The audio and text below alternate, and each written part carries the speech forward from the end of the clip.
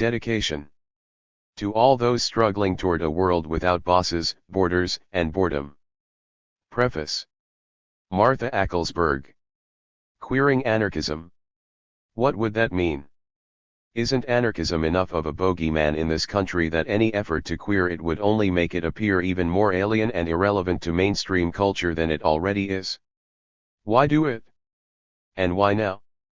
Because, as this anthology makes evident in its multifaceted exploration of the many dimensions of both anarchism and queer, we have only just begun to understand the many possibilities offered by a queered anarchism, both with respect to critiques of existing institutions and practices and with respect to imagining alternatives to them. It is a true pleasure to see this anthology so long in the making become available to the reading public. As the authors note in their introduction, there have been many books written on anarchism, and many others on queer politics and theory. Interest in the activist side of anarchism, in particular, seems to have increased in recent years.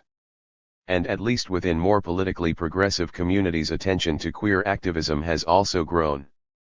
But this volume is, I believe, the first to bring these two traditions in both their intellectual and activist dimensions together and into conversation, particularly for lay, non-academic readers. The project is certainly a timely one, and the outcome of the years of planning demonstrates both the wisdom of the editor's initial goals and the value of the work they stimulated. The editor's introduction sets the appropriate tone for the volume, highlighting both some of the myths about anarchism and the complexities of the term queer. I must admit that my enthusiasm for their introduction, and for the work as a whole, is probably connected to the fact that I share their explication of anarchism, its destructive as well as its constructive urges, its multidimensionality, and the ways it provides a framework for addressing what recent, feminist, scholarship has referred to as intersectionality. Although anarchism has often been thought of as synonymous with nihilism or, alternatively, as an extreme version of a kind of libertarianism, a la Robert Nozick too, most of the essays in this book locate themselves within the broader tradition of what has been referred to as more collectivist or communitarian anarchism, that which treats individuality and community as mutually constitutive, rather than as in opposition to one another. That tradition exemplified in the writings of Mikhail Bakunin, Peter Kropotkin, Gustav Landauer, Errico Malatesta, Emma Goldman, and Spanish anarchists values freedom and equality, individuality and community, and treats freedom as a social product, rather than as a value/goal that is necessarily in tension with community. Such an approach, often difficult even to fathom within the liberal individualist culture of the US, is wonderfully illustrated through the unusual format/framing of a number of the chapters, e.g. queering the script in the CRAC Collective's graphic presentation on sexuality, or the mixing of personal and analytical materials in Sandra Jeppesen's essay on queering heterosexuality, or in Farhang Rouhani's or Benjamin Shepard's essays on organizing, among others. More generally, this book offers us, its readers, an eclectic mix of topics, but also of genres, a mix that highlights and manifests the multiple perspectives offered by anarchist approaches, particularly when those approaches, themselves, are queered. The placement of somewhat more traditional academic essays such as those, for example, by Jamie Heckert, J. Rogue, and Diana Becerra, or by Liat Ben Moshe, Anthony Nocella, and A.J. Withers, alongside the contribution of the CRAC Collective, or even of what we might term analytical personal testimony offered by many of the writers, provides readers with an opportunity to queer our own expectations of what constitute serious intellectual interventions. In the process, as both anarchism and queer theory propose, these challenges open us up to further explorations of both theory and practice. I will not attempt here to explore, or even point toward, the many theoretical and practical questions offered by the essays in this volume. The editor's introduction does a fine job of surveying the broader landscape. But I would note that one of the things I find most valuable is precisely the range of topics addressed and the author's explorations of the language necessary to communicate their views in ways that are both respectful of the complexity of the experiences discussed and, at the same time, committed to clarity. Queer theory, in particular, can often be dense and obscure, seemingly meant to be read, or at least understood, only by those in the academy who are willing to spend long hours reading, and rereading, it. But the essays in this volume communicate complexity without obfuscation, many of them drawing on real life, concrete organizing experiences to elucidate the challenges to fixed categories and to binary thinking that have traditionally characterized queer theory. At the same time, they highlight the difficulties posed for an activism that attempts to move forward without reinscribing those same binaries in the name of challenging them.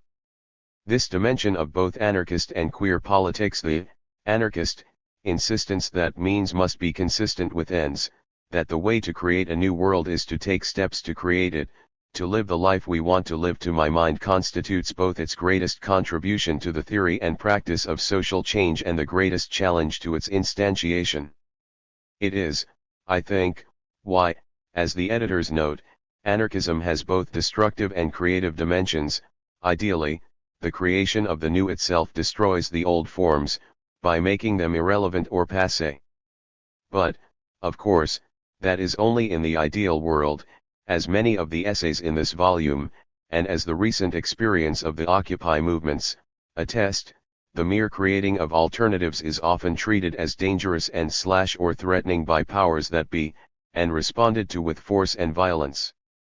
Peaceful prefigurative politics. For whether anarchist collectives in revolutionary Spain of the 1930s, the communes of the 60s in the US, or the free spaces of food coups, book exchanges, childcare exchanges, or radical queer spaces may well be ignored only until they start being successful, at which point they confront the full force of the economic, religious, sexual, and or police powers to which they pose a challenge. How do we begin to talk about these challenges or the goals to which they aspire? If we use the language of empowerment even in the sense of power to, rather than of power over, we find ourselves, willy-nilly, in the discourse of power, and, perhaps, in the midst of the very binaries that we are trying to avoid or challenge. How do we challenge that binary or others without reinscribing it? As Ryan Conrad put it, how do we, as radical queer and trans folks, push back against the emerging hegemony of rainbow-flavored neoliberalism and the funneling of our energy into narrow campaigns that only reinforce the hierarchical systems and institutions we fundamentally oppose? How do we reconcile the contradiction of our anger and fervent criticism of so-called equality when presently many of our material lives depend on accessing resources through the very subject of our critique? The strength of this volume is not that it provides simple solutions to these questions. If it did, we'd have a handy blueprint for revolution. Rather, the essays each in its own way persistently and consistently ask them and explore the answers. In the process, they queer not only anarchism, but our ways of seeing, and understanding, the connections and mutual reinforcements among structures of political, religious, economic, sexual, and other forms of power and hierarchy in the daily worlds we inhabit. Queer meet anarchism, anarchism meet queer. C.B. Daring, J. Rogue, Abby Volcano, and Eric Shannon. The purpose of this book is an introduction of sorts, an introduction in two meanings of the word. Queer politics and anarchism have not been completely disconnected on the ground, but finding texts that draw out these relations can be a difficult task. We think queer politics and anarchism have a lot to offer each other, and we're excited by some of the connections being drawn between the two by people in their writing, organizing, struggling, and daily lives. So we want to suggest that an introduction to the overlaps between anarchist and queer politics could be useful at this juncture. We also mean introduction in a different sense of the word. That is, we'd like more of our anarchist comrades to be acquainted with queer politics, and we'd like more of our queer friends to be familiar with anarchism, again, because we think these connections can be particularly fruitful. We hope that this collection can be an introduction in the sense of two ideas meeting one another, or perhaps getting to know one another better, as we don't mean to suggest that queers and anarchists are two distinct and separate groups. They're not. Nor do we really want to suggest that queers or anarchists necessarily always have a decent grasp of queer and anarchist politics respectively. So to be clear, we're not suggesting that this idea is particularly novel. There are already many folks doing this work. If we just look at the last 5 years or so, from Bashback to Black and Pink to Queers Without Borders, to name just a few, groups with a variety of theories, practices, and lives have been staking out space within the larger project of queering anarchism. Indeed, people with varying levels of involvement in each of these groups, and more, have contributed to the collection you now hold in your hands. We put together this volume to help draw out some of the propositions and debates within this overlap. And, importantly, we tried to collect pieces that were not written for an academic audience. Much of queer theoretical writing is dense and difficult. While we feel that dense and difficult texts have their place, we wanted to provide a collection for a general audience. That said, we'd like to begin the book with some short introductions of our own. Anarchism is littered with misinformation and distortions, so any text introducing materials on anarchism might include a brief explanation of where the authors are coming from.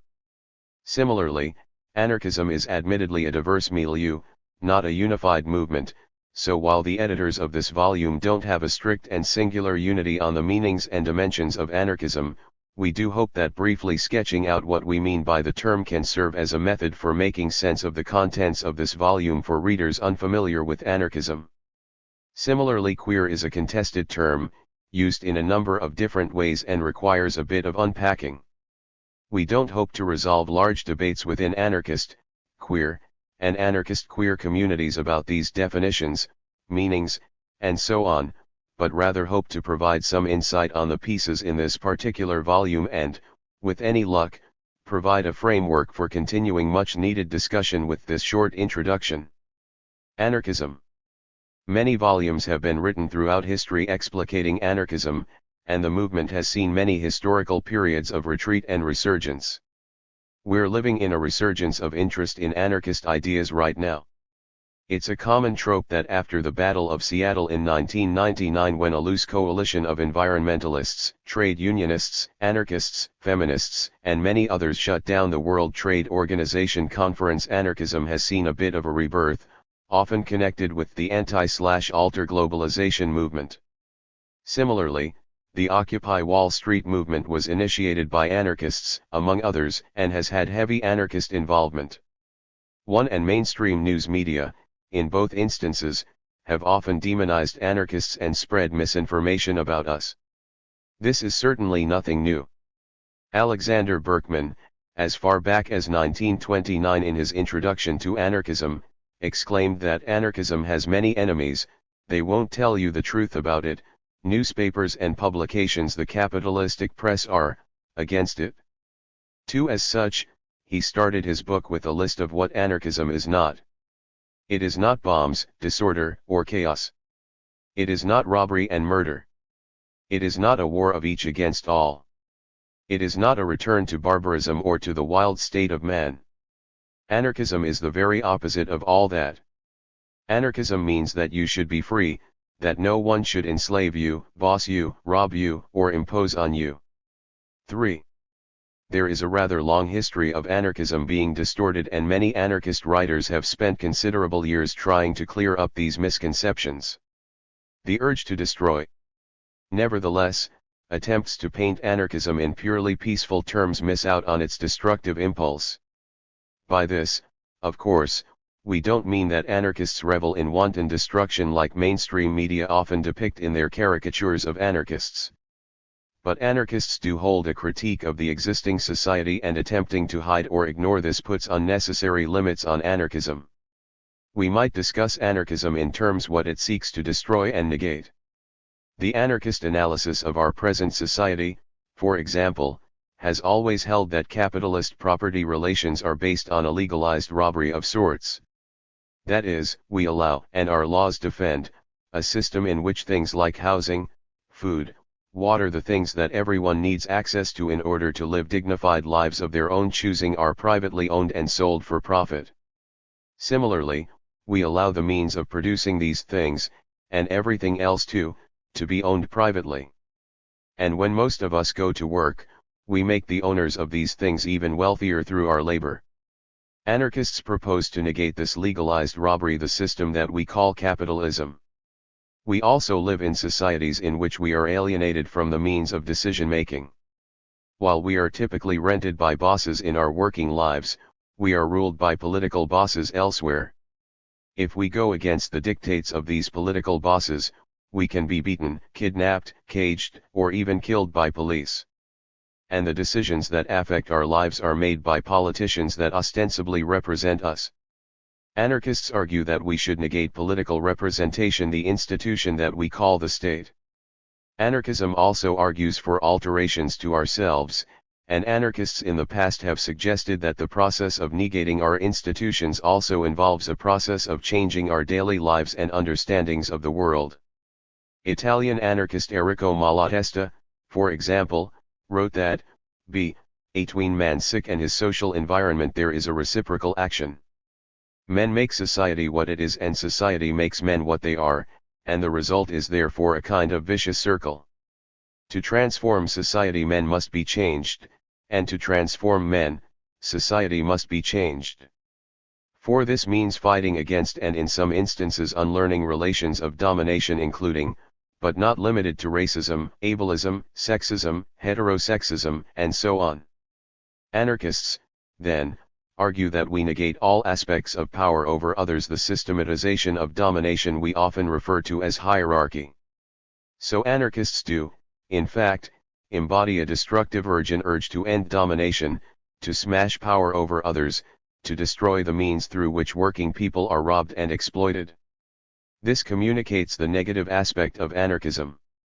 Attempts to gloss these over, oftentimes for the purposes of populist messaging, miss out on anarchism's rich history of bravely combating systems of exploitation and relations of domination. But it is true that anarchism is not simply a negative project.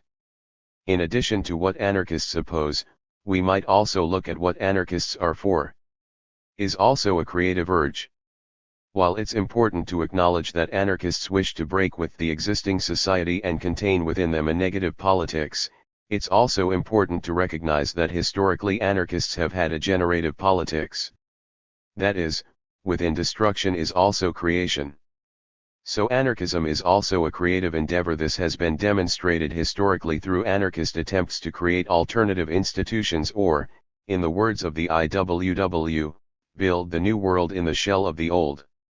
In place of a system of private property and systematized robbery, anarchists have proposed the social ownership of society or, alternatively stated, the abolition of property altogether. This might sound absurd in a society that treats property as sacrosanct, but anarchists put forward a specific definition of property: ownership claims on those things that one neither occupies nor uses. Anarchists usually juxtapose this with possessions, or those things that we use or the homes that we live in, i.e. no anarchist wants to take your home or guitar away. This is how bosses and landlords exploit workers, by claiming to own the things they do not use or the places in which they do not live, then extracting rents and value from the people who do actually use them. In place of private ownership, anarchists put forward visions of a social system in which we produce for the needs of the people instead of the profits of capitalists. Similarly, instead of a state that stands above society, directing it, anarchists typically propose federations of neighborhood assemblies, workplace associations, community councils, and the like as coordinating bodies comprised by the people. We would collectively make decisions that affect our lives rather than having those decisions made for us by politicians or left to the whims of the market. Functions of safety and collective decision-making, then, would be organized through networks of participatory communities based on self-government through direct, face-to-face democracy in grassroots neighborhood and community assemblies instead of representation, police, prisons, in a word, bureaucracy. 5.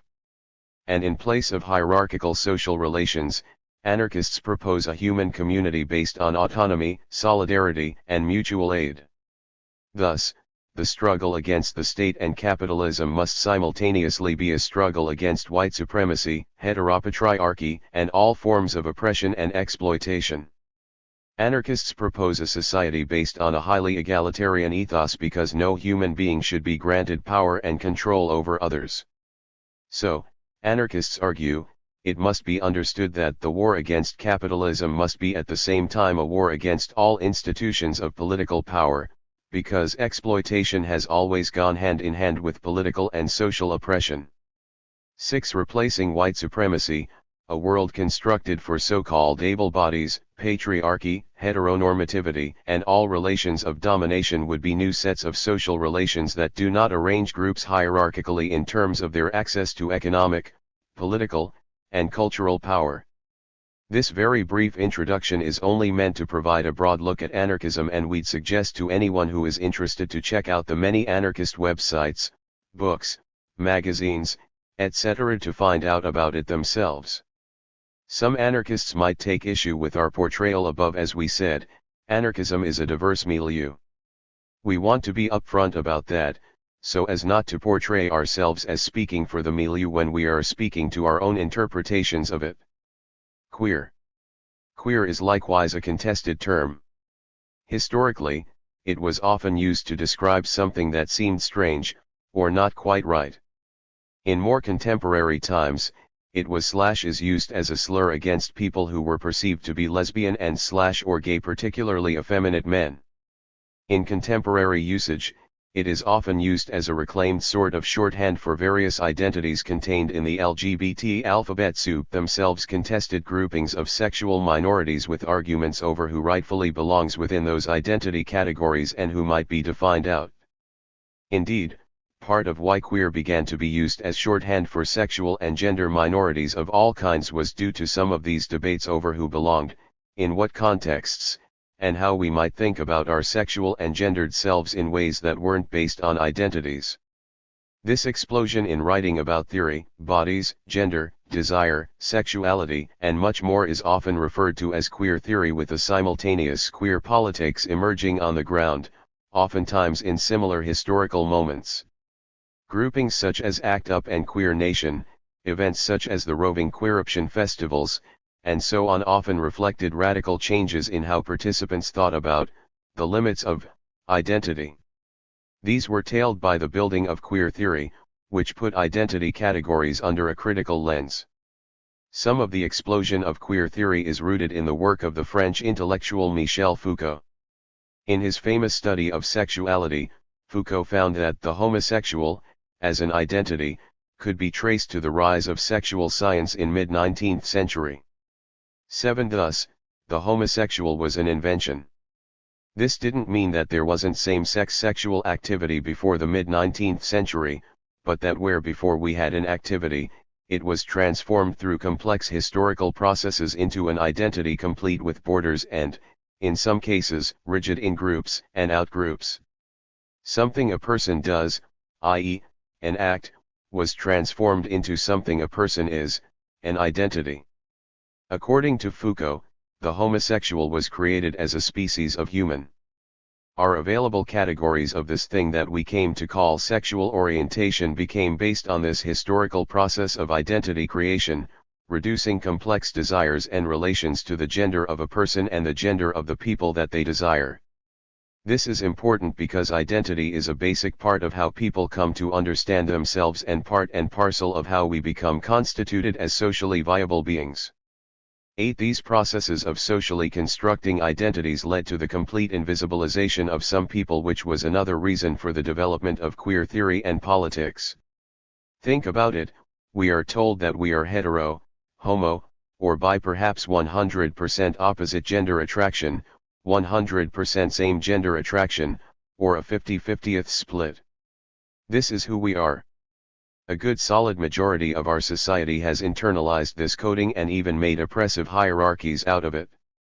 So understanding sexuality and gender in terms of rigid, easily identifiable, and heavily policed identities effectively invisibilizes and robs people who do not fit neatly into our available identity categories of a viable social existence, not just for sexuality, but also, and, of course, relatedly, for gender and sex.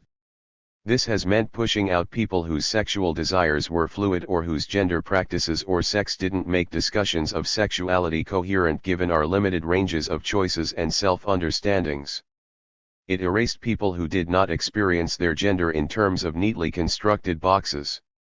We needed a much more fluid, elastic, and broad category that was inclusive, and queer was, in many cases, an attempt to create that space, an anti-identity, in a sense.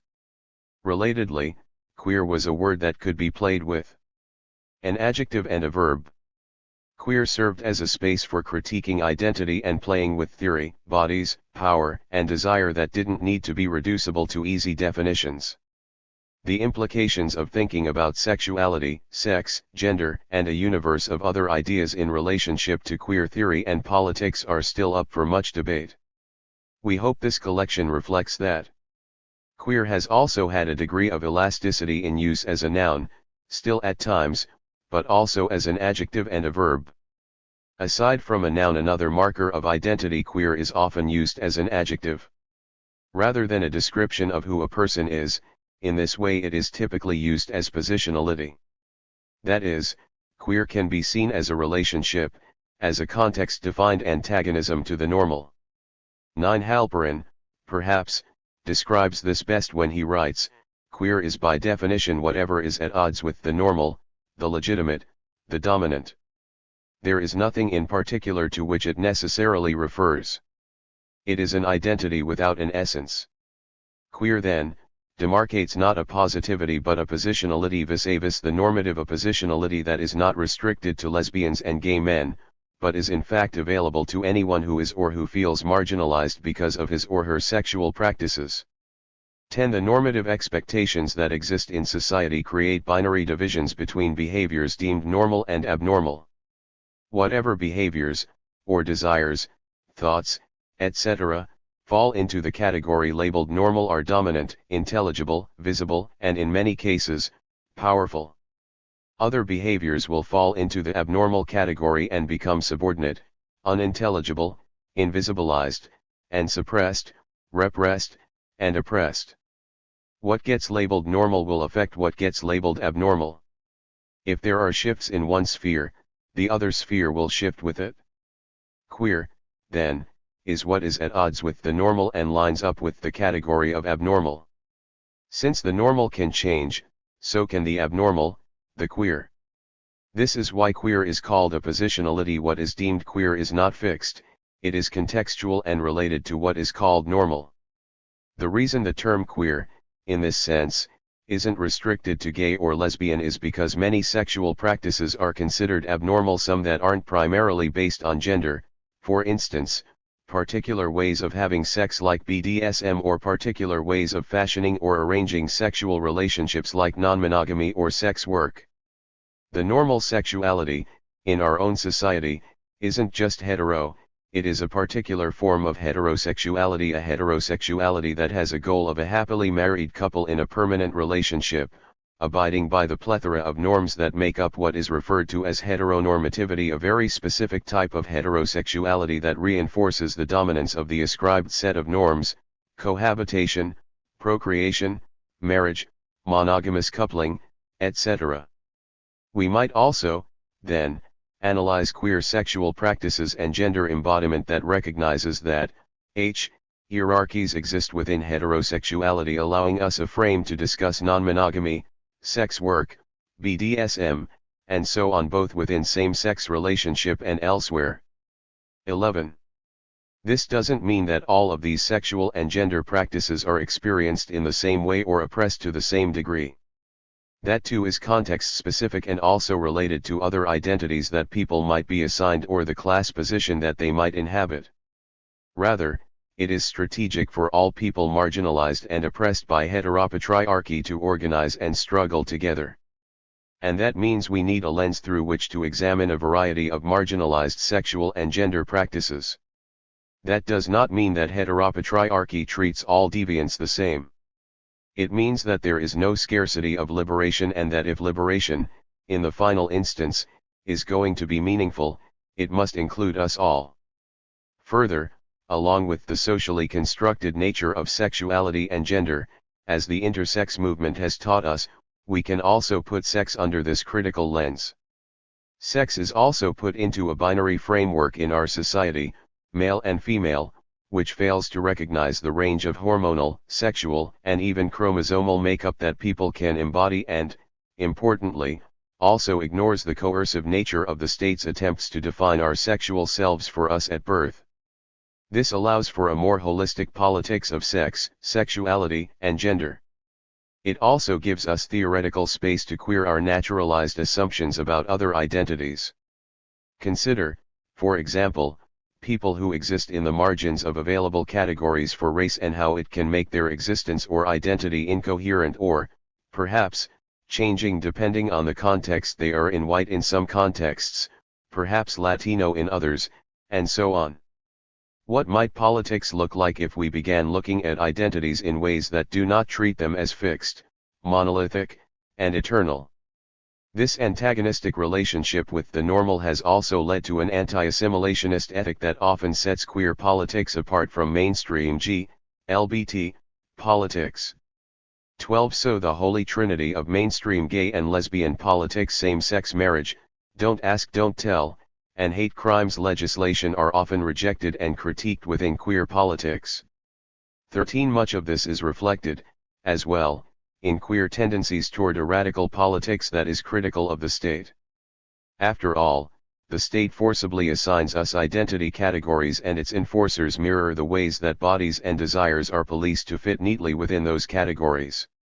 The state is also an enforcer of borders in much the same way that our society demands strict and rigid borders around identity. And queer people particularly suffer at the hands of the state in its prisons. 14. Indeed, while part of this ambivalence toward the state is a common trait in queer politics, there is likewise often an ethic of working-class liberation and anti-capitalism within queer communities, linking up nicely with anarchist values, another reason that a collection such as this is long overdue.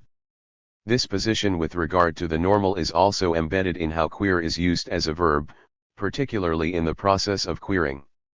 Since queer theory and politics came primarily out of investigations into sex, sexuality, and gender, oftentimes the word is used to connote adding a needed analysis of them to an already existing theory or set of ideas. So we might start the process of queering anarchism in this way, adding a needed critical analysis of sex, sexuality, and gender where it is often either out of date or simply missing. Likewise, it can be used as a verb to describe the process of making a given set of ideas strange, to destabilize dominant understandings and underlying assumptions. So queering anarchism might also refer to making anarchism strange, creating new understandings of anarchism that define it using insights from queer theory and politics. Queering anarchism. In this collection, one can find all of these uses of queer as a noun, an adjective, and a verb.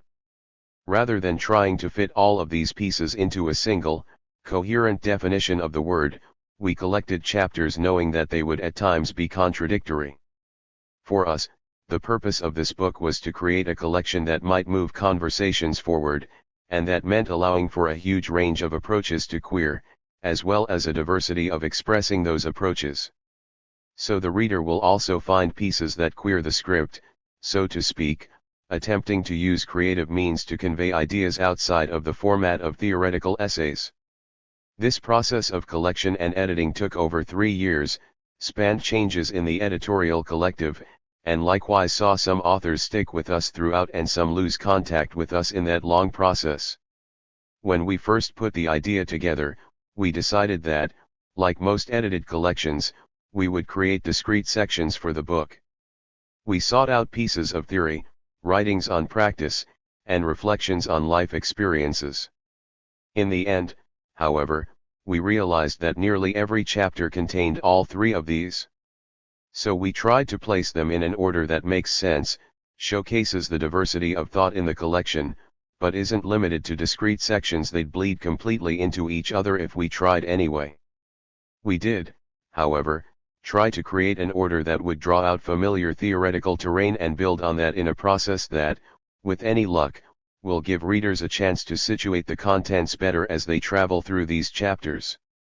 We begin with Ryan Conrad, who has done quite a lot of work critiquing assimilationist strategies and the equality rhetoric of the mainstream gay and lesbian movement.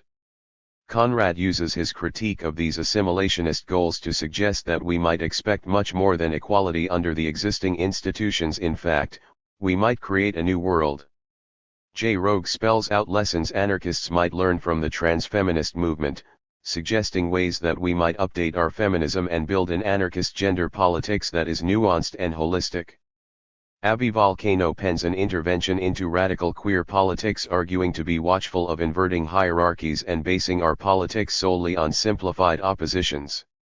Stacy aka Sal Literati reviews existing theories of gender, drawing out a queer anarchist analysis that can serve as a framework for paths out of our current gender practices and understandings. Jamie Heckert explores ways we might queer anarchism and make it strange. In the process, he expresses a need for a creative politics not solely defined by antagonistic oppositions. Farhang Rouhani tells the story of opening a queer social center and the messiness involved in attempting to create and maintain such spaces where identity categories are simultaneously questioned, created, destabilized, and sometimes celebrated by participants. Jerry Marie Leesgang ties the struggle against the state together with the liberation of trans people and shows that the state is intimately involved in coercive gendering and gender assignment, suggesting that trans liberation requires the abolition of the state. Next, Benjamin Shepard argues for queering anarchist organizing that might lead us toward a politics of pleasure. This links up nicely with harm reduction approaches to organizing for better worlds and thinking about queering politics to provide new ways of conceiving of political interventions. Gage Operaista argues that class struggle must be a central component of queer organizing, asserting in the process that class is not a simple identity and that we need to organize as a class against capitalism. The CRAC Collective queers the script, providing a comic that details conversations among people about how sexual and gender politics relate to their political activity and their lives as radicals and anarchists. Stephanie Groman investigates how the economy is involved in our contemporary constructions of sexuality and gender and argues that we might queer the economy or shift our understanding of economics to recognize its place in other spheres of life, particularly our gendered and sexual lives. Sandra Jeppesen provides a personal narrative about how queering anarchism might happen in the lives of people who tend to have heterosexual relationships, but do not identify with straightness and heterosexuality. Finally, Susan Song writes about the intersections between polyamorous sexual practices and relations, and anarchist politics. Diana C. Espacera writes a media analysis of Sex and the City, paying close attention to how pop cultural forms construct our understanding of gender and sexuality. She compellingly argues that anarchists might use these kinds of analyses to pinpoint the ways that culture influences our understanding of ourselves and our relationships with others. C.B. Daring argues that anarchists should have an analysis of sex work that doesn't mirror the moralism that is often connected with radical analyses of labor in the sex industry. Jason Lydon ties in anarchist queer politics with a need for resisting the prison industrial complex. He puts forward an anarchist queer perspective on abolition. Liat Ben Moshe, Anthony J. Nocella, 2, and A.J. Withers suggest that we recognize parallels between disability and queerness, making the case that we might not just queer anarchism, but queer crip anarchism, connecting fights against heteronormativity and other forms of oppression and exclusion with struggles against ableism. Sappho Papantonopoulos contends that straightness is not an identity, but a set of social relations, and for liberation to be total and consistent with anarchist principles, those sets of social relations must be uprooted, exposed, and destroyed. Hexy playfully relates BDSM practices to anarchism, using this relationship to draw out kinky paths to queering anarchism. We think the strong connections between anarchist and queer politics are striking. But, as they say, the proof of the pudding is in the eating. We hope this collection serves as a smorgasbord of sorts, providing insights into how we might alter the landscape of this often miserable, violent, and boring world and bring into being different ones. We think the case here is supported quite well that there are many more fruitful engagements to emerge from this meeting of queer and anarchism and a variety of other partnerships along the way. Gay marriage and queer love. Ryan Conrad. Love, the strongest and deepest element in all life, the harbinger of hope, of joy, of ecstasy, love, the defier of all laws, of all conventions, love, the freest, the most powerful molder of human destiny, How can such an all-compelling force be synonymous with that poor little state and church-begotten weed, marriage? Emma Goldman, Marriage and Love, 1911. Mainstream gay and lesbian rights organizations in the United States have mobilized confusing and at times contradictory rhetoric to solidify their moral high ground in the contentious battle over gay marriage. These organizations deploy both the effective rhetoric of an individual's right to love whomever they choose alongside more analytic rhetoric that demands full and equal access to a myriad of benefits and privileges administered by the state. By pulling on our heartstrings and appealing to the simple logic of equality, many have been duped into entering the short-sighted gay marriage debate when energy would be better focused elsewhere. In 1911, Emma Goldman ripped marriage to shreds in her essay Marriage and Love by fiercely critiquing marriage's reinforcement of prescribed gender roles, patriarchy, and the nuclear family. She also wrote critically and extensively on the mobilization of a notion of love to justify the coercive state and church violence we call marriage. Here I will queerly continue where she left off, 100 years later. In 2009 I was helplessly kicking and screaming while the national campaigns for gay marriage descended on my mostly poor, mostly rural home state of Maine.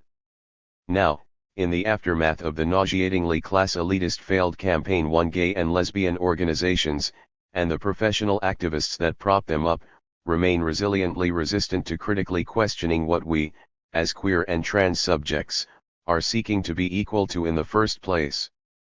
Do we really want full inclusion in the institution of marriage, a social contract that explicitly limits the ways in which we can organize our erotic and emotional lives? Furthermore, do we really want to reinforce a social institution where our immediate needs and access to collective benefits are contingent on this singular articulation of partnership? Or have many of us allowed ourselves to be convinced by some vague notion of equality, with all its empty promises too, that gay marriage is a battle worth fighting for? Mainstream gay and lesbian organizations position their campaign strategy and engrossing rhetoric around two competing discourses roughly examined here. By dissecting these competing discourses, one can see that marriage has little to do with love and that the mainstream gay and lesbian organizations' investments in winning the gay marriage battle further erode any possibility for a radically equitable queer future, a future that was once dared to be imagined by radical queer and trans folks organizing with ACT UP, Queer to the Left, and the George Jackson Brigade, and is still imagined today by radical grassroots organizations like Queers for Economic Justice, Law Queer Insurrection, and Gay Shame, to name a few. The first of these discourses is the highly effective and emotionally charged rhetoric of the individual's right to love whomever one chooses. The messaging that the gay marriage campaigns invoke here actively reinscribes the institution of marriage as one that is defined by and organized around a notion of love. With protest signs displaying slogans like "Who else is fighting for love?" or "It's my right to love whomever I want," one is to believe that love is primarily what is at stake in the gay marriage debate. But as many historians have shown, marriage has never been centrally organized around love, but the buying and selling of women as property through a patriarchal dowry system that evolved into the soft coercion of domestic indentured servitude that Goldman so aptly dismantled in her writing. Although many of the more explicitly violent machinations of marriage have abated in the United States, the structural and individual violence continues. Nearly half of all first marriages end in divorce. For if marriage were the loving, providing, social safety net that those invoking family values rhetoric claim it is, then one is left wondering why the divorce rate is so remarkably high. Perhaps it is that nearly 7.8 million women have been raped by an intimate partner at some point in their lives, or that domestic violence is the leading cause of injury to women between the ages of 15 and 44 in the United States. 6, or maybe it is that 68% of sexually abused children are victims of their own family members.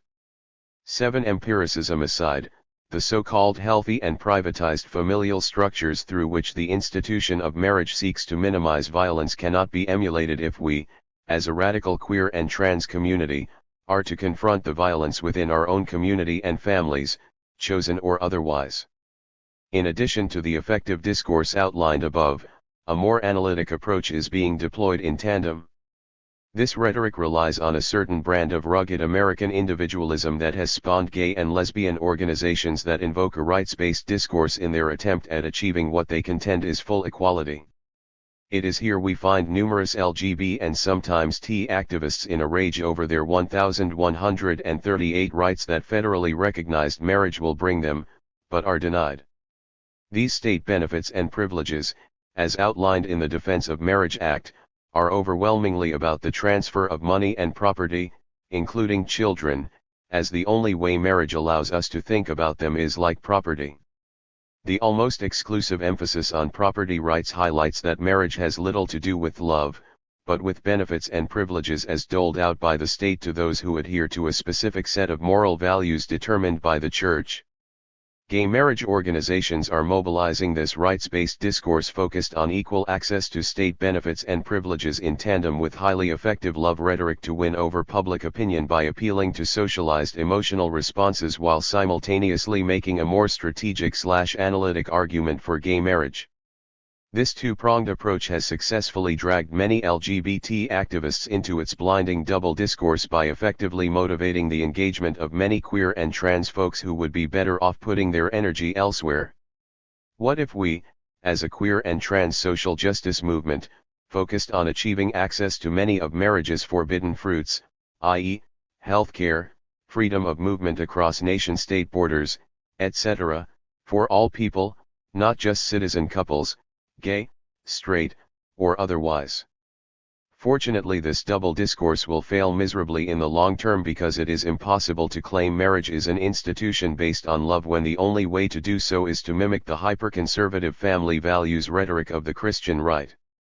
The normalizing function of this claim, that loving families can only exist within the narrow confines of an immediate nuclear family structure, gay or straight, will continue to mark some families as worthy of survival and others as a deadly threat. 8. As noted by gay historian John D'Amelio in his piece The Marriage Fight Is Setting Us Back, greater acceptance of gay and lesbian people has largely come from straight people abandoning fantasy familial conservatism, opting for queerer, more non-traditional ways of organizing both their erotic lives and their families. 9. The smiling white families posed in picturesque suburban backyards that appeared on pro-gay marriage campaign materials in Maine looked no different than the anti-gay marriage propaganda of smiling white families in picturesque suburban backyards. Not only did the visual narratives mimic one another, save the difference in gendered couples among neo-nuclear gay families, but the accompanying family values rhetoric was nearly identical. The fervent reinvestment in the nuclear family, gay or straight, as a site of financial security, moral aptitude, and physical safety for the child should be horrifying to us all. This kind of logic around familial safety has been challenged by 3 decades of feminist critique that problematize the nuclear family as the primary site of sexual violence against children and cannot be erased or obscured through this rhetorical appeal. 10. This neoliberal fantasy of the nuclear family as the only provider of emotional and economic safety is being recovered and deployed by the contemporary gay rights movement. In a bizarre twist in history, gays and lesbians are turning their backs on the kinds of radical new configurations of family that have liberated straight people. Neoliberalism, which I broadly define here as the concentrated privatization of every facet of our daily lives, depends upon this effective discourse, which asserts that the immediate family constitutes an unproblematized site of safety and security while the rest of the world is rendered a dangerous outside. By insisting that the gay and lesbian nuclear family, a retrograde heteromimicry throwback to the 1950s, needs protection, gay marriage activists are further enabling the privatization of social safety nets. For example, the heightened emphasis on the idea that gay marriage is necessary for same-sex partners to gain health insurance allows the state to further justify not creating a system of universal health care where all people, regardless of marital status, receive necessary medical care. In the 1980s, queers agitated for universal health care in the face of a devastating AIDS epidemic that left them caring for those whom the state refused to consider worthy of the most basic care. Today they are calling for the opposite by insisting that only those in state-mandated relationships are worthy of health care. The campaigns for gay marriage and their accompanying confused rhetoric have been neatly folded into a handful of other issues under the banner of equality across the United States. 11. Equality rhetoric is short-sighted at best and positions our most fantastic queer futures as not only unattainable but also unreasonable. It demands that we put our time and energy into the desperate fight to be equal participants in oppressive and archaic institutions instead of attempting to actualize our dreams of queer utopia. 12. Furthermore, equality rhetoric has created a vacuum of gay pragmatism. 13. In which our queer political imagination has withered away, allowing no time or space to even imagine more just, more equitable ways of meeting our material and effective needs as a larger community. The question remains then, how do we, as radical queer and trans folks, push back against the emerging hegemony of rainbow-flavored neoliberalism and the funneling of our energy into narrow campaigns that only reinforce the hierarchical systems and institutions we fundamentally oppose? How do we reconcile the contradiction of our anger and fervent criticism of so-called equality when presently many of our material lives depend on accessing resources through the very subject of our critique? Although I do not have concrete solutions to offer, I believe we must create more space and time to have these vital conversations, be more open and public about our critique of marriage, build coalitions with others who stand little to gain from marriage, imagine other worlds together, and dream up new ways of meeting our material and effective needs. De-essentializing anarchist feminism, lessons from the trans-feminist movement. J. Rogue. Transfeminism developed out of a critique of the mainstream and radical feminist movements. The feminist movement has a history of internal hierarchies. There are many examples of women of color, working-class women, lesbians, and others speaking out against the tendency of the white, affluent-dominated women's movement to silence them and overlook their needs. But generally, instead of acknowledging the issues these marginalized voices raised, the mainstream feminist movement has prioritized struggling for rights primarily in the interests of white affluent women. While the feminist milieu as a whole has not resolved these hierarchical tendencies, various groups have continued to speak up regarding their own marginalization, in particular, transgender women. The process of developing a broader understanding of systems of oppression and how they interact has advanced feminism and is key to building on the theory of anarchist feminism. But first, we might take a quick look at the development of feminism, particularly during what is often referred to as its second wave. Generally, the historical narratives of feminism that suggest that we might look at feminism in waves point to the second wave as a turbulent period with many competing visions. I'll use that perspective here, though I also realize that the narrative is problematic in a number of ways, particularly its Western and US bias, and I want to acknowledge that. 1. I'm from the United States, which is the context in which I organize and live. This particular narrative is useful here for noting some larger tendencies within feminism, particularly where I'm from, though again I want to acknowledge that this process, while descriptive, engages in some of the kinds of exclusions I am criticizing in this chapter. I also want to acknowledge that this is a story for drawing out some necessary and important divisions, but any categorization can be problematic, and how could a transfeminism not recognize and acknowledge this problem? There have been theories of liberal, radical, Marxist, and socialist feminism that do not fit this particular narrative. I want to stress, however, that I find it useful in describing theoretical pasts and presents in order to draw out a radically different feminist and anarchist future. During the late 60s through the early 80s, new forms of feminism began to emerge. Many feminists seemed to gravitate to four competing theories with very different explanations for the oppression of women, and their theories had consequences for feminist practices of inclusion and exclusion. Like their historical predecessors of the first wave who were mainly concerned with voting rights, liberal feminists saw no need for a revolutionary break with existing society. Rather, their focus was on breaking the glass ceiling, getting more women into positions of political and economic power. Liberal feminists assumed that the existing institutional arrangements were fundamentally unproblematic. Their task was to see to women's equality accommodated under capitalism. Another theory, sometimes referred to as radical feminism, argued for abandoning the male left, as it was seen as hopelessly reductionist. Indeed, many women coming out of the civil rights and anti-war movements complained of pervasive sexism within the movements because they were relegated to secretarial tasks and experienced sexual pressure from male leaders as well as a generalized alienation from left politics. According to many radical feminists of the time, this was due to the primacy of the system of patriarchy or men's systematic and institutionalized domination of women. To these feminists, the battle against patriarchy was the primary struggle to create a free society, as gender was our most entrenched and oldest hierarchy. To this made a neatly defined sisterhood important to their politics. Marxist feminists, on the other hand, tended to locate women's oppression within the economic sphere. The fight against capitalism was seen as the primary battle, as the history of all hitherto existing societies is the history of class struggles. Further, Marxist feminists tended to believe that the economic base of society had a determining effect on its cultural superstructures. Thus the only way to achieve equality between women and men would be to smash capitalism, as new, egalitarian economic arrangements would give rise to new, egalitarian superstructures. Such was the determining nature of the economic base. This argument was mapped out quite eloquently by Marx's companion, Engels. 3. Out of the conversations between Marxist feminism and radical feminism another approach emerged called dual systems theory. For a product of what came to be dubbed socialist feminism, dual systems theory argued that feminists needed to develop a theoretical account which gives as much weight to the system of patriarchy as to the system of capitalism.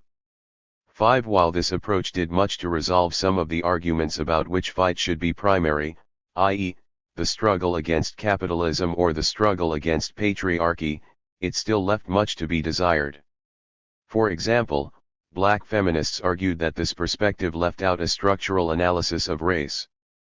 6. Further, where was oppression based on sexuality, ability, age, etc. in this analysis? Were all of these things reducible to capitalist patriarchy?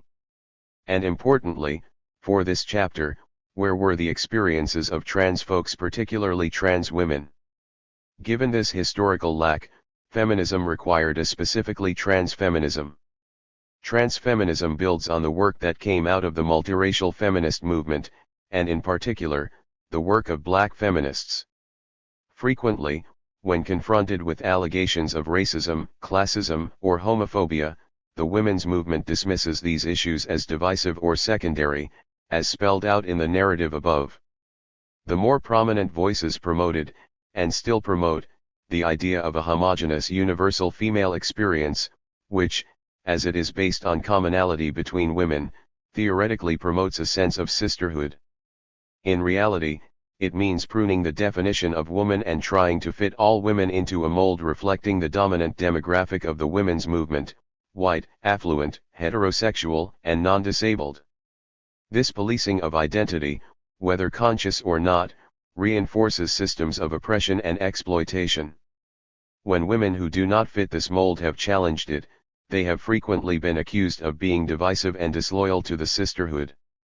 The hierarchy of womanhood created by the women's movement reflects, in many ways, the dominant culture of racism, capitalism, and heteronormativity. 7. Mirroring this history, mainstream feminist organizing frequently tries to find the common ground shared by women, and therefore focuses on what the most vocal members decide are women's issues, as if the female experience existed in a vacuum outside of other forms of oppression and exploitation. However, using an intersectional approach to analyzing and organizing around oppression, as advocated by multiracial feminism and transfeminism, we can discuss these differences rather than dismiss them. 8. The multiracial feminist movement developed this approach, which argues that one cannot address the position of women without also addressing their class, race, sexuality, ability, and all other aspects of their identity and experiences. Forces of oppression and exploitation do not exist separately.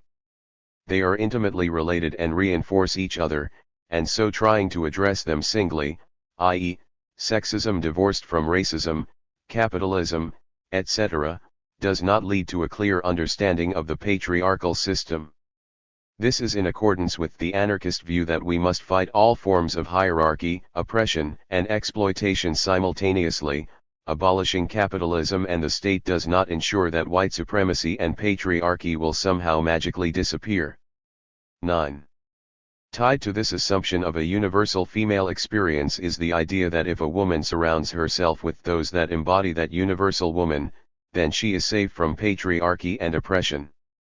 The concept of women's safe spaces, being women only, date back to the early lesbian feminist movement, which was largely comprised of white women who were more affluent, and prioritized addressing sexism over other forms of oppression.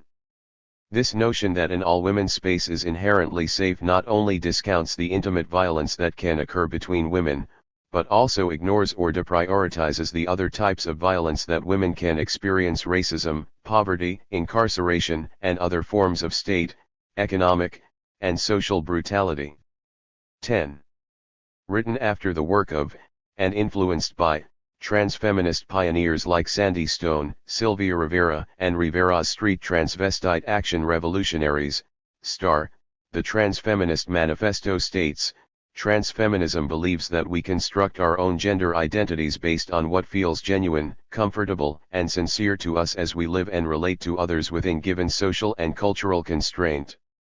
11. The notion that gender is a social construct is a key concept in transfeminism, and is also essential, no pun intended, to an anarchist approach to feminism. Transfeminism also criticizes the idea of a universal female experience and argues against the biologically essentialist view that one's gender is defined by one's genitalia. Other feminisms have embraced the essentialist argument, seeing the idea of women's unity as being built off a sameness, some kind of core womanness. This definition of woman is generally reliant on what is between a person's legs. Yet what specifically about the definition of woman is intrinsic to two X chromosomes? If it is defined as being in possession of a womb, does that mean women who have had hysterectomies are somehow less of a woman? Reducing gender to biology relegates the definition of woman to the role of childbearer. That seems rather antithetical to feminism. Gender roles have long been under scrutiny in radical communities. The idea that women are born to be mothers, are more sensitive and peaceful, are predisposed to wearing the color pink, and all the other stereotypes out there are socially constructed, not biological.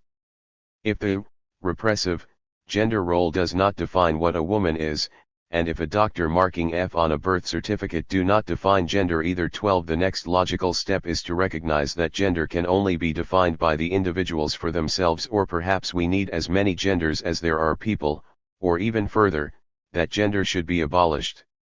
While these ideas may cause some to panic, that does not make them any less legitimate with regard to people's identities, or experiences, or the kinds of difficult political projects we might have ahead of us. Trying to simplify complex issues, or fighting to maintain a hold on how gender was taught to us, does not help us understand patriarchy and how it functions. Instead, it does revolutionary feminisms a disservice. Having encountered a lack of understanding of trans issues in radical circles, I feel it important to note that not all transgender people choose to physically transition, and that each person's decision to do so or not is their own. The decision is highly personal and generally irrelevant to theoretical conceptions of gender. There are many reasons to physically change one's body, from getting a haircut to taking hormones. One reason might be to feel more at ease in a world with strict definitions of male and female. Another is to look in the mirror and see on the outside, the popular understanding of, the gender one feels on the inside. Surely, for some, it is the belief that gender is defined by the physical construction of one's genitalia. Too often, however, radicals who are unfamiliar with trans politics and ideas react strongly to individuals' choices with regard to their bodies, rather missing the point altogether. But rather than draw from speculation as to the motivations for the personal decisions of trans people, as if they were not vast and varied, it is more productive to note the challenge to the idea that biology is destiny. 13. Surely everyone would benefit from breaking down the binary gender system and deconstructing gender roles. That is the work of revolutionaries, not fretting over what other people should or shouldn't do to their bodies. Thus far, gender and feminist theory that includes trans experiences exists almost solely in academia. There are very few working-class intellectuals in the field, and the academic language used is not particularly accessible to the average person. 14. This is unfortunate, since the issues that transfeminism addresses affect all people. Capitalism, racism, the state, patriarchy, and the medical field mediate the way everyone experiences gender. There is a significant amount of coercion employed by these institutions to police human experiences, which applies to everyone, trans and non-trans, some prefer the term cis, alike. Capitalism and the state play a very direct role in the experiences of trans people. Access to hormones and surgery, if desired, cost a significant amount of money, and people are often forced to jump through bureaucratic hoops in order to acquire them. Trans people are disproportionately likely to be poor.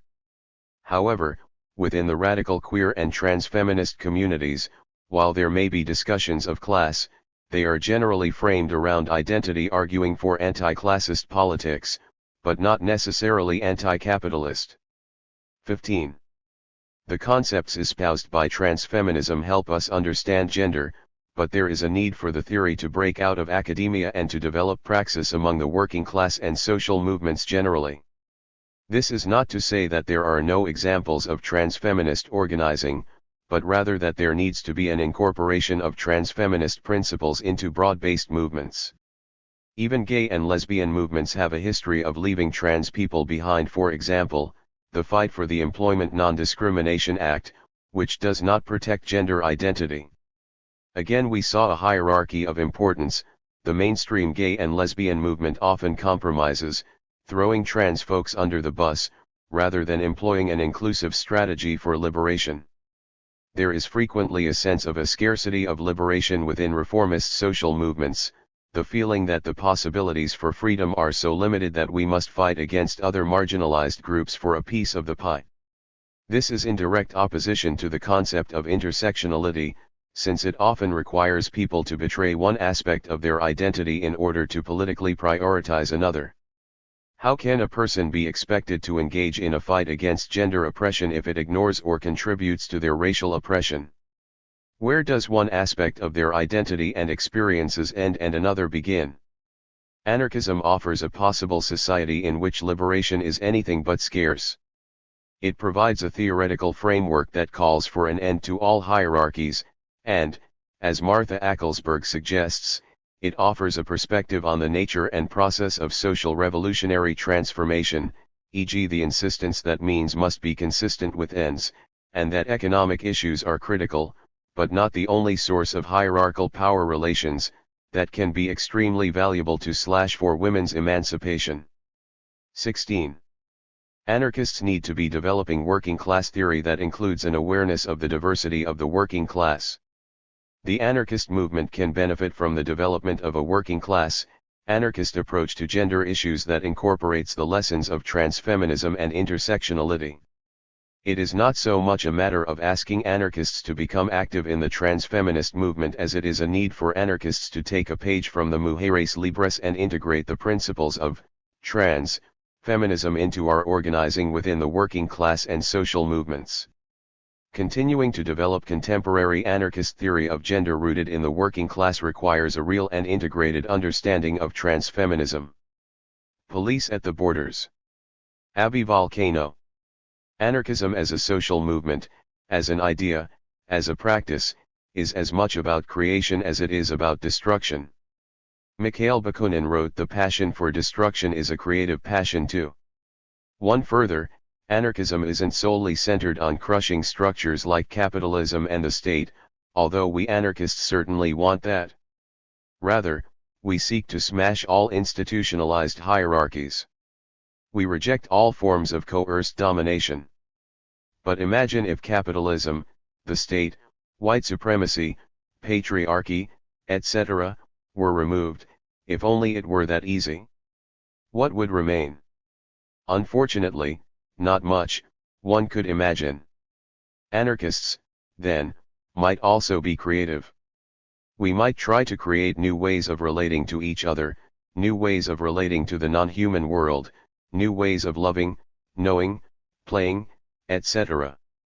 If we don't create these new social relations, then we will likely fall back on the current ones, at worst, and will not realize our creative potential, at best.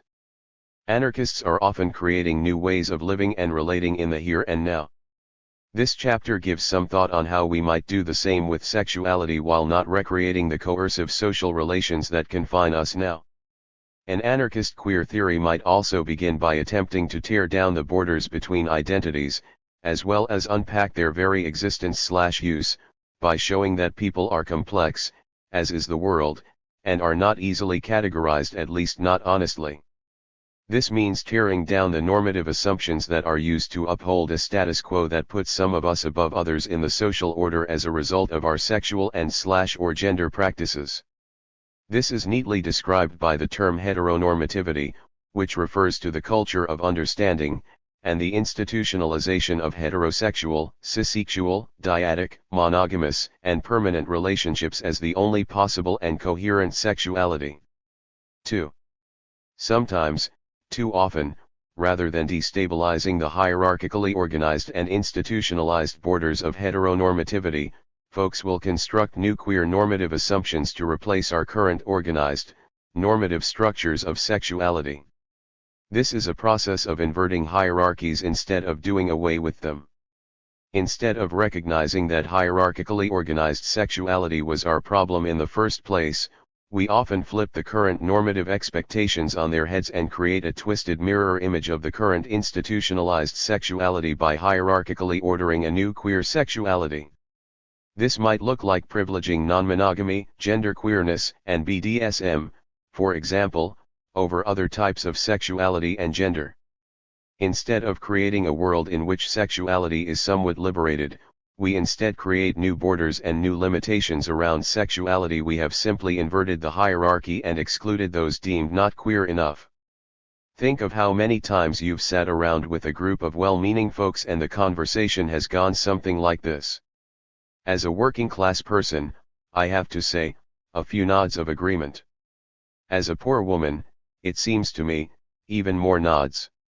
As a poor lesbian of color, I think, even more furious nodding, making sure everyone registers each other's frenetic agreement. And so on. These kinds of displays are often referred to as the oppression Olympics. People in these situations seem like they're playing a game together, a grand contest to assert who is more authentic, more oppressed, and thus more correct.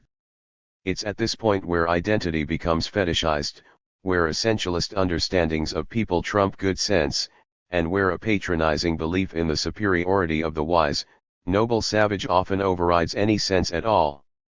Often this tactic of agreeing with the most marginalized in the room will be used as a substitute for developing critical analyses around race, gender, sexuality, etc. This tactic is intellectually lazy, lacks political depth, and leads toward tokenization. There is a point to allowing our experiences of various forcefully assigned identities to be at the forefront of conversations. People do have different experiences based on these social constructions, and we should take these differences into account. But when they become markers of authenticity and correctness, it poses a problem for anarchists. After all, we seek to dissolve hierarchical relations, not create new ones formed from the margins. Queer theory has taken up the disconcerting task of putting identity and by extension identity politics under a destabilizing lens. An anarchist queer theory might give us more effective ways of relating than the oppression Olympics, a set of games no one really wins anyway. And in an anarchist politics of sexuality and gender, this means that care needs to be taken not to invert existing hierarchies, much like the oppression Olympics do, making more authentic voices out of some over others and creating new hierarchies to replace old ones. With this piece, then, I want to briefly talk about a few ways that I think radical queer politics and spaces have often come to invert existing hierarchies rather than doing away with them, or perhaps destabilizing them. I want to make it clear that this isn't an argument for a return to heteronormativity, nor is it an argument for an end to celebrating our queerness and the things that we desire. Rather, it is an argument that the ways we fuck, love, and gender ourselves are not inherently revolutionary. But creating a politics that refuses the hierarchical arrangement of people because of their sexual and/or gender practices and, importantly, one that does not pressure people into certain practices under the auspices of being more authentically queer does, indeed, have radical implications. Aren't we all very public sluts? In the next 3 sections I'm going to outline a few practices within some radical queer circles that I would like to critique and that I think we can learn from.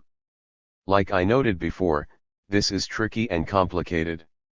While most queer radicals I know, or know of, are working on dismantling structures that, produce normative assumptions about sexual identities or expected behaviors, sometimes in our struggles we can inadvertently reinscribe these norms and then organize underneath them, unknowingly. For instance, promiscuity and public sex are for the most part frowned upon in the United States. Sexuality is to be experienced in private monogamous relationships. 3 public displays of affection are okay in the United States as long as they are heterosexual and PG-13. Throw some similarly gendered/sexed love in there and bring the rating up to R and you might get the cops called on you, or in the very least receive a lot of scorn and tsk, and often a beating to go with it. There are examples of private nightclubs getting raided and folks getting arrested for risky sexual activity. For we have laws in the United States, they differ throughout the states, against sodomy, BDSM, and other forms of non-normative sexual activity. Folks who have desires that have been either literally outlawed and/or disapproved of culturally, not always an offense with less consequences, find themselves in a position of transgressing sexual norms when they practice their sexual desires, whether they enjoy challenging those norms or not. Challenging our own desires is an important step in trying to shed the institutionalized, directed, compulsory, organized, and controlled sexualities that have been made available to, and constituted, us. However, one can challenge institutionalized sexual categories and, available, expressions without necessarily having to swing the pendulum to the opposite side with their own sexual practices or with their expectation for others' sexual practices.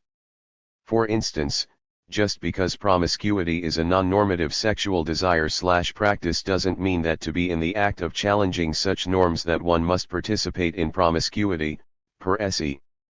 For instance, I can reject and struggle against the sexual/gender status quo without the need to physically embody/practice certain non-normative sexualities. Sexual acts themselves, or lack thereof, are not what we are challenging as queer radicals. We are struggling against sexualities and sexual acts being categorized and ordered into hierarchical systems that privilege certain practices/desires over others. On occasion, I have seen the tendency for radical queers to assume that most, all, radical queers have some particular non-normative sexual desire/practice, for example, assuming that radical queers are generally promiscuous, non-monogamous, enjoy making out with whomever just for the fun of it, are into BDSM or other non-vanilla sex, etc. 5. Having witnessed this fairly often, I don't believe that folks intend to make these assumptions. What's peculiar about normative assumptions around sexuality and gender is their ability to be invisible. This is why we also need to struggle at the conceptual level. We need to not only smash the seemingly automatic jump to create and maintain status quos, but we also need to replace the notion of status quo with something else, perhaps an awareness of the very non-necessity of status quos governing consensual sexual practices and a very conscious understanding of the damage and limitations that these kinds of understandings can create and maintain. I'm personally a rather shy and private person, and at times I have felt pressured to be promiscuous and experiment with non-normative sexual play, often by friends of mine. At times, folks will assume that of course I want to make out with my radical queer friends, of course I want to go to the play party, and of course I wouldn't have an exclusive relationship with only one other person. These assumptions can be cleared up rather easily with an honest conversation. However, the expectation to live up to new queer norms is extremely problematic for a struggle that started off as challenging the very existence of those kinds of assumptions and limitations in the first place. 6. These are oftentimes easy and expected mistakes to make while we struggle. It seems so ingrained in us to conceive of the correct line or correct path that it's hard to deviate from that if we're not paying very close attention and employing a great deal of self and collective reflexivity. The essentialist and egregious dynamic of the oppression Olympics actually seems to require a correct line as it attempts to quantify, isolate, and hierarchically order different forms and experiences of multiple and overlapping oppressions. It's important to make sure that while we struggle, we do our best to not recreate what we are struggling against. Inverted hierarchies are no better than the original hierarchies, although perhaps they seem a bit more fun. It's understandable that a common reaction to expected sexual norms is to find potential value and liberation in doing the opposite. We've all reacted that way, to a degree, to systems of hierarchy at some point in our lives. But understanding that this type of reaction is exactly that, a reaction, is important. Instead of reacting by doing the opposite, we need ways to move forward that don't resemble our original chains, even if they are fastened backwards. A systemic vision of the way sexuality, sex, and gender are hierarchically ordered and organized, and limited, is more fruitful than a reaction that is typified by doing the opposite of whatever feels constraining. For those interested, Nietzsche wrote extensively on this subject, which he termed ressentiment. 7. Not only are we still setting limits and creating new hierarchical sexual expectations when we define a liberated sexuality as one that is the direct opposite of the current socially acceptable and viable sexuality, but we are also continuing to define this liberated sexuality by that which caged us in the first place. If the opposite is liberating, then we are still being defined and limited by the original form, since its opposite is defined by itself.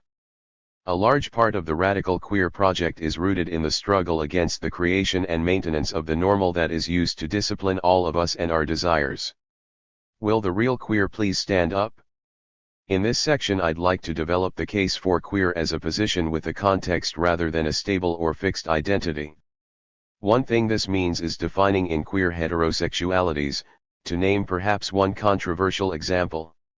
A good question to bring this point home might be, who is more oppressed, erased, and marginalized as a result of their sexuality: an upper-class white gay man living in the Castro, or a poor, working-class heterosexual woman of color living in the Bible Belt who has a number of heterosexual relationships, is promiscuous, and is open about it and proud of it? Here we can imagine a heterosexual relationship perhaps being more marginalized in this context as compared to the non-heterosexual relationship that this scenario offers. This question doesn't have an answer. There are a multitude of specific contexts that would affect both of these hypothetical relationships. What this question should do, however, is make obvious that heterosexual relationships aren't always more acceptable or viable than non-heterosexual relationships. It may very well be that a non-heterosexual relationship that mirrors a normative heterosexual relationship may cause less trouble than a heterosexual relationship that involves non-normative sexual acts or manifestations of love that involve more than two people. I am not suggesting that other overlapping positions in society don't affect these scenarios, of course they do. In fact, the intersections of race, class, gender, sexuality, nation of origin, location, culture, etc. will all affect whether someone's style of loving is to be viewed as normative and acceptable or otherwise. This very fact highlights the point that the gender specificity of a relationship, straight or not, isn't always the axis of acceptance or not. We can see that there are very real ways that heterosexual relationships or styles of loving, or making love, can very much stand in opposition to the normal, whereas non-heterosexual relationships and ways of loving can very much mirror the normal and may not subsequently be scrutinized nor understood as abnormal. Of course, this will be heavily determined by multiple and overlapping positions, oftentimes typified by race, class, gender, and location. It makes sense then to develop queer as a relational term vis-a-vis the normal rather than an identity marker that's just short for LGBT, or some lengthened version of the alphabet soup. I have always found it interesting to explore why some practices have historically come to constitute an identity while others have not. As Sedgwick writes, it is a rather amazing fact that, of the very many dimensions along which the genital activity of one person can be differentiated from that of another, dimensions that include preference for certain acts, certain zones of sensations, certain physical types, a certain frequency, certain symbolic investments, certain relations of age or power, a certain species, a certain number of participants, and so on. Precisely 1, the gender of the object choice, emerged from the turn of the century, and has remained, as the dimension denoted by the now ubiquitous category of sexual orientation. 8. In queer theory, the very idea of the queer is a shifting terrain that cannot be pinned down to some single definition. Rather, queer can be understood as what is at odds with the normal or legitimate. This being the case, there is nothing in particular to which queer necessarily refers, which makes queer an identity without an essence. In this way, as demonstrated above, we can look for hierarchies within heterosexual relationships or ways of loving. A heterosexual relationship of two cisgendered and monogamous people who keep their sexuality indoors is quite different from heterosexual ways of doing relationships that involve non-monogamy, public BDSM, or selling sex for money. I did a small survey at Syracuse University in the fall of 2010 and found that the overwhelming majority of students interviewed believed it was fine that children were raised by two people of the same sex if they were in one monogamous relationship. However, at the same time they also believed that children have no place in the home of someone who is heterosexual but has more than one relationship or is involved in a relationship that consists of more than two people. In this case, the genders within a relationship weren't a factor for judging acceptable environments for children to be raised in, but the type of relationship was a factor. Same-sex relationships were fine, as well as heterosexual relationships, but only if they were otherwise normative. Both same-sex or heterosexual relationships that were non-normative, in this case involving either more than one partner or more than one relationship, were not deemed appropriate for raising children. Obviously, with this scenario we can see how non-gender specific ways of loving were the problem for those interviewed, not the gender involved. Pressured to poly? I'd like to focus this section on some personal experiences I've had in which queer, in part, has become synonymous with non-monogamous.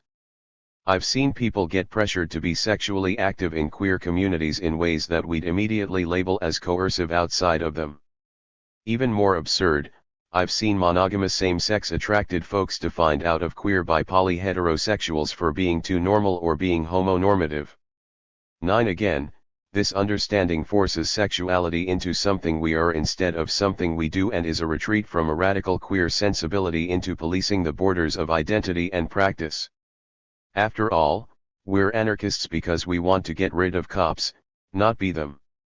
Further, this policing of the borders of identity and practice creates a troubling outside and against attitude toward the more mainstream LGBT community.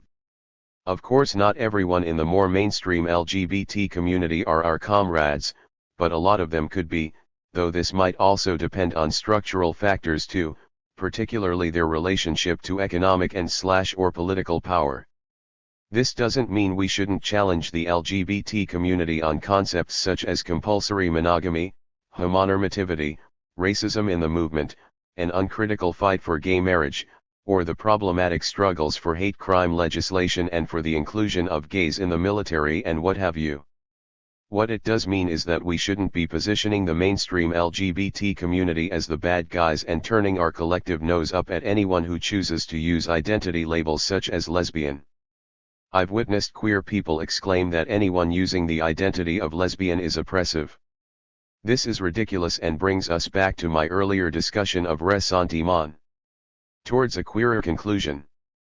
Queer, by definition, is an ongoing and never-ending process, so this piece certainly isn't intended to be the last word on queer thought or practice. Also, while I'm at it, I should mention that I'm not trying to suggest that we shouldn't be public sluts, polyamorous, etc. In fact, I enjoy those things at times.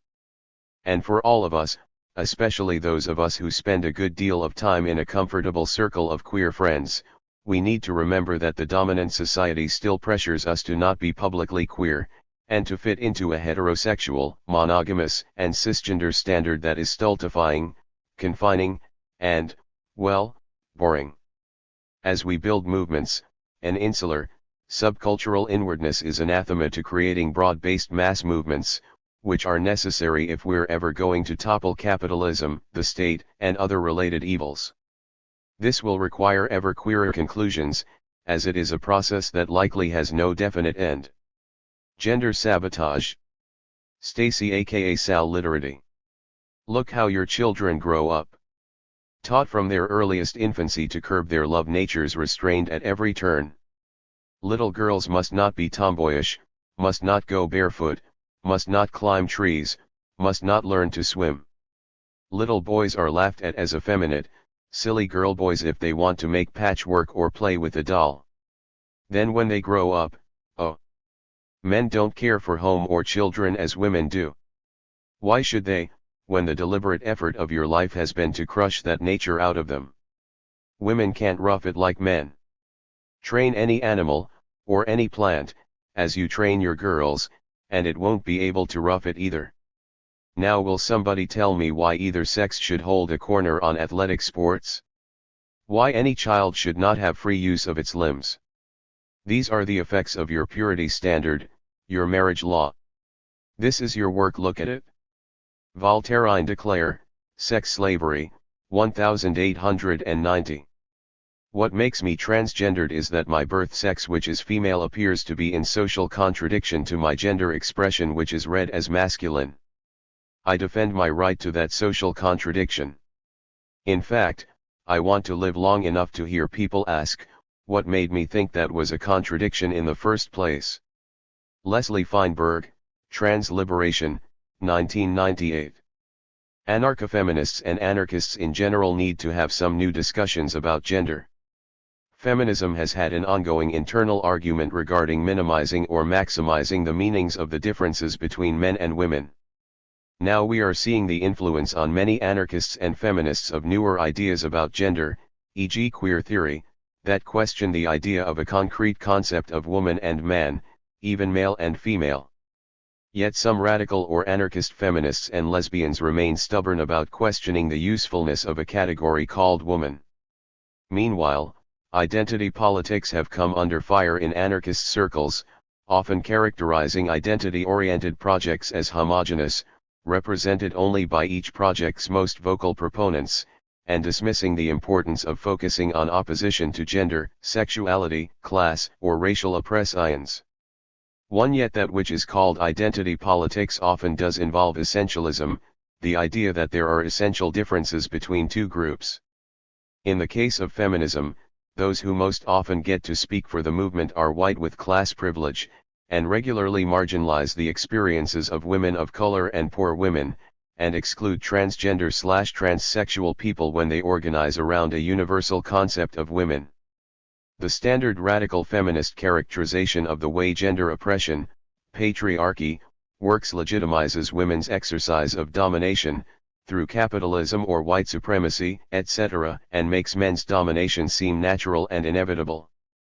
If the criticism of identity politics is that it hardens identities, a queer theory, influenced anarcho-feminism then could be outside of this criticism, and indeed may share it, while still emphasizing the real effects of the group-based oppression. We've been made to believe that human subordination under the law is natural, that we need to be governed. The legitimacy of imposed government is also emphasized through the seemingly natural differences between people. The differences between people have been made significant so as to promote divisions based on domination and subordination.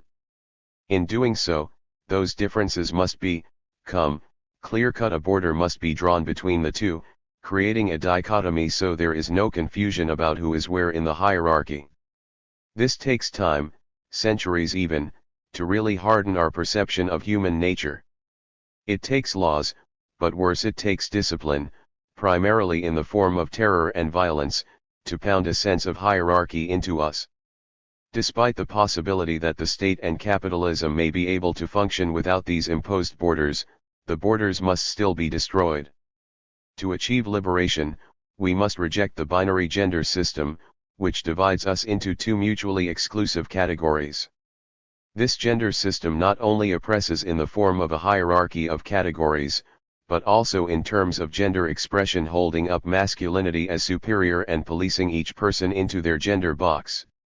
The significance of gender/sex differences must be exposed as a political construct, one which has been used to form a cross-class alliance among men, and to make heterosexuality and women's roles and exploitation in, and outside, the home and family to seem natural.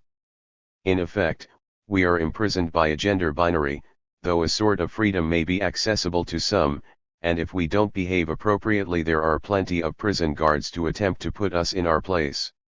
Clearly those who do not fit into these gender boxes are seen as a threat and are disciplined through threats or acts of discrimination, verbal abuse, harassment, and/or violence. I argue not that gender transgression or deviance is in itself revolutionary, but that we must transcend or destroy the gender-based power relations, as part of a sort of decolonizing.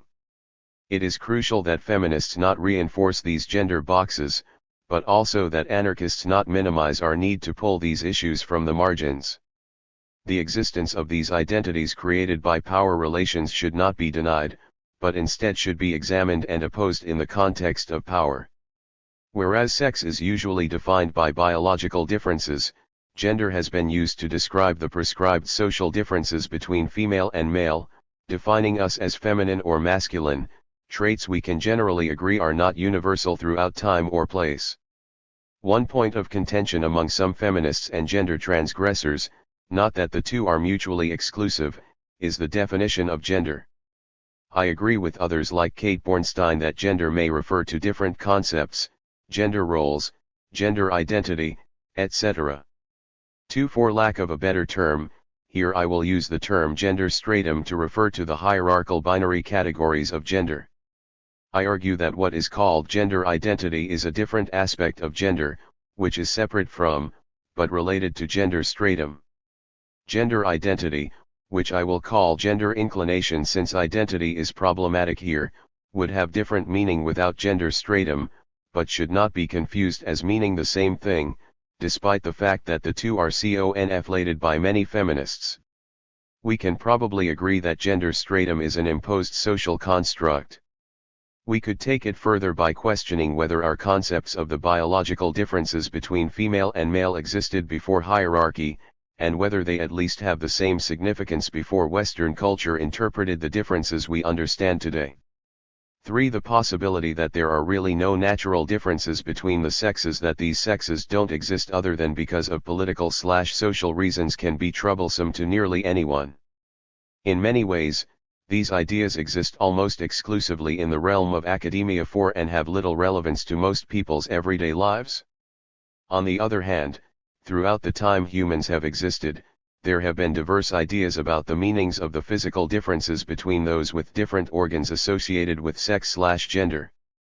In considering the experiences of intersex people and transgender/transsexual people, it only makes sense that a gender/sex continuum should be the basis for an understanding of human nature. Different ideas about gender and sexuality in various cultures, mostly where untouched by Western civilization 6, show us that not only are Western dualistic ideas about gender/sex, sexuality, and accompanying hierarchy atypical and manipulated to manage the people, but also that the argument that modern capitalism accommodates transgressive gender and expressions of sexuality is beside the point. The transition to capitalism was indeed a main driving force of the conquest over different forms of gender expression and sexuality, enforcing a strict gender/sex binary. The likelihood is minimal that we could fully understand the origins of the concept of sex or the beginnings of gender hierarchy, even though this may provide answers about the origins of hierarchy itself. 7. Whether biological characteristics once had neutral meaning or not, significance has been increasingly placed on these differences, creating these sex/gender constructs as part of a hierarchy. Sex is gendered and therefore I use the two terms somewhat interchangeably, and the construction of the divisions between men and women has been an ongoing process. Woman as a different species. Certainly we can say that the language of the witch hunt produced the woman as a different species. 8. Silvia Federici. To understand the construction of a gender binary and hierarchy, we primarily look at Europe because of the ways in which, through colonization/imperialism, Europe violently exported its ideas throughout the world. 9. Before the witch hunts, European peasant women, having a decent amount of social power despite sexual division of labor and Christian-promoted misogyny, were heavily involved in revolts against feudalism and, later, capitalism. It is no coincidence, as Silvia Federici describes in her book Caliban and the Witch, that the witch hunts, which involved the torture and murder of hundreds of thousands of women mostly in the 16th and 17th centuries, occurred in conjunction with the transition to capitalism and the colonization of the Americas. Federici also explains how, over the course of a few centuries, women's exploitation, through their unpaid labor in the home, termed reproduction, which includes procreation but is not limited to it, as well as slave labor in the Americas, had to be constructed as natural in the setting in which it was in the interest of capitalism to be viewed as voluntary and contractual. By justifying their exploitation, the dehumanization of unpaid laborers, women, allowed capitalists to hide/legitimize the reality that people didn't have a choice in the matter. The witch hunts were not only counterinsurgency measures. Accusations of witchcraft and prostitution were often made to punish theft and attacks, real or invented, on property, which increased at this time due to land privatization 11 and the exclusion of women from receiving wages. Especially important was capitalism's new demand for workers, partly due to population crisis, leading to the construction of monogamous heterosexual 12 marriage as natural through the forced dependence of women on men, and criminalization of sexual acts that were not for the purpose of reproduction. Peasant women increasingly began to get punished for crimes such as abortion and contraception, and, in the case of witches, also for allegedly causing infertility and impotence in men, in addition to castration and killing children. Queer peasants were disciplined by means of terror in Europe in particular. This is where the term faggot, meaning kindling, came from. 13, but also during colonization of the Americas as homosexuals and two-spirit people were killed, and the continuation of these identities/practices were averted or forced underground. 14. Federici stresses that while some peasant men participated in and even encouraged these actions against women, and while the church played a strong role, the greater part of the campaign of terror against women would not have been possible without the role and interest of the state. 15. The ruling class's interest in promoting the differences between the sexes is clear, and they accomplished this task by punishing certain behaviors and using terror to discipline women. 16. Early on, European women were defined as unruly, mentally weak, and in need of being controlled. The witch hunts served to reinforce this, but at the same time to discipline women into a new nature, that of the docile, moral, and motherly, yet still in need of being controlled. 17. It is worth noting that while capitalism played a strong role in shaping what became understood as the nature of women, there are obvious examples of how those in power in any economic circumstances, not just capitalism, seek to justify their rule by different means, often by controlling sexuality and enforcing gender norms. So while the concept of women and men as two different groups existed prior to the witch hunts, there was now a new significance on the difference between the two, functioning as a clear binary. The notion of inflexible divisions between humans had to be beaten into all the people as a whole, thus creating profound alienation between men and women, and marginalization, if not extermination, of those who deviate from the norms. In addition, to compel the people to work under the conditions that capitalism requires involved a sort of conquest involving a new perception of the body as a machine or tool, and through the criminalization of various communal activities and non-productive sexuality. 18. Workers' subordination and women's further subordination were made to seem natural. Even though there seems to be no anti-capitalist historical study of the shaping of men, this clearly was part of the witch hunts, the transition to capitalism, and colonialism as well. In discussing human nature, we need to be critical of the ways that certain concepts such as hierarchy, or a need for hierarchy, are made to seem natural. 19. For instance, Andrea Smith wrote, Heteropatriarchy 20 is essential for the building of U.S. empire. Patriarchy is the logic that naturalizes social hierarchy. Just as men are supposed to naturally dominate women on the basis of biology, so too should the social elites of a society naturally rule everyone else through the nation-state form of governance that is constructed through domination, violence, and control. 21 In a speech, she said, "This is why in the history of Indian genocide the first task that colonizers took on was to integrate patriarchy into native communities. The primary tool used by colonists is sexual violence. What sexual violence does for colonialism and white supremacy is render women of color inherently rapeable, our lands inherently invadable, and our resources inherently extractable." 22. An example of colonization of the New World being accomplished partly through the promotion of sexual divisions 23 is the French Jesuits' interactions with natives in Canada, called the Montagnescapie, with no sense of private property, authority, or male superiority, which according to the French had to change if they were to become reliable trade partners. The French taught Nescapie men to discipline their children, and to bring their women to order. 24 Witch hunts occurred in parts of the Americas. Federici discusses Mexico and Peru, that demonized all natives and Africans, but often focused more on the women. 25 Colonization is an ongoing process which includes patriarchal indoctrination and sexual violence in Indian schools. 26. Gender stratum and race. The sex/gender hierarchy is inseparable from race, colonization, and capitalism. For example, female slaves were treated pretty much the same as male slaves, up until importing slaves was made illegal, at which time female slaves were made more often to breed and were increasingly subject to the sexual violence of white men. 27 Aspects of femininity, defined here as culturally/socially dictated as appropriate for real women, were constructed as a distinguishing mark of class and race, much like landscaped yards that demonstrate that the owners need not use their land to grow food. Women who didn't have to work were to be unnaturally weaker, delicate, dependent, lily-white, housebound, and therefore the making of the white race involved the politicized unmaking of women to fit into white. 28. Race is also a political and social construct. Understanding one politico-social construct can help us better understand another. Bacon's Rebellion, which was a more significant one of many rebellions in which European indentured servants and African slaves joined together, frightened the state of Virginia into passing a series of laws specifically outlining the freedoms accessible to Europeans/Christians vs. Africans. In doing so, they created race.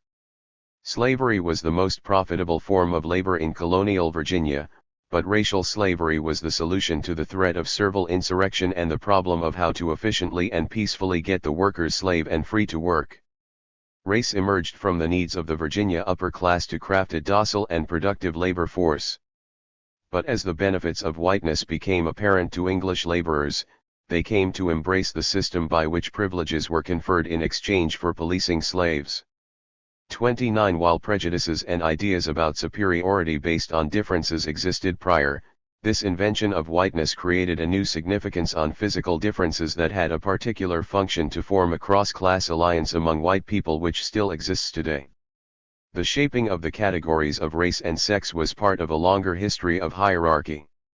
Additionally, just as the specific era of the witch hunts lasted a couple centuries, so too was the construction of race an ongoing process, like in the example of the Irish not being included into whiteness until later. Also, after the Civil War, lynching was a prominent way to terrorize to discipline black people into submission. Before lynching could be consolidated as a popularly accepted institution, however, its savagery and its horrors had to be convincingly justified. These were the circumstances which spawned the myth of the black rapist, for the rape charge turned out to be the most powerful of several attempts to justify the lynching of black people, wrote Angela Davis. She explains further in her book Women, Race, and Class, however irrational the myth may be, it was not a spontaneous aberration. On the contrary, the myth of the black rapist was a distinctly political invention. This also contributed to white women's fear of black men, and to white men's fear of their property, women, becoming tarnished, and was part of the precedent set which began to criminalize people of color, leading to the high rates of people of color in U.S. prisons today. 30. Despite there being major limitations to drawing parallels between race and gender stratum, the construction of these dichotomies allows us to see partly how hierarchy functions. Those in power divide the people on the basis of a physical difference, ignoring exceptions and gray areas, and amplify the significance of those differences through criminalization 31 and limitations of legal and economic freedoms, as well as through violence, justified by the alleged transgressions, while affording the favored group, men/whites, freedom from most repression. This process functions to make natural the divisions and hierarchical positions of those it involves. A cross-class alliance, rewarded with privileges, undermines anti-authoritarian resistance and class solidarity. In the case of women, I should point out that male privilege includes man's ability to dominate the women in his family, which can be seen as more personal while being, in effect, political. Gender liberation for everyone. The naming of political advantages, or wages, of whiteness or maleness as privileges is a problem, however. If the way I described hierarchies functioning is accurate, it would not really be in the interest of the favored working class group to participate in an alliance with the rich rulers, since that means they will perpetually be ruled and exploited. This is where the promise of mostly unattainable upward mobility comes in to reinforce the alliance. White people have a responsibility to themselves to abolish whiteness for these reasons and to be fully human. 32 In addition, of course, to the responsibility to end racism. Similar to the case of white people, when men participate in domination, they do themselves harm. While folks assigned male at birth who don't comfortably fit into their assigned gender box are certainly affected by gender oppression, the ones who do conform, willingly or not, would also benefit from undermining the ways gender hierarchy has been naturalized through the socialization of boys and men. They can hardly be free, and the relationships they have with others cannot be fulfilling as long as emotions are suppressed. Competitive masculinity has to be established, and inequality, if not abuse, must be maintained with women, and often children as well. Yet why would men choose to change if they are consistently told they are privileged? Bell Hooks asks. 33 To change means, for one, that men would have to overcome their training to deny their emotions. Implicating women as well as men in perpetuating this damage done to males through parenting, Hooks wrote, homophobia underlies the fear that allowing boys to feel will turn them gay. 34 Whereas feminism tends to imply a fight by and for women, it is, then, also in the interest of men to oppose gender oppression and homophobia/heteronormativity, rather than perpetuate it. It also means that feminism, for lack of a better word, must also address the situation of men. While it is clear that men largely benefit from this system while women do not, it clearly functions by enforcing this gender border along with the concepts man and woman. We must not, then, continue to reinforce these false concepts as binary, essential, stable, and universal categories. Clearly, even though viewing women as a socially constructed gender/sex within a hierarchy is useful, caution must be taken to avoid a sort of essentialism or sense of universal experience of this oppressed group. Some feminists who see sex/gender as a hierarchical social construct do not accept any other definition of gender, which leads to major disagreements over gender identity.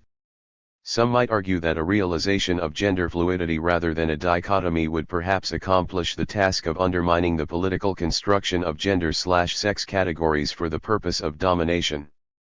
35 This deserves further examination. If we argue, as some have 36 that hierarchical binaries like man/woman and white/black are created to naturalize hierarchy, this implies that a hierarchy existed prior.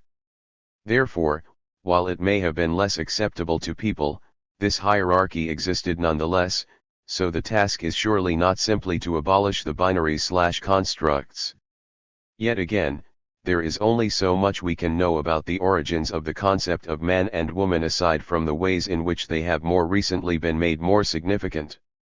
In this argument for rejecting the binary gender system, it should not be understood to mean that no one should identify as a man or a woman, much less that we should vaguely smash gender or implement some utopian androgyny.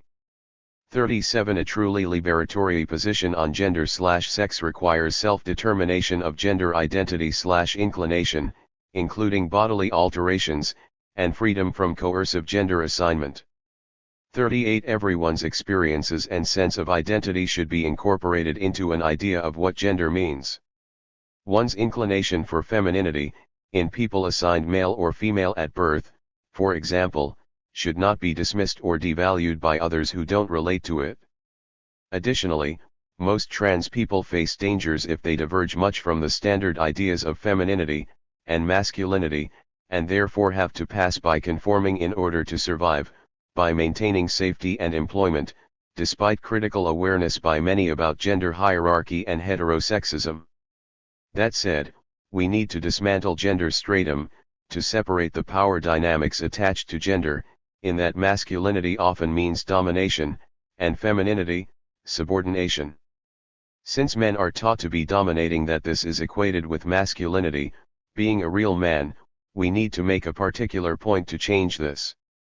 Men are denied their emotions, and as Bell Hooks writes, patriarchy both creates the rage in boys and then contains it for later use, making it a resource to exploit later on as boys become men. As a national product, this rage can be garnered to further imperialism, hatred, and oppression of women and men globally. 39. At the very least, it teaches men in general to be apathetic about the plight of others. Because it is instilled in men that their nature requires them to be dominating, we must extract the domination imperative from what it means to be a man. Hooks distinguishes patriarchal masculinity from masculinity, and this deserves further consideration. Without the naturalization of a man/woman dichotomy, masculinity and femininity, gender inclination, and all their various meanings are either exposed as social only, and/or as more about individual tendencies of personality and affinity. It is this domination that should be opposed, no matter who is doing it or in what form. No one ought to identify domination as part of who they are, nor should women excuse their own, or other women's, participation in domination just because they believe they cannot be oppressors. This applies to male privilege, hetero privilege, class privilege, white privilege, etc., in addition to hierarchies perhaps inadvertently created by those judging others as not revolutionary, queer, or gender non-conforming enough. In the past there was an expectation that the radical lesbian movement, and before that, women's suffrage, would strongly threaten the dominant order. In fact, it has been viewed as a threat, but as we can see, it has been defeated, recuperated, or co-opted under the larger system of domination. 40. If much of radical feminism/lesbianism was really the only real threat to the system, 41, then it served the dominant order to marginalize the particularly militant tendencies and/or those of women of color, or divert the movements to re-embrace essentialism, which reinforced the order of things. Some radical feminists were certainly onto something. According to Celestine Ware, a black woman activist, 1970, who was quoted in Bell Hooks' Feminist Theory, From Margin to Center, radical feminism postulates that the domination of one human being by another is the basic evil in society. Dominance in human relationships is the target of their opposition. Hooks comments, as feminist movement progressed, critiques of the notion of power as domination and control were submerged as bourgeois activists began to focus on women overcoming their fear of power, the implication being that if they wanted social equality with men, they would need to participate equally in exercising domination and control over others. 42. Attributing violence and abuse to the nature or necessary political position of men gives women the opportunity to participate in domination while insisting that they can do so in a more ethical way, or that they are by definition incapable of participating in domination. In addition, this attitude makes male violence seem inevitable and allows us to avoid critical thinking about systemic/institutional oppressions, such as the likelihood that capitalism and the state promote rape. 43. If rape is natural to men, then the survivors, mostly women, can rationalize that their only recourse is through the state. Yet prisons and police are not the solution to this problem. In addition, acknowledging that being a woman, queer, or transgressing gender boxes, or having feminist or anarchist politics does not make one necessarily incapable of being a perpetrator of abuse and sexual assault. We must see this as a larger project of addressing issues of consent. Additionally, uniting around the freedom to choose what will be done or not done to or with our bodies ties together many people's struggles. As far as identity politics go, there must be some focus on identity in the sense that there are very real effects of these unreal constructs. Yet the point is to understand the gender and race divisions not only to end gender and race oppression, but to end domination totally, to undermine these cross-class alliances created in the process of power seeking to naturalize itself, its law, and its divisions. Certainly capitalism, with the state, made the divisions between genders and races politically significant in a way that they never had been before. This shows that much of the racism and sexism that has existed in the last few centuries is not innate, not organic, not grassroots, but rather manufactured. Part of this struggle will be in exposing the ways in which our beliefs have been shaped in the interest of power, that many of the things we consider to be natural are in fact not just man-made, but state-made. Illuminating the ways that our oppression is not natural can be done partly through the actual demonstrations and experiences of gender fluidity and queerness, sometimes referred to with other concepts as queer. Queer is an identity that problematizes the manageable limits of identity. Queer is a territory of tension, defined against the dominant narrative of white heteromonogamous patriarchy, but also by an affinity with all who are marginalized, otherized, and oppressed. 44. In the sense that queer is unstable and destabilizing, it has much potential. Clearly the refusal to participate in privileging political relations would not be co-opted. We know that LGBTQ is co-opted just as feminism is, and therefore the potential lies in the ways in which queer is not co-optable. Where identity politics seeks inclusion for its respective group, it chooses participation in domination and reinforces binaries. Would a rejection of inclusion and participation be the antithesis of identity politics, even if it were a politics that focused on a specific group-based oppression? Gender transgression alone may or may not succeed at destroying the gender hierarchy. If it does, it is because it is able to render the binary meaningless. Yet few are so optimistic about this possibility, since it would probably require a lot of participation and clear intent because of this co-optability of transgressions of gender and sexuality by the power structure.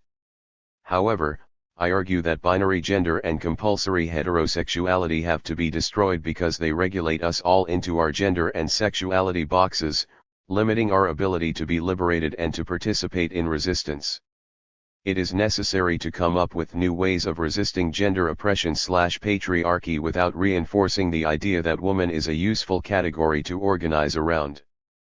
Finally, the exposure of gender/sex as a social construct on which a binary hierarchy was naturalized and functions through cross-class/race alliances may activate a clearer general understanding of how this occurs, thereby allowing white women, for example, to better see how whiteness functions similarly, crumbling multiple constructs at once.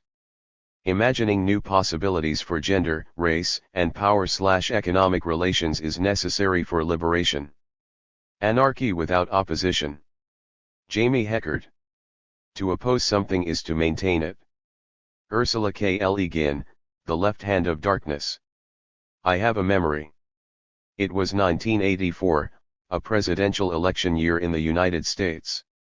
We had a mock election in school. To learn about the process? To start practicing early? I was 8 years old. Only one person in our class voted for Walter Mondale against Ronald Reagan.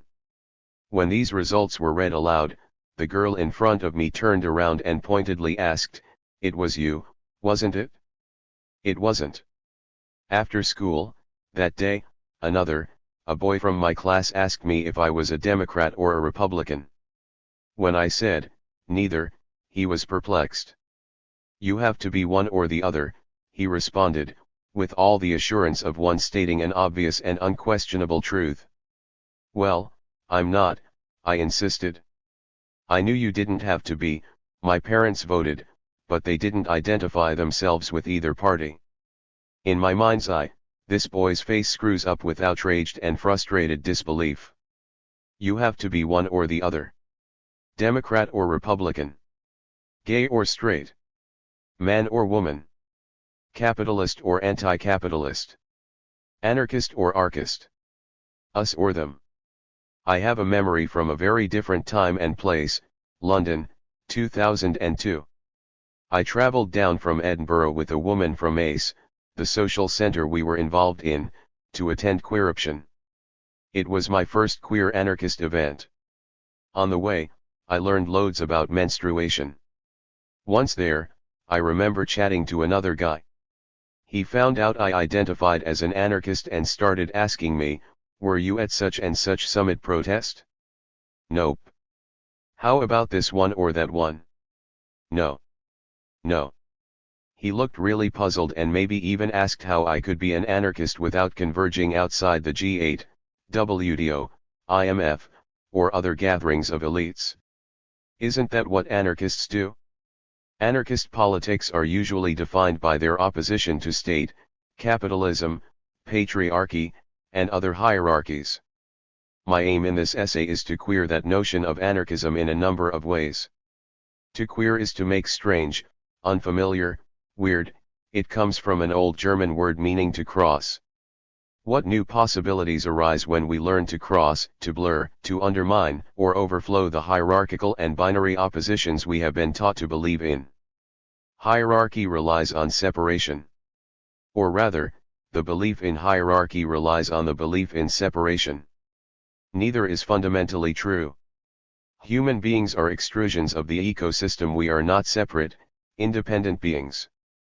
We are interdependent bodies, embedded in a natural world itself, embedded in a vast universe. Likewise, all the various social patterns we create and come to believe in are imaginary, albeit with real effects on our body-minds. Their existence depends entirely on our belief, our obedience, our behavior. These in turn are shaped by imagined divisions. To realize that the intertwined hierarchical oppositions of hetero/homo, man/woman, whiteness/color, mind/body, rational/emotional, civilized/savage, social/natural, and more are all imaginary is perhaps a crucial step in letting go of them. How might we learn to cross the divide that does not really exist except in our embodied minds? This, for me, is the point of queer, to learn to see the world through new eyes, to see not only what might be possible but also what already exists, despite the illusions of hierarchy. I write this essay as an invitation to perceive anarchism, to perceive life, differently. I'm neither interested in recruiting you, nor turning you queer. My anarchism is not better than your anarchism. Who am I to judge? Nor is my anarchism already queer. It is always becoming queer. How? By learning to keep queering, again and again, so that my perspective, my politics, and my presence can be fresh, alive. Queering might allow recognition that life is never contained by the boxes and borders the mind invents. Taxonomies of species or sexualities, categories of race or citizenship, borders between nations or classes or types of politics, these are fictions. They are never necessary. To be sure, fictions have their uses. Perhaps in using them, we may learn to hold them lightly so that we, in turn, are not held by them. Of opposites and oppositions. How to be oneself and yet in oneness with others, to feel deeply with all human beings and still retain one's own characteristic qualities. This seems to me to be the basis upon which the mass and the individual, the true democrat and the true individuality, man and woman, can meet without antagonism and opposition. Emma Goldman, The Tragedy of Women's Emancipation. If everyone inspired by anarchism agreed exactly on what it was, how it worked and how it felt, would it still be anarchism? Everybody on earth knowing that beauty is beautiful makes ugliness. Everybody knowing their goodness is good makes wickedness. Lao Tzu 1. I notice how often anarchism, and anarchy, is defined in opposition to the state, capitalism, and all other forms of hierarchical structure. Not domination, but liberation. Not capitalist, but libertarian, communist. Why? Oh, I'm not opposed to opposition. I just have some questions. One is about borders, drawing lines on a map and then claiming that they are real. Isn't this the operation at the heart of the state? And isn't this what happens when you or I want to draw a clear line between us, good anarchists, and them, evil archists? We this, they that. The questioning of borders is at the heart of queer theory. Conventional lesbian, gay, bisexual, and transgender politics is based on opposites, we an oppressed minority and they the privileged majority. In this version, the problem is inequality and the answer is legal protection. Queer theory troubles this, suggesting instead, in my mind, that the problem comes from belief in the identities. The thing about opposites is that they depend on each other to exist. Straight is not gay, gay is not straight, and bisexuality still confuses people. This leads to all sorts of possibilities for control. We learn to ask ourselves and each other, is he really? Is she really? Am I really? We're encouraged to believe that our sense of gender and who we fancy tell us who we are and where we fit in a sexual hierarchy imagined to already exist. Whereas a state-oriented LGBT politics tries to challenge the hierarchies of hetero/homo, cis/trans, while keeping the identities, queer politics might ask how the identities themselves might already be state-like with their borders and policing. I have similar questions about anarchist and other identities. How much energy that could go into creating other than state-like ways of living gets lost to efforts to appear anarchist enough? I know I'm not the only one who suffers from anarcho-perfectionism. Likewise, I've seen loads of energy go into arguments about whether so and so is really anarchist or not, or such and such is really anarchism. On the flip side, I once had a very interesting conversation with a man who owned a furniture-making company. We had a lot of areas of agreement and he seemed very interested in anarchism. I suggested that when he retired he could leave his factory to all of the workers to be run as a cooperative. He responded, plaintively, "But I'm a capitalist. What kinds of politics might become possible if we all learn to be less concerned with conforming to certain labels and more capable of listening to the complexity of our desires?" My concern, here, is that opposition, a politics of opposites that push against each other, lean on each other, might get in the way of the listening. A memory story too. A few years ago, I lived in a former mining village outside of Edinburgh. I was greatly distressed at hearing the single working-class woman next door shouting horrific things at her children nearly every morning. She would curse at them, sometimes shouting how she hated them. It was nearly unbearable. How could I talk to her about it? Then, I took a course on nonviolent communication, a strategy without opposition, more on this below. It taught me to communicate in a way that made it easier for her to hear my feelings and desires. The opportunity came when I found a ball in my garden. We don't own land, we are part of land, and she was in hers. I threw the ball over the privet hedge and asked her how she was finding single parenting. "It must be hard," I said. I then told her that when I heard her shouting in the mornings I felt frightened because it reminded me of things from my own childhood. 3. She didn't say anything to me then, but the shouting stopped and her daughter started talking to me. More recently, this skill again served me well. On my way to London, where I was going to speak about academia and activism, I got into a conversation about politics with a man who identified as conservative. Terrorism came up and I asked if we were any better than them. Quoting a Chumbawamba t-shirt, I said, "War is terrorism on a bigger budget." He looked thoughtful and a hippie-looking French guy behind him laughed and wrote it down. Then a very big and very angry-looking man stood up and asked if I had just said that war is terrorism. I nodded, and he said, "I'm in the army." He looked furious and I thought there was a good chance he might punch me. I suddenly found myself in his shoes, sensing what he might be feeling, wanting. I looked him in the eye and asked gently, "Are you angry because you want respect for yourself and your fellow soldiers?"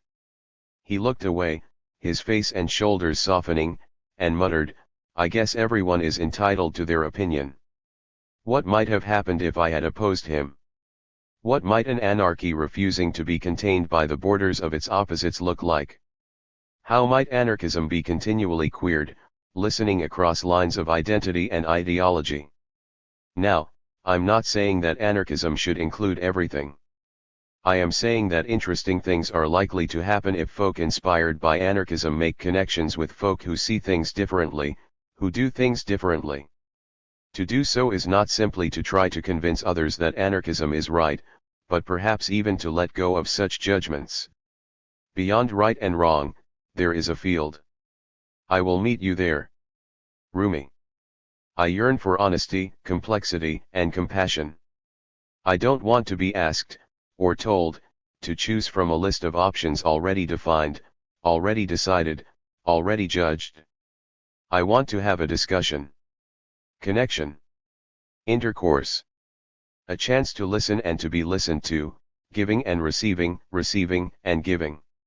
Let's experience different possibilities for identities, for relationships, for politics. Let's meet. It is this which draws me again and again to anarchism. And not just to anarchism, I am too promiscuous for that. For my anarchism has no straight lines, no borders, no purity, no opposites. No living things do.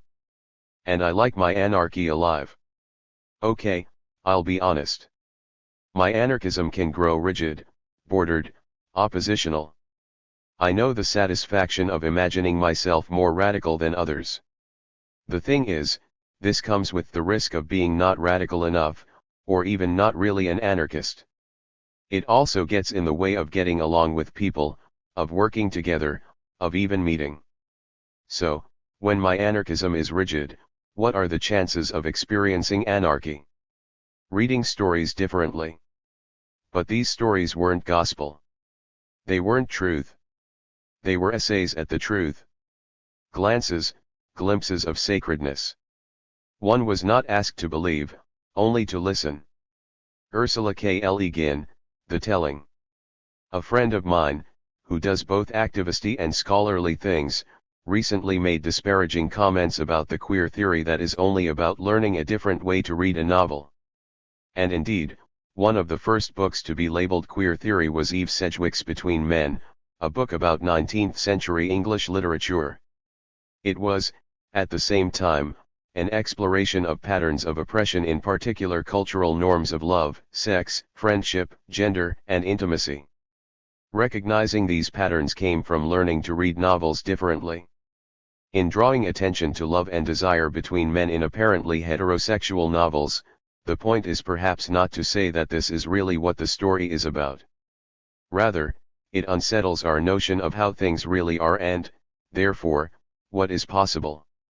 Is this so different from the storytelling of Peter Kropotkin? Mutual aid, a factor in evolution, invited a different reading of Darwin's theory, different from those who saw evolution as justification for empire, those who imagined that survival of the fittest meant the most fit, the most dominant, the most masculine, the most advanced. For Kropotkin, and I think for Darwin, too, fittest meant best able to fit in with other beings in an ecosystem. In other words, to cooperate. So, is cooperation better than competition? Is queer better than straight? Are those the right answers? Is that how I should live my life? The way I see it, at the moment anyway, neither queer nor anarchy is about finding the right answers or working out the right way to live. Both are about the experience of connecting with others, with self. I almost always find it harder to connect with someone who is insisting that their story is the story, their truth the truth. Where's the space left for my story, my truth? Your story, your truth. How can different people, different creatures, different stories, and voices learn to fit together if any one story tries to take up all of the space? Like the Zapatistas, I want to live in a world where many worlds fit. One of the principles of permaculture, an ethical design system or perhaps a revolution disguised as gardening, is that edges are the most productive areas in a system. Where the river meets the bank, the forest the meadow, or the sea the shore, there will be an abundance of life. The more that anarchism, a many-branched river in our social ecosystem, mixes and mingles with swamp and stone, soil and soul, the more diverse forms of life will benefit. Conversely, moral high ground is a cold, barren, and lonely land. I know I've been there and I return from time to time. Highly rational and fiercely intellectual, it leaves no space for doubt, for complexity of feeling. Warmth toward self and other dwindles, for the cold numbs the heart.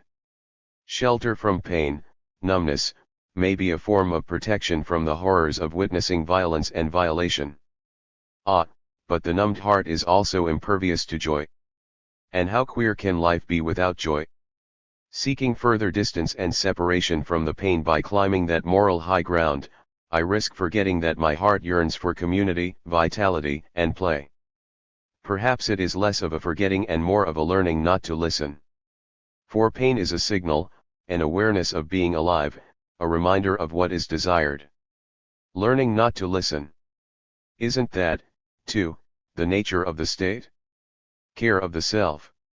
The interplay of the care of the self, blends into pre-existing relations, giving them a new coloration and greater warmth.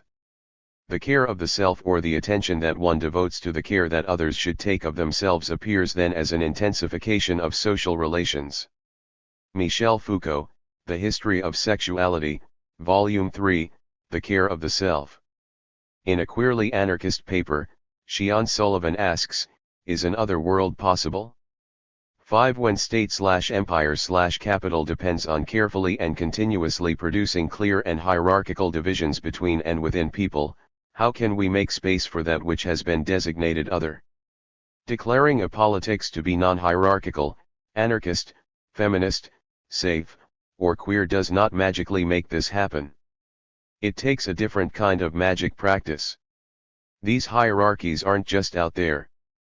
They are also in here, in the way we hold our bodies, in our thoughts, in our emotional reactions, in the ways we learn to see the world and to imagine what is real and what is possible.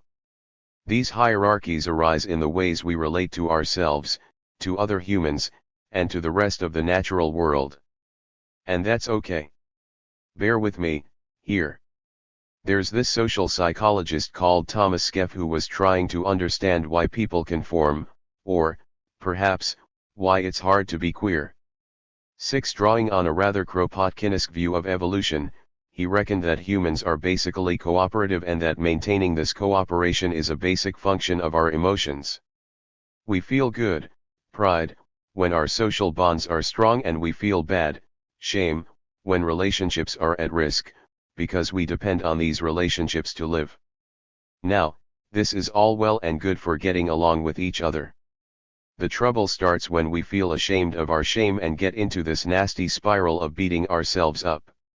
He calls this pathological shame and offers it as a suggestion for understanding all the ways in which people conform to things that we know aren't good for us, for other people, or for the rest of the planet. This is why I say it's okay that hierarchies arise. If trying to be a good anarchist means always being anti-hierarchical, then anarchist relationships are always at risk of not being anarchist enough, thus feeding the spiral of pathological shame, of rigidity, of the state. Modesty may offer the middle ground, the convivial edge, between excessive pride and pathological shame. 7. Since then, another radical social psychologist has developed a more complex emotional model of domination. Marshall Rosenberg, the founding practitioner of nonviolent communication, NVC, also reckons that conformity and domination start in our everyday relationships. 8. He talks about the concept of emotional slavery, feeling responsible for other people's emotions. What happens when the beautiful anarchist desire for freedom and equality is held in this cage? I see in myself and in others an overwhelming compulsion to try to make everything equal, to make myself and others free. To make everything okay. What if everything is already okay, even pain and shame? Rosenberg offers the radically compassionate perspective that absolutely everyone is doing the best thing they can imagine to meet life-serving desires/needs, example order, community, play, food, shelter, etc. There is no such thing as evil, there is nothing to oppose. Instead, we might learn to both empathize with the desires of others and to express our own. Sure, we might disagree about strategies for meeting those needs. I still get angry, sometimes, when seeing strategies that meet some people's needs while ignoring others, like war, private property, or bullying. And blaming someone for that can be temporarily satisfying. The thing is, if I blame other people for not being perfectly anarchist already, then I end up blaming myself too. I'm no perfect anarchist either. How could I be? Where would I have learned these skills? Like everyone, I'm still practicing. This is why I invite you to consider the very queer notion of an anarchism not based on opposition, but a politics that starts off accepting everything just as it is. From the basis of acceptance, we might then ask, what service can be offered? How can anarchy be nurtured, rather than demanded, forced? What ways of living and relating can we practice that are even more effective at meeting the needs of everyone for life, love, and freedom? And in what ways might we learn to accept the pain we feel when that doesn't happen, instead of distracting ourselves with resentment or chocolate? And in what ways might we learn to be gentle with ourselves when we realize we've been drawn to strategies of distraction or even domination? Stillness in motion. Prefer what is positive and multiple, difference over uniformity, flows over unities, mobile arrangements over systems. Believe that what is productive is not sedentary but nomadic. Michel Foucault, Preface to Anti-Oedipus, Capitalism and Schizophrenia. Bodies need to move, to play, to be well. Sedentary culture leads to great suffering.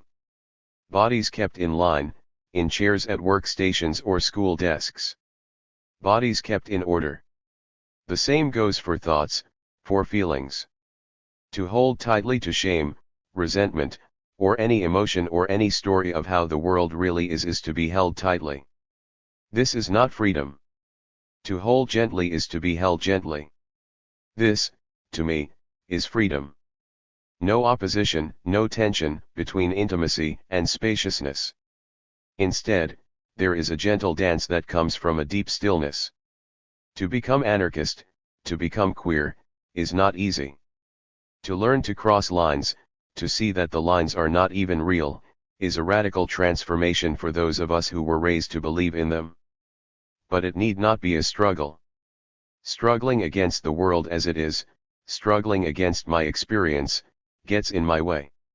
Sure, the world is not the world of my dreams. Why should it be? To stop my pain, or yours. Running from pain is a noisy affair. It distracts. To learn to listen to yourself, to let your life speak, 9 requires silence, peace. Otherwise, I know I get caught up in a rush of stories and feelings about what I should be doing, how I've not done enough. I forget to rest, to play. Is that radical? Hold on, you might say. Of course we all need to rest and play. But how can we not oppose, for example, the wall in Palestine/Israel? How can you say it's a fiction? It's concrete. Material. So too are the bullets and the tanks that maim and kill. Bodies and the bullets are real. Painfully real. The concrete does not self-organize into the wall. No border, invented by human minds, asserts its own existence. No gun shoots itself. There is human action behind every border, every wall. And behind these actions, emotions, beliefs. Why do some Israeli people support the wall? Because, as I understand it, they are afraid. They are taught to believe that at least some Palestinians are dangerous enemies. They desire security, life. When people act as soldiers, they believe, perhaps, that the border is real and must be defended. They may believe that those on one side are inherently different from those on the other. Or perhaps they believe, with their hearts and minds, that they have no choice other than to follow orders. To do otherwise, to relate otherwise, might simply be unimaginable. A state of mind. The challenge we face is made up of specific patterns of behavior among settlers and our own people, choices made to support mentalities that developed in serving the colonization of our lands as well as the unrestrained greed and selfishness of mainstream society.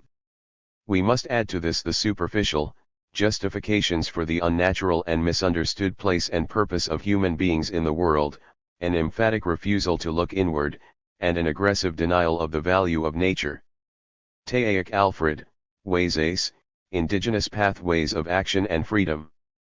Queer ecology is both about seeing beauty in the wounds of the world and taking responsibility to care for the world as it is.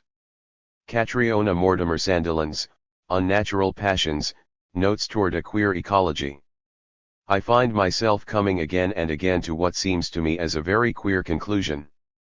The most radical thing I do is meditate daily. Raised in settler society, I've learned to resist looking inward, to be frightened of what I might find there. But it's the best way I've found to be oneself and yet in oneness with others, to feel deeply with all human beings and still retain one's own characteristic qualities, as Emma has called us to be, to feel.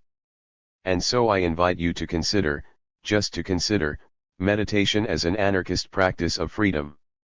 Here's a queer proposal: the state is always a state of mind. It's putting life in boxes and then judging it in terms of those boxes, those borders, as if they were what really mattered. It's trying to get other people to do what you want them to do without so much regard for their needs, their desires. It's self-consciousness, self-policing, self-promotion, self-obsession. It's anxiety and depression. It's hyperactivity stemming from the fantasy that being seen to be doing something is better than doing nothing, even if what you're doing might cause more harm than good. It's resentment at self and others for not doing it right, for not being good enough. It's the belief that security comes from control. And it's a source of tremendous suffering in the world. It's also something I do. When I look inward, when I meditate, I can see how much the mind is attached to individualistic stories of myself, as important, as weak, as wonderful, as useless, as victim, hero, or villain. The stories fluctuate and change form. And when I believe them, they affect all of my relationships. I, too, can perform the state. Judith Butler may have taught me that the performance of a role is merely a copy without original, but it is meditation that lets me see it with clear vision. Sitting down each morning, focusing my mind, observing the thoughts and emotions that pass through, I learn to not identify with them, to not get caught up in them, to not reject them. I'm learning the art of allowing everything to be as it is, which in turn helps with the many challenges of caring for the world as it is, of seeing beauty in wounds. I'm learning to be playful with my sense of who I am, to let go the borders, the policing. It's so much easier for me to connect with others when the walls of the heart, of the individualized self, come down. And it's easier to let go of the walls if I don't judge them. Of course we learn to protect ourselves. I practice meditation, not just for myself, but so that I can go out into the world unarmed, unarmored, enamored. When I feel a love for life itself, I see anarchy everywhere. I notice all the little ways, and not so little ways, that people already support each other, already speak for themselves, already listen to each other, already make decisions, and act together. These aren't just seeds beneath the snow, as Colin Ward put it. They are blossoming flowers. An other world is not only possible, it already exists. I've felt it. And when I again get caught up in my own thoughts, my own desires, my own stories about who I am, and who you are, what should have happened, how the world should be, then I see so little outside the dramas of my own mind. Everything I see, everyone I meet, I reinterpret through the lens of those fictions. I take myself and my beliefs very, very seriously. Just like the state. Is it radical to hate myself for that? Is it radical to hate cops, capitalists, politicians, racists, or homophobes for that? In my own experience, the two are intimately intertwined. Inseparable. And so I go inward before going out into the world. Letting my mind grow still, I am not ruled by my thoughts. Letting my heart open, I am able to love myself and others. And if I am called to fight, to protect those under threat, let me do it with love. Because if I'm not loving, it's not my revolution. Lessons from Queertopia. Farhang Rouhani. Paths to Queer Anarchism. I discovered anarchism later in life than most people. By this, I don't mean to suggest that there is a maximum age requirement for entry to become an anarchist or that there is any kind of linear way through which we develop our ways of thinking and acting, but I would like to begin this essay by saying a little bit about how I got here. In my undergraduate and graduate educations in literature, political geography, and cultural studies, I came across few, if any, opportunities to study anarchist thought closely, nor was I involved in any kinds of movements or communities organized around anarchist ethics. My thinking about the world, as it developed in graduate school in particular, was shaped largely by Foucault, Gramsci, and Lefebvre and their descendants, specifically focused around Marxist political economy, queer theory, and the everyday practices of state formation and globalization. My doctoral thesis centered on how middle-class young residents of Tehran, Iran, experience themselves as citizens and consumers in relation to theocracy, democracy, and neoliberalism within their practices of using satellite television and the Internet. It is very curious to me now that I was influenced by so many theories that were themselves influenced by anarchist ways of thinking without the word anarchism ever really being uttered. This reveals a lot, I think, about our education and wider social systems in the United States and their ignorance and anxieties about approaching anarchism. There is so much work clearly derived from and aligned with anarchist approaches that does not call itself that. In any case, my first introduction to anarchism came in the Commonwealth of Virginia of all places, when shortly after I started my teaching job at Mary Washington College, now called the University of Mary Washington, in 2001, I was approached by a group of radical students to be the advisor of a newly formed student group, the Anarchist Social Theory Club, ASTC. I, of course, said yes, knowing very little but also being very interested. Over the next few years, we collaborated on yearly reading groups and seminars ranging in topic from anarchist social philosophical history to anarcho-feminism and the intersections of queer theory and anarchism to a much more practice-oriented project called Rights to the City, which focused on a squatting experiment in downtown Fredericksburg, Virginia.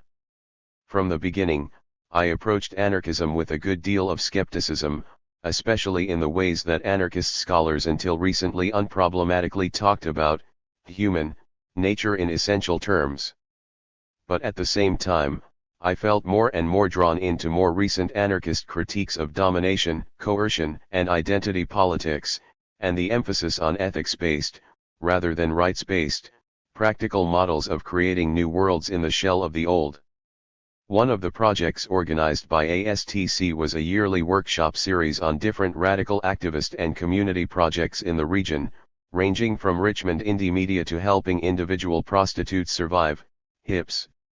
In 2004, two members of the Richmond Queer Space Project, RQSP hereafter, came to Mary Washington for a workshop, and I immediately connected to their theoretical and practical engagement with creating a queer space around a set of anarchist ethics.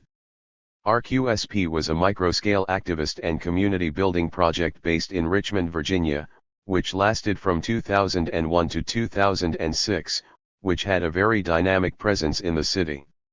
While active in organizing rallies and workshops and holding weekly consensus-driven meetings, RQSP was made particularly vibrant by its creation of a material space, Queer Paradise, which at different times operated as political, social, and living spaces for different members of the group.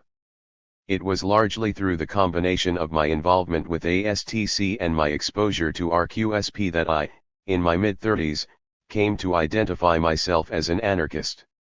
I wanted to start my essay with this personal story partly to provide full disclosure of how I became interested in anarchism and how my interest in anarchism was initially of an academic nature, but also to emphasize the widely different paths and trajectories that bring people to particular ideas, movements, and practices. What I would like to argue in this essay is that while queer and anarchist theories offer inspiring, creative, utopic alternatives, they often do not get into the complex, contradictory, messy processes through which ideals are enacted. We tend, for example, to valorize consensus-driven practices without paying critical attention to the critical gap between our idealized consensus models and the complex ways in which they are practiced. My goal is to describe the rise and demise of RQSP as a way of taking these complexities seriously and as a way toward understanding how such movements can be better sustained.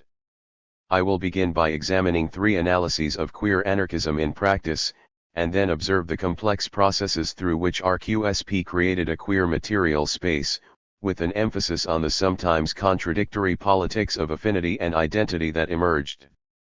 What I present here is the product of a year-long research project interviewing 10 members of RQSP and is a shorter, hopefully more accessible version of a forthcoming article in the free online academic journal, ACME, an international e-journal for critical geographies. Affinity, prefiguration, and queer anarchisms. Within the academic world, anarchist perspectives have recently inspired and been inspired by a variety of radical theoretical frameworks, including queer theory, feminism, critical race theory, and radical environmentalism. 2 important recently developed aspects that have a direct bearing on the formation of queer anarchist politics and projects such as RQSP are affinity and prefigurative politics. Scholars conceptualize affinity as a group of people coming together, sharing a common ground, and developing spaces of support and communication. Affinity politics, then, involves perceiving the hopes and fears of seemingly culturally and regionally different people as interlinked, forming coalitions that can negotiate a temporary common ground, and moving beyond divisive identity politics. 2. Prefigurative politics demands that activists adhere as much as possible to the world they would like to see in how they live and act in the world today. As such, it presupposes equality and imagines a collective subject of resistance, rather than arguing for individual rights that can be added into the existing status quo.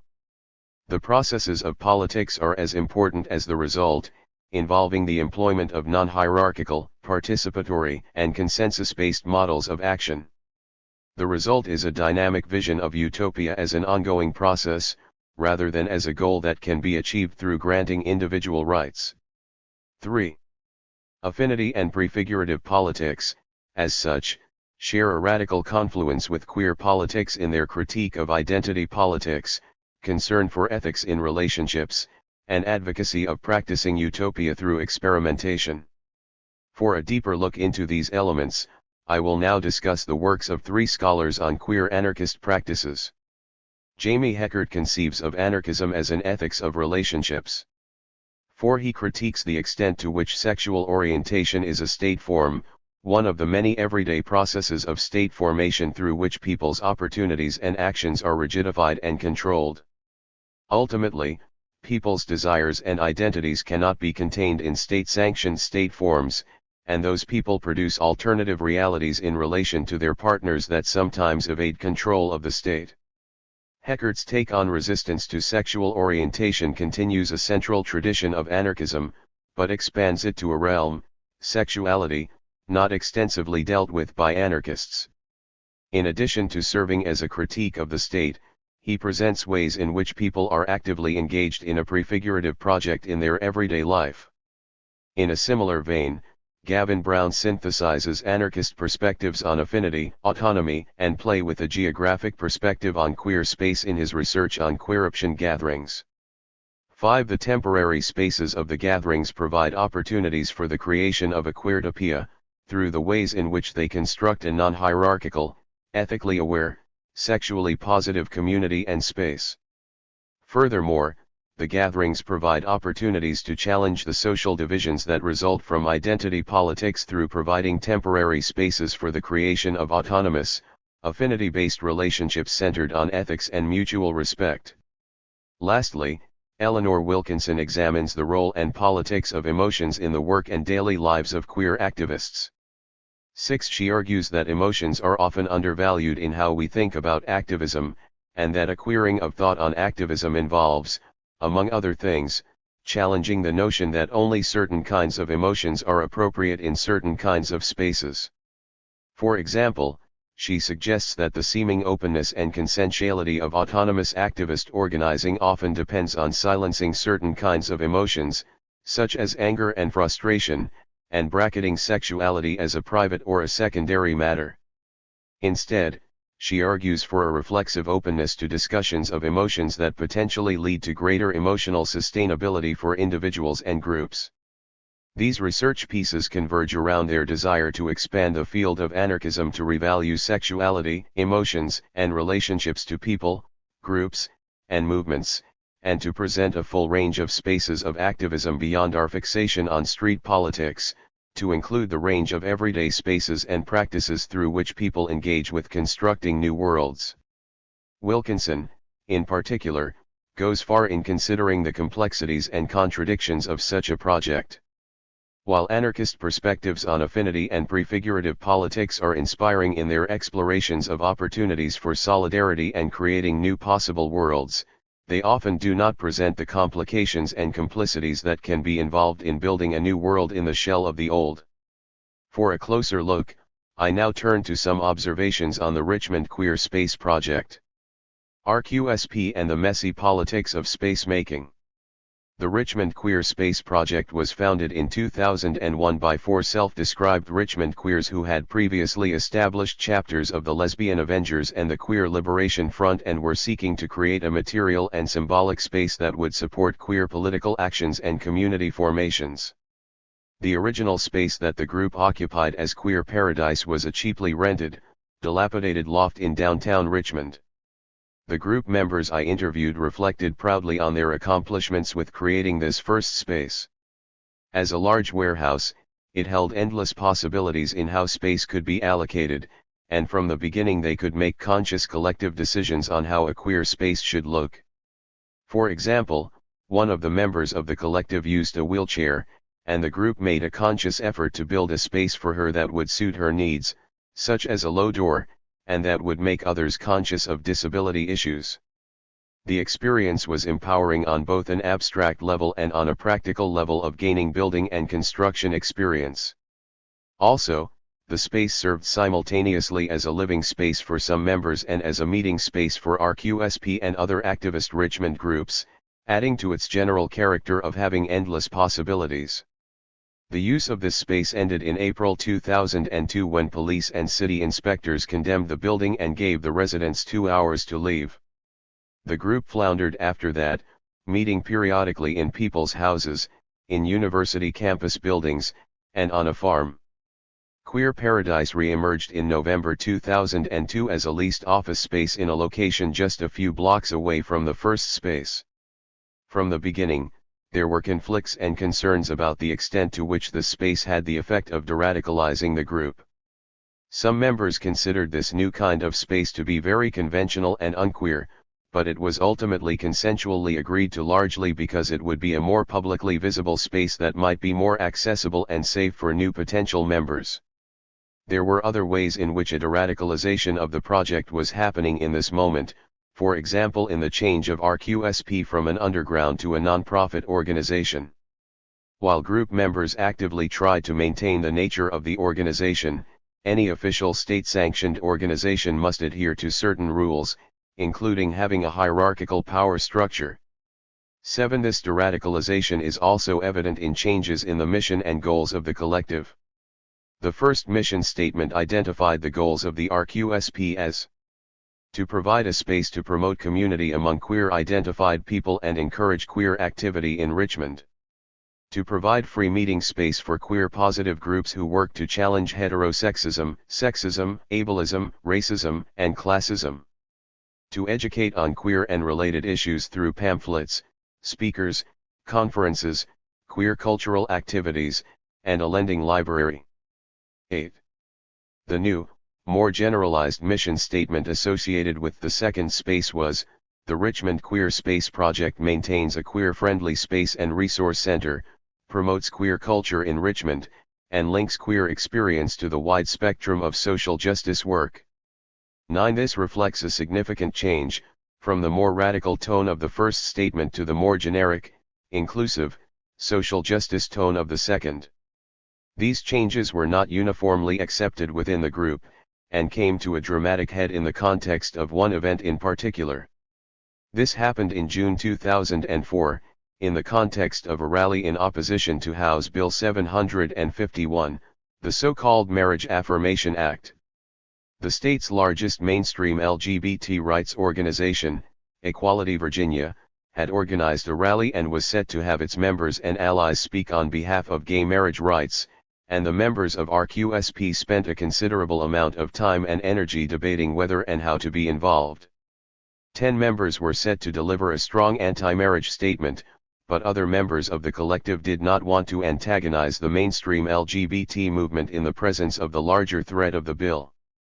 They rewrote the speech in a way that could establish a temporary ground of affinity with the LGBT marriage movement, while at the same time including the collective's own beliefs of marriage as a normalizing institution. The speech that was ultimately given clearly identifies RQSP as queer, makes linkages between queers and other marginalized groups, and argues for solidarity based around the fact of the bill being as much about further controlling the lives of individuals as about marriage specifically. It concludes as follows: as HB 751 came straight into our lives, it created activists. And in that respect there is an opportunity on our horizon. Let us figure out how to struggle not just for our own group rights, but against our common enemy. And let us not grow comfortable when it is not our group that is under attack. 10. Participation in this event provided opportunities for building connections, by establishing temporary ground while broadcasting a critique of marriage and state control, but it also led to the most severe conflict, ultimately leading to the demise of the group. Some members ended up feeling betrayed about the conciliatory tone of the speech, criticizing it as a form of assimilation politics, and ended up forming a separatist queer posse within RQSP. The members who had supported rewriting of the speech were also left with ill feelings about the queer separatists, expressing that their actions were divisive, lacked an ethics of care, and were overly dismissive of the concerns of the LGBT activists. Basically, what ensued was a divisive form of identity politics, of who was queerer than whom, within a project that was consciously attempting to be opposed to identity-based political divisiveness. The split also represented a breakdown in processes of consensus building. The processes of consensus building around participation in this event were time and energy draining, and ultimately unsuccessful. I think this brings up an important question of whether consensus-modeled groups should always have agreement as their goal. Perhaps the irreparable fracture that developed during this moment could have been avoided if members could have agreed to a temporary ideological separation, with the idea that RQSP did not need to have a singular ideological vision. There were other significant sources of conflict that were voiced in my interviews with members of the collective. Age appeared as a divisive issue. One of my interviewees, an older male member of the collective at 30-something, argued that the younger members tended to be more narrowly focused on using RQSP as a platform for carrying out queer activist projects, that the older members were more focused on creating a space and a community, and that those in between often felt stretched in both directions. I think that age is an important, underrepresented source of conflict in anarchist politics, and particularly so in the United States where the scale of the movement is so small and discontinuous through time that there aren't the same kinds of cross-generational ties there can be in other radical activist cultures. Race and racism, also, were important issues, As RQSP consisted primarily of white radicals and Queer Paradise was situated within a Richmond neighborhood that was the product of long-term segregation. The neighborhood consisted mostly of a combination of long-term poor African American and affluent gentrifying white and African American residents. The tensions from these changes made RQSP members feel at times like white colonists and at other times totally excluded from the narrative of urban decline and renewal in the neighborhood. Lastly, there were important issues having to do with scale and the limits of radical activism in a small, relatively conservative southern city like Richmond. During its existence, RQSP had as few as 10 and as many as about 30 members. For those in the collective who were seeking to make the space more accessible, it was shocking that the group didn't grow beyond that. A trans-identified member of the collective told me that he had recently wanted to start a chapter of gay shame in Richmond, but given the small size of the mainstream visible gay community in Richmond, it seemed wrong to start an organization that would serve to critique it. Such a statement, I think, has important implications on the nature and extent of radical queer politics possible in certain kinds of places. What we get when we admit our limitations. I do not mean to diminish the significance and vitality of autonomous queer collectives like the Richmond Queer Space Project. The members I interviewed informed me of all the ways in which their association empowered them, sexually, politically, and culturally, and ended up impacting their professional futures as well. My concern has much more to do with how to cultivate longer-term impact and sustainability. I realize that much of the vitality of projects such as RQSP is related to their temporariness and the looseness of affinity associations. But among other things, it concerns me that very little queer activism has taken up the role of RQSP in Richmond since its demise 4 years ago. I would like to end by suggesting that we need to develop a much more extensive knowledge base and practical toolkit for being able to deal with problems when they appear. For one thing, it is tremendously important to appreciate the challenges of trying to build a new world in the shell of the old, the need for all the forms of emotional support and reflexivity that activists and academics alike tend to ignore, and the specific kinds of opportunities and constraints provided by different kinds of spatial contexts. More specifically in the context of queer anarchist politics, we need to pay more attention to ways in which identity politics is bound to impact us, as a part of the sexual world that we currently inhabit, so that we can engage and deal with its divisiveness when it appears. And we need to approach the notion of queertopia as an ongoing, constantly reimagined process, within which contradictions and capitulations need not be equated with the end or failure of the project. The long-term sustainability and dynamism of our movements and spaces depend on admitting our limitations and learning from the critical gap between the ideals and enactment of our projects. Tyranny of the State and Trans Liberation. Jerry Marie Lee's Gang. STAR is a revolutionary group. We believe in picking up the gun and starting a revolution if necessary. Our main goal is to see gay people liberated and free. Marsha P. Johnson, Rapping with a Street Transvestite Revolutionary 1. Trans liberation is the phrase that has come to refer to all those who blur or bridge the boundary of the sex or gender expression they were assigned at birth: cross-dressers, transsexuals, intersex people, two-spirits, bearded females, masculine females, and feminine males, drag kings and drag queens. Trans liberation is a call to action for all those who care about civil rights and creating a just and equitable society. Leslie Feinberg, Trans Liberation, Beyond Pink or Blue 2. Anarchists should understand the importance in opposing the regulation of sexual and gender behavior by governments and other allied forces such as the church and capitalism. In fact, there has been a long history of anarchism as a movement and a philosophy recognizing and embracing the pivotal importance of sexual and gender liberation. Within this history there has been a prominent role of queer anarchist sex radicals who kept this significant engagement at the forefront of the anarchist movement and philosophy.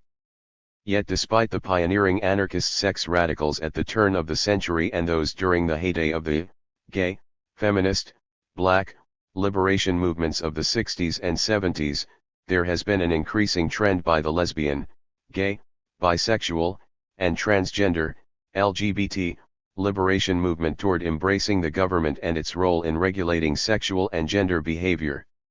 And this current liberation movement has worked in complicity with the state simply to broaden and reform the definitions and social norms of sex and gender, as well as focus on the assimilation of LGBT within the state through marriage reform, don't ask don't tell, and by enacting laws that seek to entrench and empower the police and incarceration system through increased funding and engagement through hate crime legislation.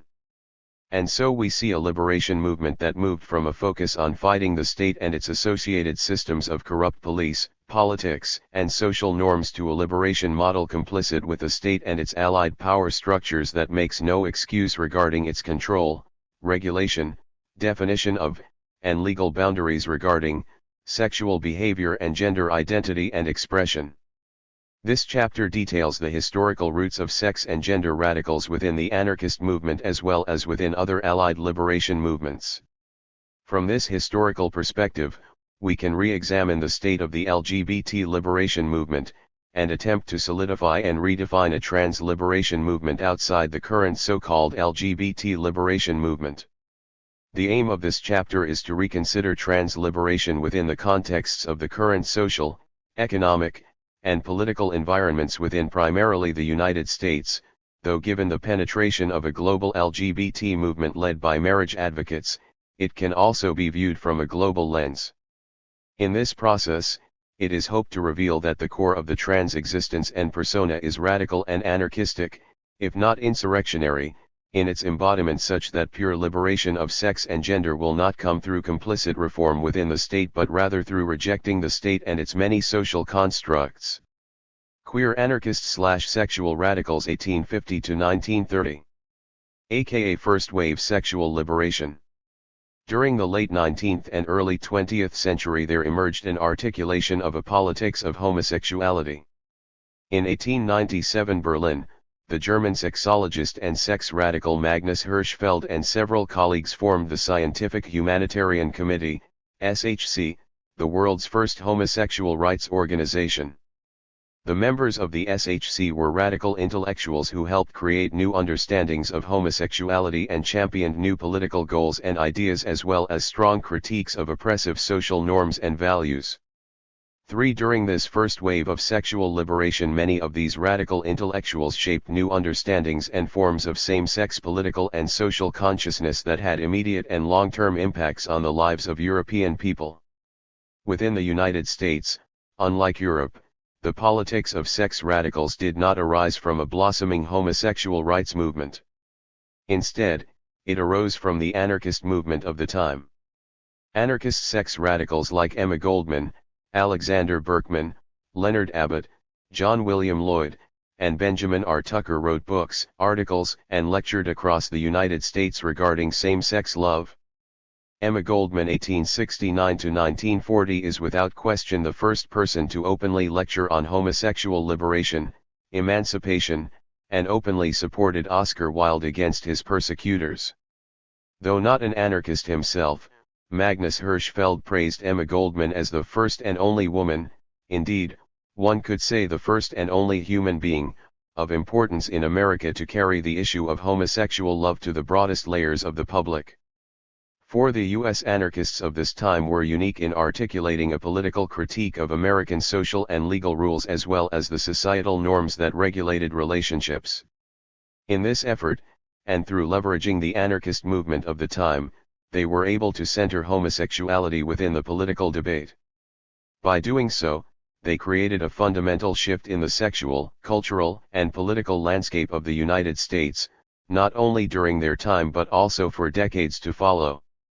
As Terence Kisak notes, the anarchist sex radicals were interested in the ethical, social, and cultural place of homosexuality within society, because that question lies at the nexus of individual freedom and state power.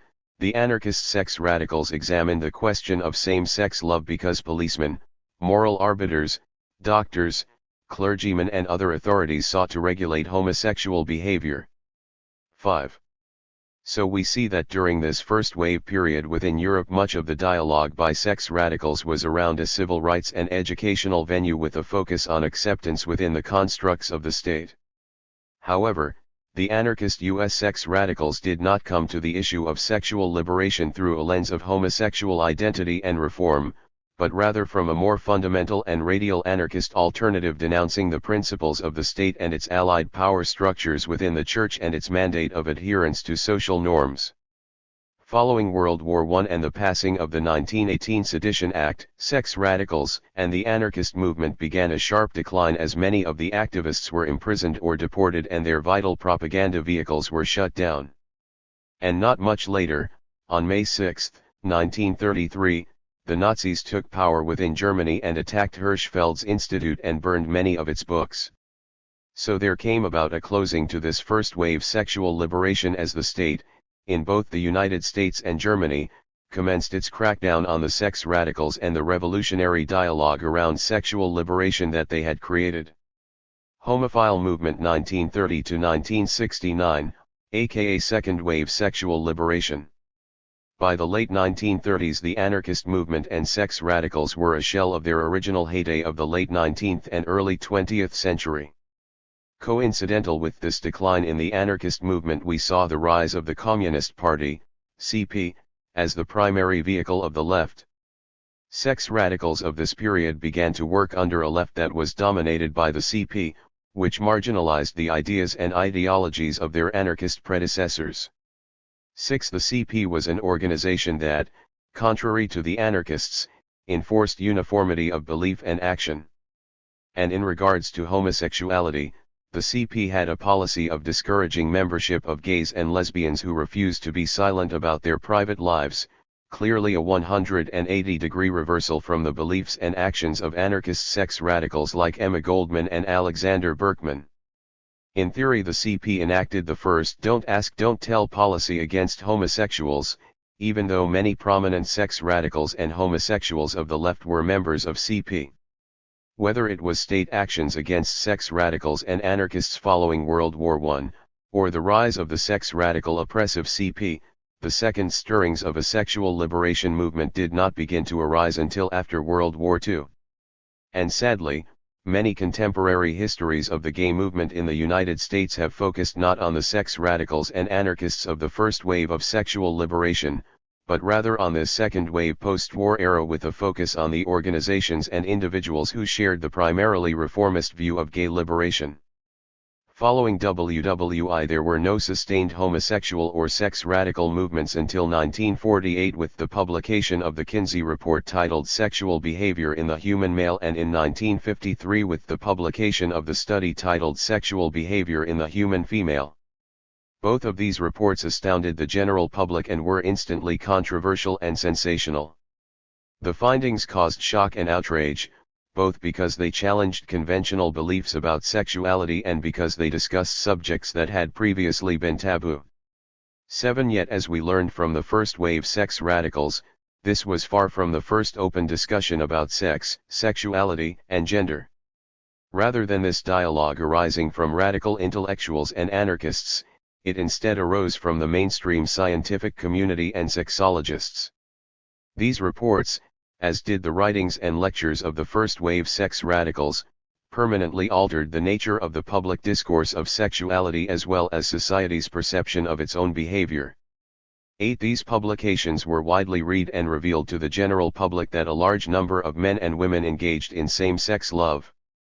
Also during this period, Harry Hay, 1912 to 2002, a prominent gay man within the second wave sexual liberation movement, founded in 1950 the Mattachine Society, the first enduring LGBT rights organization within the United States. Harry Hay was a prolific and vocal advocate for the gay liberation movement, or as Hay framed in it those days, the homophile movement. Hay learned about activism and organizing during his early days within the CP. However, in order for him to pursue his sexual politics, he needed to leave the CP since the CP did not allow gays to be members. 9. During this onset of the Mattachine Society and the homophile movement, we saw the rise of the lesbian counterpart to Mattachine, Daughters of Bilitis, as well as One Incorporated, the publishers of One magazine, the first U.S. pro-gay publication. However, the dialogue was far different from that of the first wave sex radicals who challenged and critiqued the constraints and oppress ions of the state. The second wave dialogue was centered on identity, whether homosexuality was a mental illness, and improving homosexuals' standing within a capitalistic and hierarchical state, as well as seeking to exercise the rights to congregate in bars without fear of arrest and to distribute their magazines through the state-controlled postal system. In many respects, this movement represented an organizational movement like Hirschfeld's SHC, as opposed to the individual discourses and writings of the anarchist sex radicals. In 1948, Harry Hay understood that activating the political potential of homosexuals in the United States depends, in Marxist terms, on their becoming a class for itself, aware of their common interests, rather than merely a class within itself, without consciousness of themselves as a class. Mobilization of gays and lesbians for gay issues is chimerical. Without a broad base of people representing themselves in politics, the project of liberation devolves to political action committees and single-issue lobbying. 10. We see the roots in the United States of a strong sense of identity and its relationship to affecting social change and movement building. This is a very different liberation tactic from that of the anarchist sex radicals, who did not seek to reform legal codes or lobby politicians in order to stop bar raids. Instead, the vision for change of anarchist sex radicals was more fundamental: a radical alternative to the existing state system, which cannot be reformed but must be totally dismantled for true liberation of all. Gay Liberation 1969 to 1980, aka Third Wave Sexual Liberation. It may be apropos to start this section with a quote from an article by Dennis Altman, whose book Homosexual, Oppression and Liberation, 1972, was viewed as the definitive writing on the subject of ideas that shaped gay liberation of this time. A relatively small group of white middle-aged males are in a position to make the major decisions to define the boundaries within which all of us must function. It is by and large this group who benefit from the existing distribution of resources, the productivity of American capitalism and the success of the ideological persuasion are such that the great majority of persons rally to defend the system that enables this minority to maintain their dominance. 11. Altman warned that commercialization and capitalism threaten the sexual revolution. The capitalist class promulgates successfully their dominant ideology, and it is reflected in institutions in this society. It is, amongst other things, anti-sex/gender liberatory. The start of this phase of the liberation movement dates from the Stonewall riots of 1969, when a police raid on a Greenwich Village bar called the Stonewall Inn provoked a series of riots that mobilized drag queens, street hustlers, lesbians, and gay men, many of whom had been politicized by the ongoing police brutalization of queer street youth as well as the civil rights and anti-war movements. The second wave of sexual liberation viewed the struggle for sexual liberation through a politically conservative homophile civil rights movement, although their calls for social acceptance of same-sex love and transgender people were seen as radical views by the dominant culture of the time. However, at the onset of the third wave, the Stonewall riots crystallized a broad grassroots mobilization across the country. Many early participants in the movement for lesbian, gay, bisexual, and transgender people's rights were also involved in various leftist causes of the 1960s, including the civil rights movement, the anti-war movement, the student movement, and the feminist movement. However, this early gay liberation movement took a radical departure from their second-wave counterparts. The first political organization formed in wake of the Stonewall riots was the Gay Liberation Front, GLF. The organization was named in honor of the National Liberation Front, the Vietnamese resistance movement, and as a gesture toward the unity of the struggles of blacks, the poor, women, and the colonized in the Third World. One early flyer, distributed in the Bay Area in January 1970, proclaimed, "The Gay Liberation Front is a nationwide coalition of revolutionary homosexual organizations creating a radical counterculture within the homosexual lifestyles." Politically, it's part of the radical movement working to suppress and eliminate discrimination and oppression against homosexuals in industry, the mass media, government, schools, and churches. At this point in the evolution of the liberation movement, we begin to see a transition from a focus on identity-based politics and working within the state and its arms of oppressions, prisons, legal, police, etc., to a consciousness similar to that of the early sex radicals, where total radical change of the system was mandated, albeit this consciousness was short-lived during this wave. Still, the importance of the early stages of the gay liberation movement is critical to our eventual understanding of trans liberation. During the 1960s, we saw the rise of an anti-authoritarian movement where full liberation was intricately tied to the liberation of all oppressed communities, be it the gay and lesbian brothers and sisters, street youth, trans folks, people of color, or feminists. In these early days, following the rebellions at Compton, 1966, and Stonewall, many gay, lesbian and trans activists aligned with organizations like the Gay Liberation Front, the Young Lords, the Black Panthers, etc. The liberation politics of that time aimed at abolishing the oppressive institutions that reinforced traditional sex roles and at freeing individuals from the constraints of a sex/gender system that locked them into mutually exclusive roles of homosexual/heterosexual and feminine/masculine. Gay and, implicitly, trans liberation advocated a radical transformation only after sex and gender categories had been eradicated. During this period there were two prominent revolutionary organizations that were formed. The Gay Liberation Front, GLF, formed a month after the Stonewall Rebellion, and the Street Transvestite Action Revolutionaries, STAR, formed following the occupation of Weinstein Hall at NYU in September of 1970. The GLF statement of purpose explained, "We are a revolutionary group of men and women formed with the realization that complete sexual liberation for all people cannot come about unless existing social institutions are abolished. We reject society's attempt to impose sexual roles and definitions of our nature." STAR advocated for an inclusive gay liberation that strongly embraced trans rights, nurtured homeless street youth, and worked to create a communal trans family unit. They worked to dismantle the very state institutions of a capitalistic society that they deemed responsible for their oppressions. In a publication by STAR, they noted in closing, "We want a revolutionary people's government where transvestites, street people, women, homosexuals, Puerto Ricans, Indians, and all oppressed people are free, and not fucked over by this government who treat us like the scum of the earth and kills us off like flies, one by one, and throw us into jail to rot. This government who spends millions of dollars to go to the moon, and lets the poor Americans starve to death." 12. Both the GLF and STAR formed during the early stages of this third wave of sexual liberation but were undone by ideological factions within the gay liberation movement. In the case of STAR and the budding trans liberation portion of the movement, the severe fractionation of the movement unveiled itself at the 1973 Christopher Street Liberation Day rally. The bitterly public feud, Sylvia Rivera storming the stage to speak out for imprisoned trans folks and street youth, Jean O'Leary of the lesbian feminist liberation condemning men who impersonated women for entertainment and profit, and Lee Brewster of the Queens Liberation Front castigating lesbians for their refusal to let drag queens be themselves, thereby exposed the dramatically contrasting views on the meaning of gay liberation.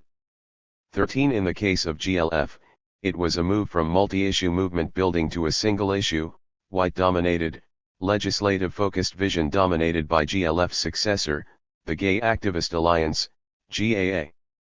At the beginnings of the third wave we saw an anarchist-style tendency similar to the first wave sex radicals of the United States, who realized that their true liberation was intricately and necessarily tied to the liberation of their gay and lesbian brothers and sisters, people of color, and feminists, while maintaining a common fundamental rejection of the state, its capitalistic institutions, and the church.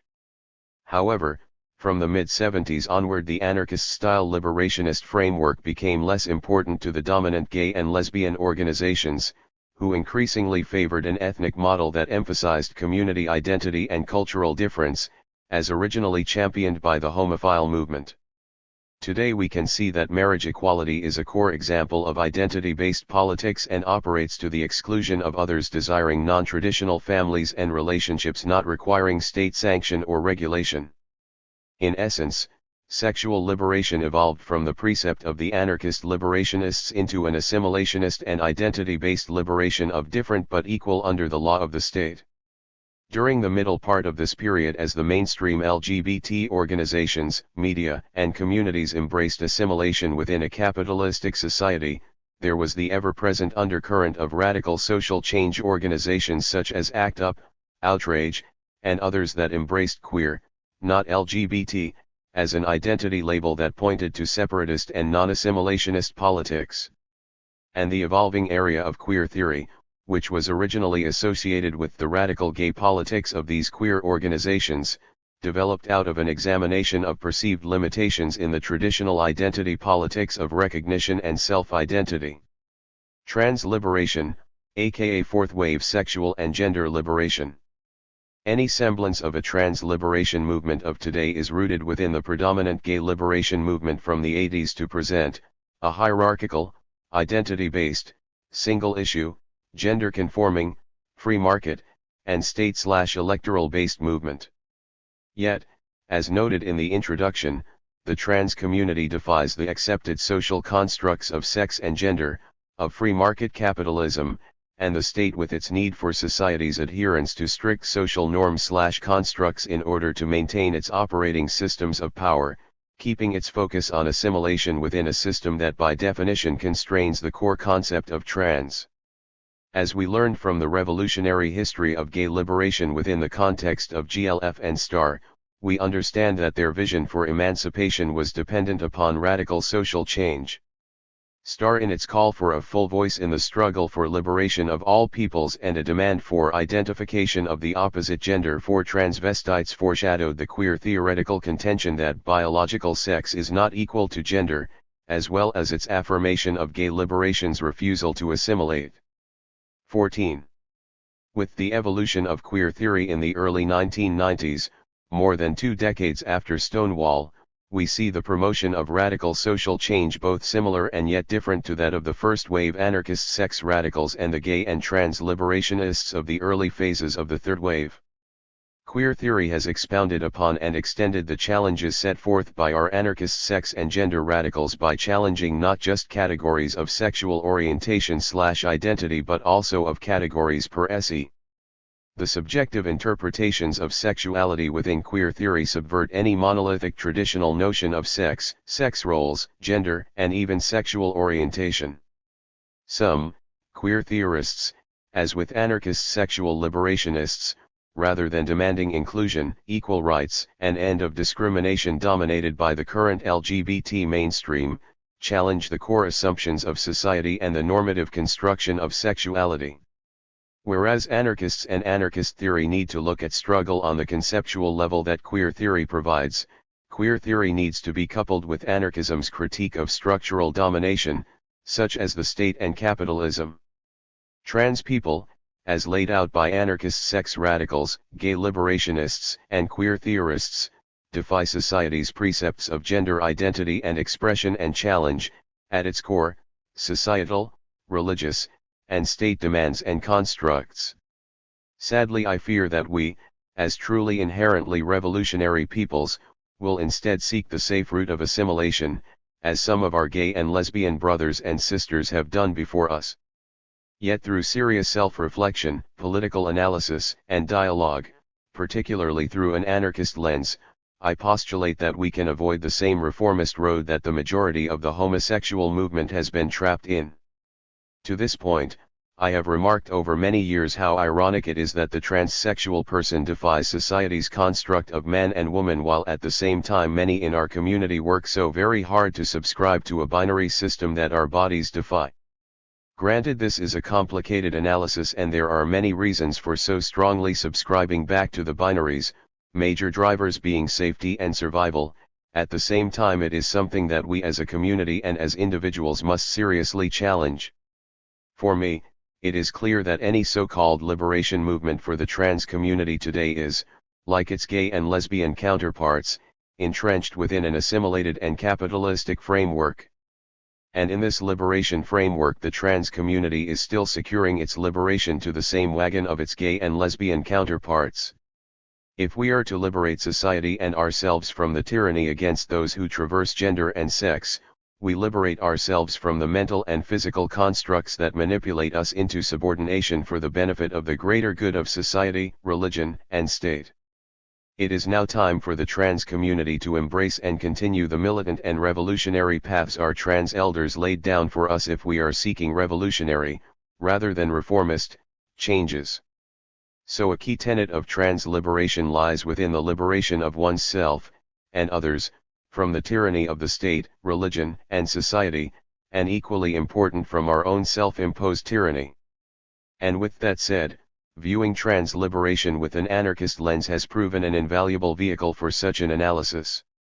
As Emma Goldman so eloquently stated in her 1911 essay Anarchism, what it really stands for, anarchism is the only philosophy that brings to man the consciousness of himself, which maintains that God, the state, and society are non-existent, that their promises are null and void, since they can be fulfilled only through man's subordination. Anarchism is therefore the teacher of the unity of life, not merely in nature, but in man. Challenging the state is a daunting and challenging task for all oppressed peoples, and for me personally I am a strong believer in civil disobedience and direct action when the cause and reasons are just. However, the fear of challenging the state as a non-operative trans person is a significant challenge and barrier to putting my beliefs into actions. My heart and soul told me that by not acting upon my beliefs I was allowing the state to control my individual expression, preventing my rebellion of a system that works to subjugate my individual identity.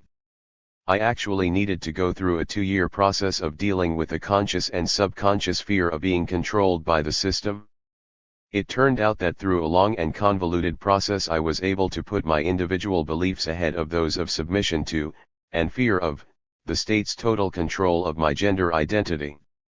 Oddly, one night before an affinity group and I were to risk arrest shutting down a government building in New York, a dear friend and I saw the opening of V for Vendetta. For me the transformation of Evie Hammond was pivotal to my personal transformation. For those not familiar with Evie's transformation, I paste the following from a wiki on V. In her cell between multiple bouts of interrogation and torture, Evie finds a letter from an inmate named Valerie, an actress who was imprisoned for being a lesbian. Evie's interrogator finally gives her a choice of collaboration or death. Inspired by Valerie's courage and quiet defiance, she refuses to give in and is told that she is free. To her shock, Evie learns that her imprisonment was a hoax constructed by V, designed to put her through an ordeal similar to the one that shaped him.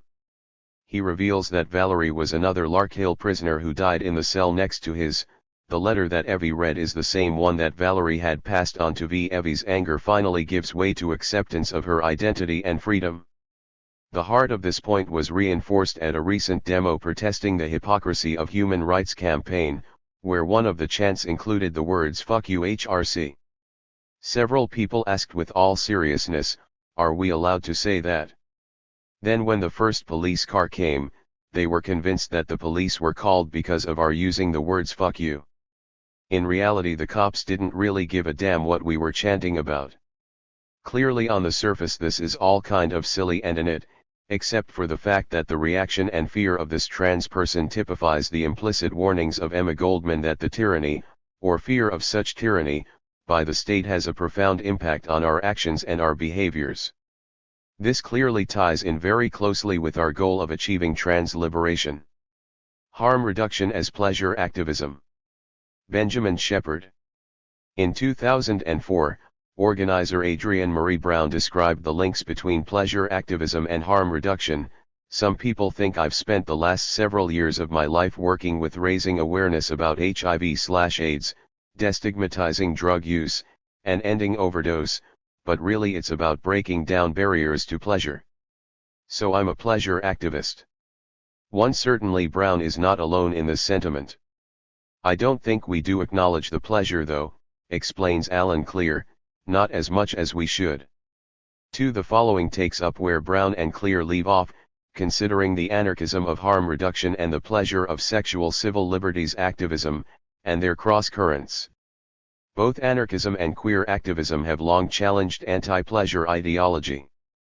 3. Through decades of social struggle, the two overlapping movements have come to share an embrace of the insurrectionary possibilities of pleasure, a rejection of social controls and formal hierarchies in favor of mutual aid networks and DIY community building, the use of direct action, and a culture of resistance. For pleasure activism manifests itself in any number of these cross-currents. Yet the relationship between harm reduction and pleasure is anything but simple. Take your best orgasm, multiply it by 20 and you're still fucking miles off the pace, writes Irving Welsh in his novel Trainspotting, musing on his romance with heroin. 5. The passion for destruction is a creative passion, Bakunin famously asserted. 6. Thus the paradox of pleasure is often pain, as the characters in Welsh's novel soon find out. Still, this right to pleasure finds its roots in any number of expressions of sexual and social freedom, as well as the intersections between drug use and anarchist and queer movements. 7. Often obscured, the need for pleasure fuels the imperative to reduce harm. After all, what inspired the movement's formation but a struggle over expression and desire? While drug use is often about numbing pain, it is also fundamentally about pleasure seeking and sensuality. 8. As such, it is useful to contend with their multiple meanings, viewing such experience as a vehicle for symbolic and creative play, as Kane Race writes, a space where new ideas and identities are formed. 9. Reader attentiveness to pleasure and its qualities and social dynamics may also provide crucial resources for devising more effective strategies of care. 10. Finding the pleasure in harm reduction is akin to queering anarchism at its foundation. Harm reduction has long been recognized as a movement with roots in anarchist direct action. 11. And there are good reasons for this. In the same way Gandhi challenged social mores to make salt, even when the practice was outlawed in colonial India, harm reduction activists have challenged penal codes to create needle exchange programs in the spirit of direct action. 12. Such gestures of freedom are a fundamental part of anarchist practice. You may already be an anarchist, Crimethan suggests. Whenever you act without waiting for instructions or official permission, you are an anarchist. Anytime you bypass a ridiculous regulation when no one's looking, you are an anarchist. If you don't trust the government, the school system, Hollywood, or the management to know better than you when it comes to things that affect your life, that's anarchism, too. And you are especially an anarchist when you come with your own ideas and solutions. 13. Part of this impulse involves breaking down socially imposed barriers to pleasure. Such thinking helped queers invent safer sex when the AIDS epidemic began. 14. Direct action was also the inspiration for the proliferation of harm reduction programs around the world. Here sexual risk reduction and drug use practices shared common cause. 15. I have often pointed out the importance of considering the essential role played by pleasure in drug use even in the most chaotic use and its life-endorsing usefulness, explains Walter Cavalieri, BSc, MSc, MSW, Director of the Canadian Harm Reduction Network, as well as the need to draw on the parallels between the gay liberation and the drug users' rights movements. 16. At their core, harm reduction and anarchist queer movements embrace pleasure, autonomy, and self-determination. In doing so, they challenge core elements of a social structure bent on social controls. Anti-pleasure ideology, after all, has deep roots. From the temperance movement to prohibition, over and over, authorities have sought to curb the expression of pleasure or consumption of intoxicants. Yet few movements have built on the lessons of the failure of prohibition. The following pages consider some of the history of anti-pleasure ideology as well as forms of pleasure activism, which have challenged this thinking in a safe, thoughtful way. Case examples from drug user, HIV prevention, and social organizing are explored. Through them, I consider core questions: how can we create an agenda to support both the affirmation of pleasure and the rejection of prohibitive politics? What would such an agenda look like? What are obstacles and best practices?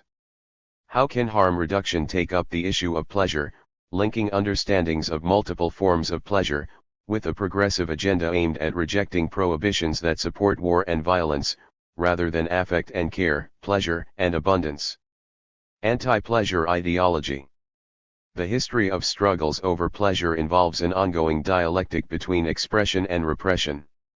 While the Dionysus cults embraced intoxicants, drink, and collective expression of ecstasy, the Romans recognized these pursuits represented a fundamental challenge to power relations, and the Roman authorities sought to crush the cults.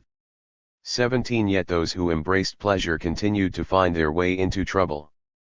Adam ate the apple, and anti-pleasure religious doctrine took a foundation that we are still grappling with today. Deep within his dissent to the Lawrence v. Texas Supreme Court ruling repealing U.S. sodomy laws, Justice Antonin Scalia offered a telling clue about the continuing phobia conservatives experience concerning the practices in pleasure. If sodomy laws are unconstitutional, Scalia wrote, then so are laws against bigamy, same-sex marriage, adult incest, prostitution, masturbation, adultery, fornication, bestiality, and obscenity. Few assumed that any laws against masturbation were still on the books anyway. 18 Well, not technically. But for those with a keen eye on hierarchies of transgression, the seemingly trivial topic takes on inordinate meaning. To make sense of Scalia's dissent, it is useful to look back to 13th century Christian theology, specifically St. Thomas Aquinas's categorization of luxuria, signifying crimes against nature, in which masturbation signaled the beginning of a slippery slope leading to sodomy, adultery, and bestiality. For Aquinas and the rest of the every sperm is sacred crowd, masturbation is a sort of gateway pleasure, like marijuana is to heroin. It is not very dangerous in and of itself. Yet left to the active imagination, it is capable of opening doors to a vast arena of possibilities. 19 Hence Scalia's reference to the subject in a Supreme Court decision about sodomy. While one would assume Aquinas's Summa Theologica is not applicable to American law, given the quaint notions of the separation of church and state, its cultural influence cannot be underemphasized. However deeply flawed they remain, teachings on crimes against nature have established the basis for laws that continue to criminalize countless sexual practices, including homosexuality. Concurrently, they propel abstinence-only sex education, which fails to acknowledge either evidence-based practice or the complexity of sexual expression. 20. The roots of anti-pleasure ideology stretch far and wide. From Aquinas to Calvin, Cotton Mather to Comstock, a puritanical streak permeates U.S. politics. When Republican Senate candidate Christine O'Donnell recently spoke out against masturbation, she was participating in a storied tradition. The Puritans famously condemned those who deviated from their religious doctrine and emphasis on work rather than play, torturing religious nonconformists. Yet there were those who fought back. While we hear a great deal about the Tea Party these days, in the 1794 Whiskey Rebellion, Pennsylvania whiskey makers tarred and feathered tax collectors who sought to tax whiskey sales. 21.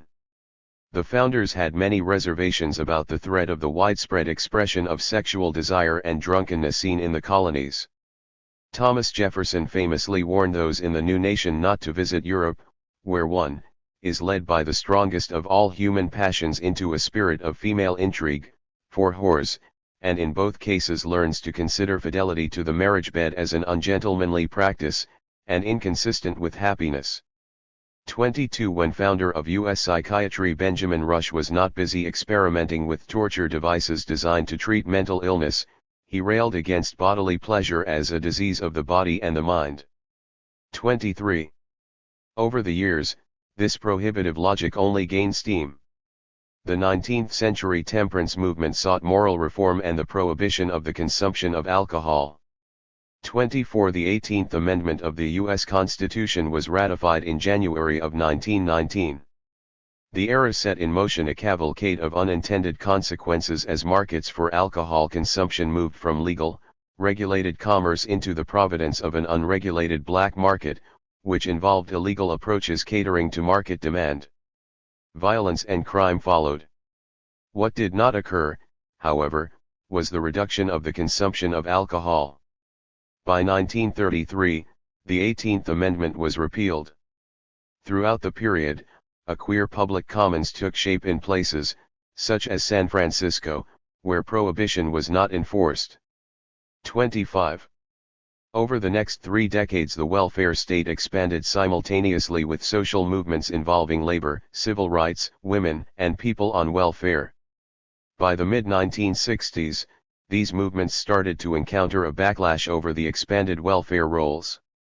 With his unsuccessful presidential campaign of 1964, Goldwater introduced crime as a panic issue. While it failed in 1964, crime succeeded as an election issue in 1968, and Nixon was elected, with the help of his Southern strategy, which racialized crime, welfare, and poverty. Policy emphasis shifted to crime control, rather than welfare provision or prevention. Nixon's election marked a striking policy shift, with a new emphasis on a prohibitive approach to crime under a new war on drugs.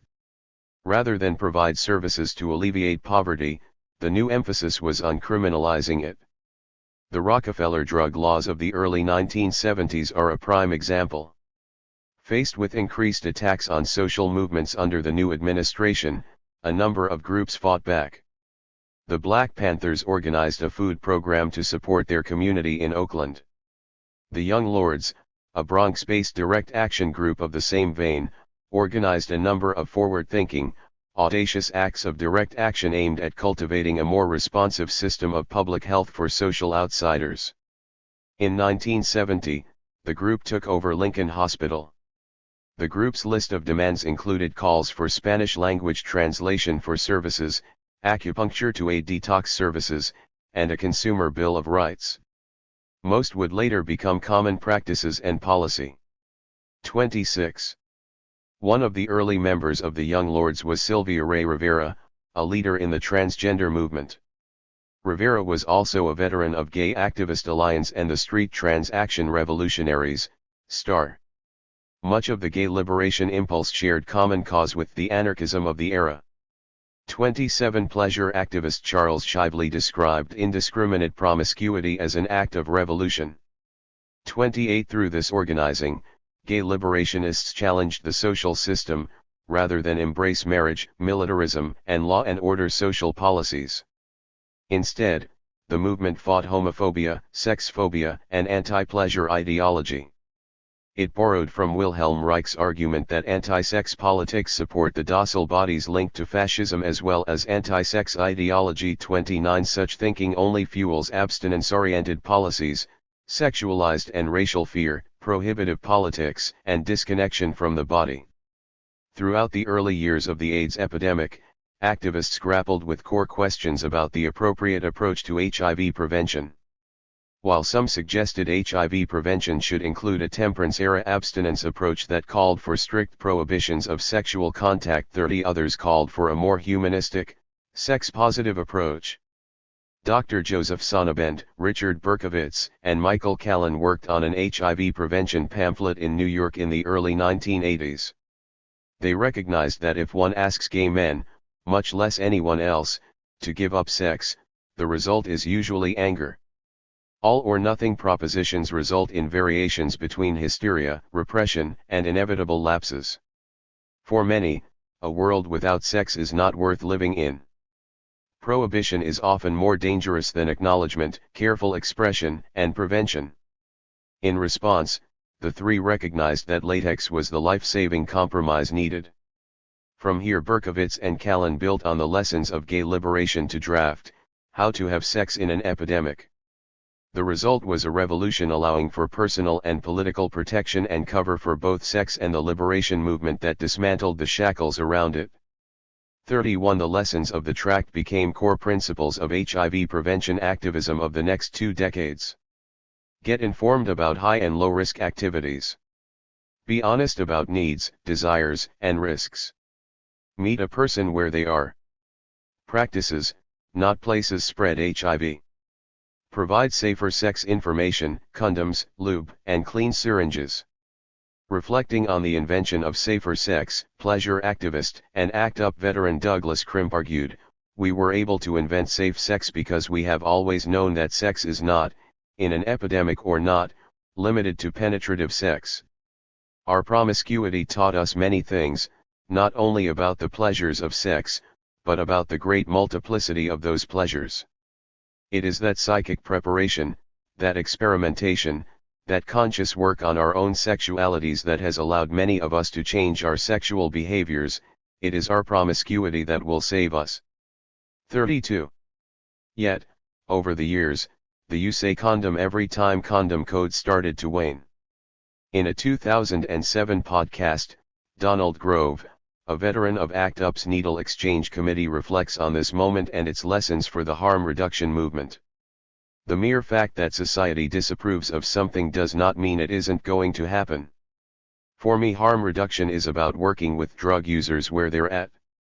Which means recognizing that lots of them are very interested in stopping, but until you can provide them with the kind of help or alternative they need, they aren't going to stop, or can't stop. Therefore, you need to address the fact that drug use is an ordinary part of their daily lives. And not only that, but I think where it becomes really particular and really special is it's an ordinary part of their daily lives. It is highly stigmatized, something they have to do in secret, something they have to do with a lot of other dangers and harms piled on top of it by the legal system, and that this is going to impact everything else about their lives which isn't stigmatized.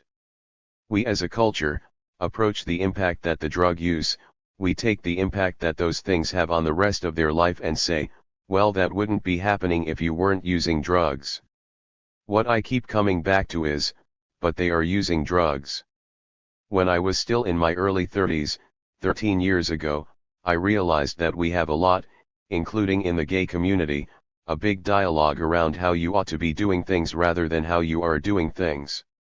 And what happened to me in the back room of the Wonder Bar, after a decade of impeccably safe sex, I was sucking off a guy in the back room and he came in my mouth. And I swallowed it, and it was as though I had been struck like a gong. And I vibrated for days after that, because I realized how much I had missed for so long, and how important that is to me, and how utterly erotic that is to me. And I realized that this was something I did not want to stop. And you know, it was a struggle. I talked to some of my harm reductionist friends about it. But the way I learned to put it at that time is everyone wants to talk to me about what I ought to be doing, and no one talks to me about what I am doing. And I see that as the essence of the harm reduction approach when interacting with drug users who, for instance, need sterile syringes. So that's the essence of harm reduction for me, is to say, accept that people, or work with people based on what they are doing rather than what you believe they ought to be doing. 33. Through Grove's narrative, one can see the lessons of Crimps's 34 thinking intersecting with a burgeoning harm reduction movement pioneered through needle exchange programs, such as ACT UP's illegal exchange in New York. 35. Throughout the period, activists came to build a movement around the recognition that abstinence is unsafe, repression unhealthy. As queer theorist Eve Sedgwick explained, there is an ethical urgency about queer theory that is directed at the damage that sexual prohibitions and discriminations do to people. 36. Building on these practical understandings, the U.S. harm reduction movement organized to support the needs of drug users in the United States. A group of activists moved to change the way cities around the United States cope with policies such as syringe exchange. Like using a condom, harm reductionists recognized syringe exchange as life-saving intervention. Activists in New York's ACT UP committed civil disobedience to make sure clean needles were accessible to those who needed them. After arrest, they made the legal argument that faced with an AIDS crisis, syringe exchange was a medical necessity. Activists started a public health pilot program, with the support of the city of New York. Over the years, the syringe exchange would be recognized as a successful intervention. 37. According to the New York Department of Health, HIV affected 60% of injection drug users in 1990. As of 2001, that rate was down to 10%. The Harm Reduction Coalition defines the practice as a set of interventions that seek to reduce the negative consequences of drug use, incorporating a spectrum of strategies from safer use, to managed use, to abstinence. One of the primary activists involved with the early syringe exchange programs in New York was Greg Bordowitz, who worked with ACT UP's Syringe Exchange Committee. Bordowitz reveled in ACT UP's ethos of pleasure. 38 Looking back on it now, it was a place you could have romance. Well, everybody was in love with everybody. There was this intense sense of comradeship and closeness. We were all brought together and felt close because of the meaningfulness of the work, and the fact that people were dying, and people in the group were getting sick. It created this feeling, a heightened intensity. Emotions were very powerful within the group, and they were on the surface of the group. Often people would cry in meetings, or people would get enraged in meetings. It was intense that way. And also, that fuels eros. That fueled attraction that people clung to each other, not necessarily in a desperate way, but people found comfort in each other. They enjoyed each other. For members of ACT UP, pleasure was a resource. 39. Yet over the years, syringe exchange programs would increasingly become entwined with departments of health, funding, and the pitfalls of the nonprofit industrial complex. Today much of harm reduction is about evidence, science, linear thinking, positivism, collaboration with health departments, service provision and struggles against co-optation, funding. But where did the pleasure go? The plenary of the 9th Social Research Conference on HIV, Hepatitis C, and Related Diseases, Australia, 2006, was titled, Stigma Pleasure Practice. Here participants asked, why is it difficult to consider pleasure in drug policy and practice? What are the consequences for practice? How might a greater focus on the pleasures of drugs invigorate harm reduction? 40.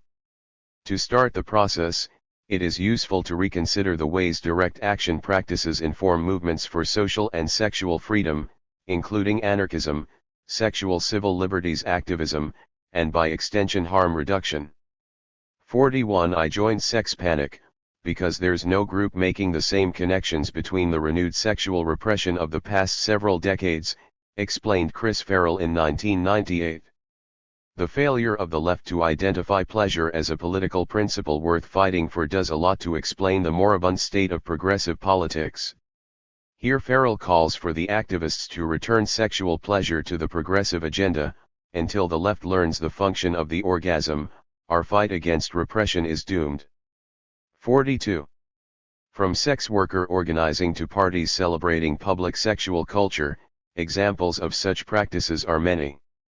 Groups such as AIDS Prevention Action League and Jacks of Color have helped support a broader push for safer promiscuity with large-scale parties, which in turn support and facilitate pleasure. The late sexual civil liberties activist Eric Roefs rejected paternalism, while writing that gay men are far more comfortable and capable of embracing complicated choices. Champs Julie Davids has used data to challenge public health panics, rejecting stigma.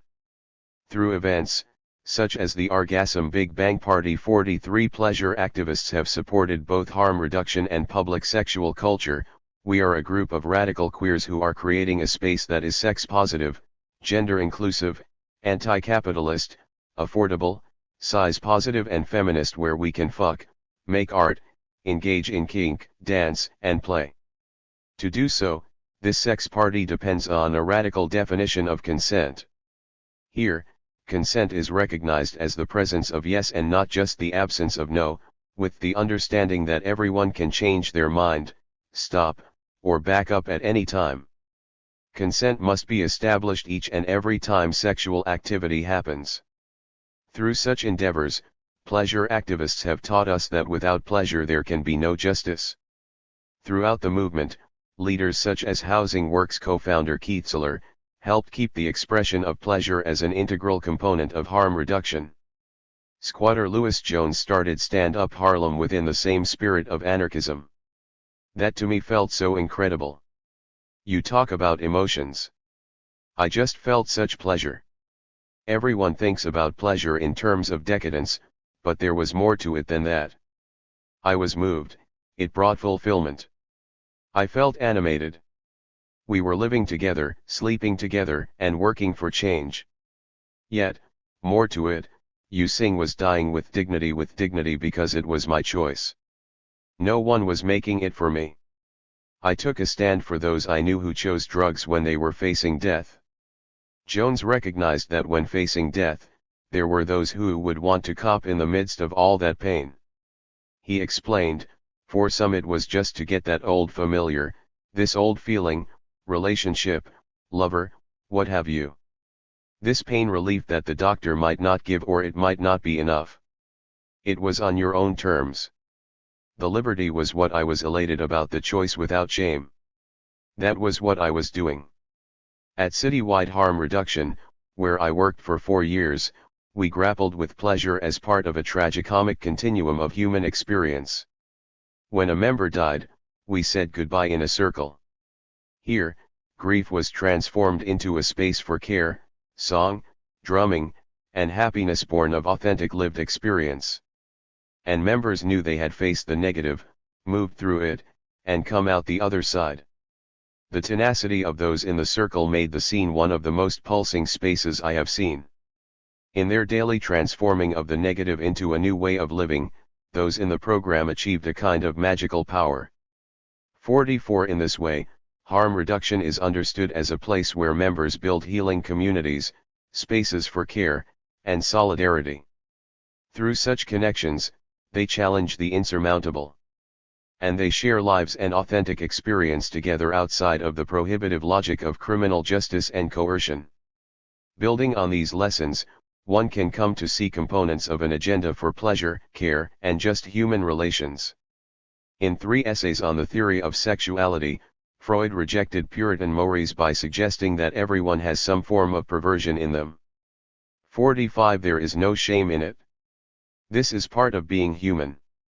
Yet shame exists and causes harm.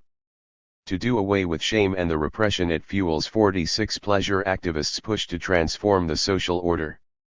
47 Yet, to be effective, the process must include a respect for self-determination, choice, and pleasure. If we do not acknowledge the importance of pleasure, we risk mirroring the prohibitive politics we reject. 48 Without justice, there can be no pleasure. After all, what we are protecting is a right to social imagination that rejects both paternalism and positivism, while opening spaces for alternative social relations and ways of embracing experience outside the realm of the rational experience. The failure of the political left to articulate a pro-pleasure argument is nothing short of a failure of the political imagination. It leaves a huge void to be occupied by moralists. There is another route one built through practices in pleasure, justice, and freedom. Radical queers and class struggle, a match to be made. Gage Operaista. While radical queers identifying with anarchism, anti-authoritarianism, and/or anti-capitalism seem to be on the upswing, there exists a profound misunderstanding of class struggle within radical queer circles and a lack of class analysis that hurts both specifically queer analyses and anti-capitalism as a whole. Let's face it, the task is not to queer anarchism, which has become a signifier for every countercultural, edgy activist project out there, to the point where it now has as little shared meaning among radicals as queer does in the radical milieu. The task is for radical queers to become class struggle militants. We need to be constantly conscious of moving toward a holistic queer praxis, one that examines the conditions of the lives of all queers, and also that locates those lives in the larger context of the struggles of all workers and all the oppressed. This is not only a position of solidarity and a refusal to leave other queers behind, but it is also the realization that queer liberation is inextricably tied with the self-emancipation of the working class.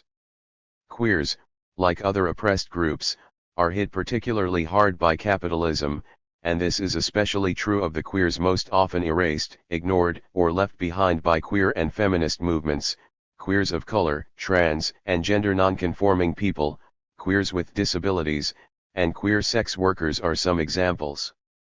Many queer anarchists and other anti-capitalists come from anti-oppression backgrounds, and, while analysis in anti-oppression circles continues to improve and greater understandings and explications of intersectionality continue to be the case in those circles, a good, critical anti-oppression analysis is not enough. We need to be both anti-capitalists and to understand how capitalism functions to truly understand the conditions of the lives of the working class, from those struggling against multiple systems of oppression to the middle class existing in a position of, far too often temporary, comfort in the suburbs. Through this understanding of class struggle, we can contribute to mass movements for collective liberation. Without this understanding of class struggle, our critique of the state can only be both flawed and limited. We must have an understanding of class struggle to see the state as an instrument of the domination of one class over all other classes, and our anti-state project as the need to destroy the bourgeois state as inseparable from the project of abolishing all classes. It is a social and not an antisocial project. To paraphrase Kropotkin, we want no rulers, not no rules, and failing to acknowledge class struggle leads to a view of the state as an independent institution, not as an instrument of class rule. Also can lead to a glorification of antisocial acts as some sort of resistance to the state, when in reality they are juvenile, futile, and reactionary. Unlike Leninists, we neither want to seize the state nor even to replace it with a proletarian state.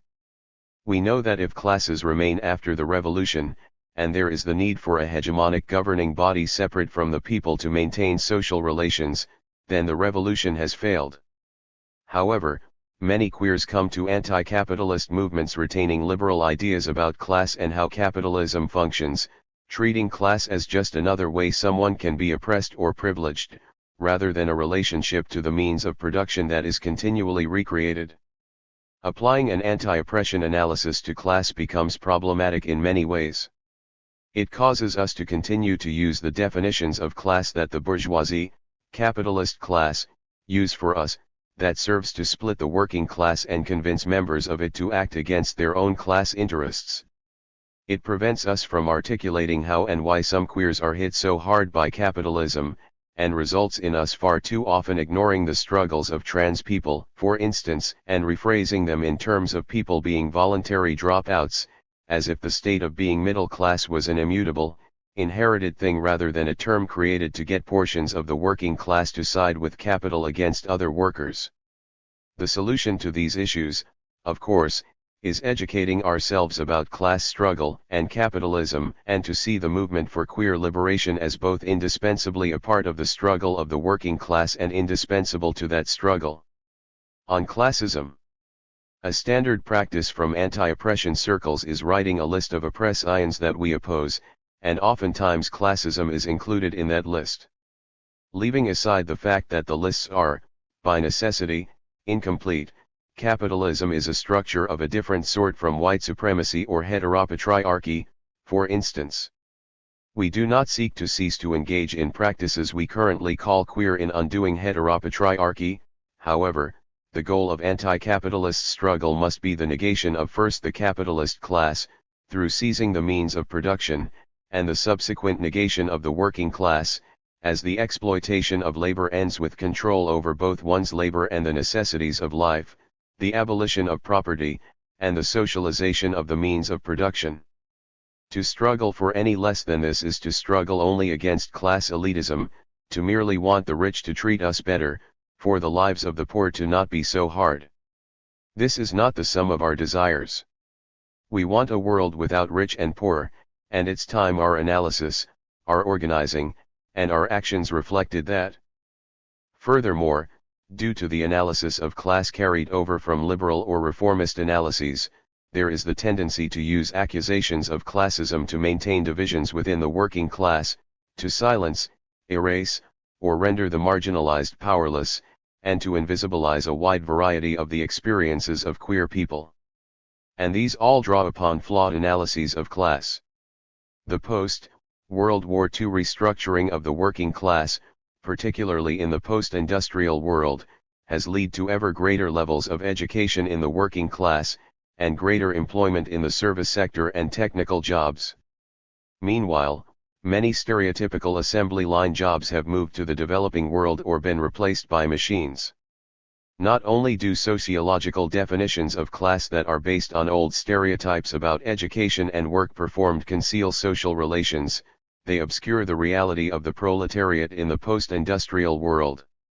Furthermore, presumptions about who is a true prole and what true proles are intellectually capable of both insult those who do blue-collar work, and serve to either implant anti-intellectualism into mass movements or to maintain intellectual labor as the specialized domain of academics. Also, with the increasing privatization of education and the rapidly rising costs of both public and private higher education, student debt is becoming an increasingly large factor in proletarian struggle, and pretending that a mythical middle class exists, composed of everyone outside the increasingly scarce assembly line worker, cuts us off from a variety of important terrains of struggle. Too often, our discussions of class turn into a competition over whose childhood was harder rather than figuring out how we're going to liberate ourselves. And while there are real socio-economic differences between various groups within the working class, we cannot let that obscure our analysis of the class as a whole. To overcome this infighting, flawed analysis, and erasure, we need a truly anti-capitalist analysis of class. We need to understand capitalism as creating a class system based on relationship to the means of production, and understand that an essential component of working class struggle on the way to destroying capitalism is to win day-to-day struggles, such as less hours, greater pay, safer and more comfortable work environments, in so much as those things reduce the amount of value the capitalist class extracts from us and can be won directly, without mediation. Another goal of day-to-day struggle is to create and maintain effective self-organization. Winning these intermediate struggles does not take workers out of the working class, and can, and must, if we, the working class, are to liberate ourselves, serve both to improve the conditions we are struggling from and also build our capacity and ability to struggle by encouraging our self-organization as a class. It is foolish to buy into the same logic that the capitalist class uses to divide us against ourselves. Another flaw of this sociological/liberal analysis of class as just another oppression is that it is the first step in breaking our solidarity with the entire proletariat. When we view class as a way that the poor are oppressed and that the so-called middle class and the capitalists are privileged, with the capitalists merely more privileged than the middle class, we inevitably fall into arguments of who is working class enough. Did the queer who grew up in a single-parent home in poverty cease to be working class when she worked her way through school and became a teacher? Is the struggle of a trans person who is unable to get steady work under capitalism illegitimate due to the fact that they grew up in a two-parent household in the suburbs? Do we write off cis straight white workers due to their being too privileged to be in the same struggle as us? Do white queers continue to fetishize people of color, conflating race with class, without an analysis of how capitalism constructed and maintains racism? We cannot resolve these questions within queer anarchist circles while retaining an analysis of class drawn from an anti-oppression politics grounded in sociology or liberalism. The most serious flaw, however, by putting class merely on the level of an oppression, is failing to have the realization, to paraphrase Marx, that the workers are the ones with radical chains. The exploitation of the working class is the entire basis of the system we want to destroy, and it is only by identifying, struggling against, and destroying those chains that any of us can be liberated. Once we realize that, we can begin to understand how stratification based on race, gender, and sexuality were built into the working class as a means of control and hyper-exploitation and as the midwife to capitalism's birth. Beyond the limits of identity politics. Queer arose as a critique of the assumptions that underlie identity politics. These assumptions were that oppressed groups were well defined, had clear borders, that all members of the oppressed group have common desires and needs, and that a small portion of that group could thus speak for the entirety of the group. Queer was purposefully reclaimed to be a term of solidarity and struggle, and to include gay, lesbian, bi/pansexual people, and trans, and other gender non-conforming people. Initially, there was the acknowledgement that these groups had different desires and needs, but formed a coalition uniting around oppression based on gender and sexuality. However, queer liberation movements remaining rooted in identity politics have led us down the road of debating the precise boundaries of queer and arguing over whose concerns are legitimate, all the while pretending that we were not participating in identity politics, and thus can ignore the very real power differentials that occur within the queer community. To break away from the negative aspects of identity politics, we must look at material conditions and specific effects on particular subgroups, and struggle from those material conditions. Furthermore, by defining a common struggle only along the lines of queerness, we are faced with the question of whether we want to organize for the same struggles as bourgeois queers. While queer anarchist/anti-authoritarian/anti-capitalist circles make a big point of espousing anti-assimilationism and anti-capitalism, often the analysis deteriorates into being like the straights is bad and capitalism is bad. By generalizing the straights as a coherent group that hegemonically oppresses the queers, and that the reason we don't want to assimilate is because we don't want to be like them, it becomes both too easy for us to ignore struggles that do not directly touch the entire queer community and to reduce anti-assimilation into nothing but a way to police the desires and identities of other queers. We need to oppose the institution of state-sanctioned marriage because it strengthens the nuclear family as the consumptive and reproductive unit of capitalism, not because many straight people get married. Trying to invert the relationship hierarchy to shame people who are happy with a long-term relationship and shared household with a partner does not bring us a step closer to ending capitalism and ending oppression. It merely is one method by which queers police the identities, expressions, and ways of life of people in our community. If anti-assimilation is to be of any value, it needs to be founded on the idea that we want to destroy the current order and help build a better world, not keep ourselves separate from the straights because queers are somehow a well-defined group that do not find themselves as part of any other groups and can be kept apart from the rest of the world. It is also necessary to keep in mind our class interests. No matter how well bourgeois queers play the part of a radical queerness, we can find nothing in common with their class interests, and are in struggle with them, and not the straight members of the working class. If we assume that our commonality lies in our queerness, not only can we be forced to ignore the other ways we are oppressed, we also assume that bourgeois queers are our allies and straight working class people are our enemies, when we want only one thing from bourgeois queers: to take back that which is rightfully ours, and share it in common amongst ourselves according to our needs. This is the same thing we want from bourgeois straights and a desire we have in common with more and more straight members of the working class every time class recomposition occurs. Without incorporating an analysis beyond identity, we are unable to go beyond the limitations of identity politics. While an understanding of intersectionality helps us to understand that some queers face issues that other queers do not, intersectionality is not enough, as it does not address the fact that the interests of bourgeois queers are in direct contradiction to the interests of the majority of queers, and this conflict can only be resolved through furthering class struggle, and ultimately by social revolution. We need to be wary of critiquing identity only to create a singular in-group and a singular out-group, and having the composition of that in-group have more to do with hipness and popularity rather than sexuality or gender. We also need to be wary of a politics that has us make alliances with the people in power rather than with members of other marginalized and exploited groups. Struggling autonomously, or, who is queer, anyway? It is often necessary for oppressed groups to engage in class struggle autonomously, i.e., to self-organize against their specific material conditions, fight against them, and bring their struggle back to the working class as a whole. While I am about as interested in arguing the precise definition of queer as I am about arguing about how many angels can have a circle jerk on the head of a pin, it's pretty clear what queer in general is: the state of being not heterosexual, or the state of being trans, genderqueer, or gender nonconforming. This, in the main, is the definition that has been used for queer, as a reclaimed term of solidarity, by queer communities in struggle for decades.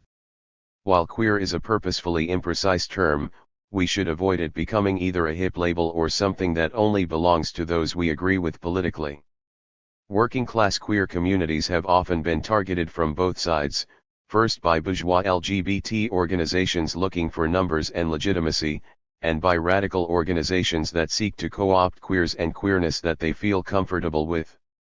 Both sides erase and silence the queers they are not comfortable with. Ultimately, working class queers need the ability to self-organize, and to do that they need to not be controlled by either bourgeois LGBT organizations or radical organizations coming in from the outside to lead them. While of course there are radical working class queers in radical organizations, working class queer community organizations need to arise out of the self-organization of all working class queers, and not exclude non-radicalized queers from membership, as people are radicalized through struggle, and excluding them from the organs of struggle is saying that we both know best and that they are beyond change. While queer communities have often defined queer too narrowly, examples of excluded groups from dyke communities being bisexuals, femme, butch/butch and femme/femme couples, butches and femme at some points in time, and trans women, we need to not be so broad as to be meaningless. We need to retain a notion of queer that highlights the separation from traditional notions of the family, and the additional reproductive labor, in the sense of being able to reproduce one's labor power for the next day, that comes from being a member of an oppressed group that is in constant danger from a hostile world and lacks traditional means of support. If we want queers to be able to join in the broader class struggle, not like we haven't been there all along, we need spaces and organizations where we can approach the class struggle from working class queer standpoints. We need spaces where we can formulate the questions about what being a working class queer means to our material conditions, to our exploitation under capitalism. To truly be able to do that, we need spaces where we can form organizations that don't need to make every hetero radical comfortable, and spaces that aren't controlled by bourgeois queers. If we, ourselves, bring those spaces into being, we will be able to organize our own struggles, link them up to the larger struggles of the class, and bring queer fierceness back to the class struggle. We do not need anyone from the outside to lead us. We will do things for ourselves by focusing not on academic definitions of what it is to be queer, but rather the material conditions of queer lives. The dead end of anti-assimilation. Anti-assimilation, in so much as it has been a critique of the bourgeois co-optation of movements for queer liberation, has been valuable. Anti-assimilation, in so much as it has been hostile to seeing queer struggles as part of the larger class struggle, and as it has policed the identities of queers, by casting out queers who can pass, trans people who access medical transition, monogamous queers, queers who must be closeted in their working lives to retain employment, has been a hindrance. The assimilationist/anti-assimilationist dialectic is unhelpful. The proper questions we should ask ourselves about queer organizations, movements, and struggles are: what is the class composition? Are the forms of organization a benefit or a hindrance to working class struggle? Are the goals ones that would strengthen the working class or the bourgeoisie? In which struggles will our efforts as revolutionaries be most valuable toward our ultimate goal of communism? We must also ask how we can broaden the struggle. What opportunities does each queer struggle bring to spread to the rest of the working class? These are far more important questions to me than whether the queers participating in the struggle reach an appropriate level of anti-assimilationist purity, which often at its core is just a reflection of the stratification built into the working class, twisted on the surface, but true to that stratification at its core. Another problem with anti-assimilationist purity is, as mentioned earlier, the idea that there is a need for queers to discipline themselves to adhere to a hegemonic idea of queerness that stands in opposition to a hegemonic idea of straightness. We run into the danger of cutting out far more queers that we should desire to struggle alongside than those whom we do not wish to struggle alongside, our comrades being working class queers who may be monogamous, vanilla, or gender conforming, for instance.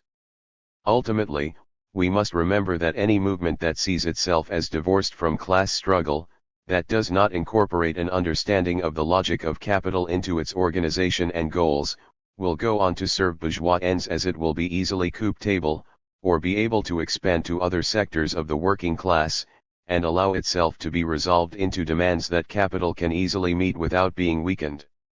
The task of queer communists in relation to queer movements is to place themselves into mass organizations, arguing for working class queer issues in straight-dominated organizations, and arguing for true anti-capitalist class analysis, direct action, and unmediated struggle in queer organizations.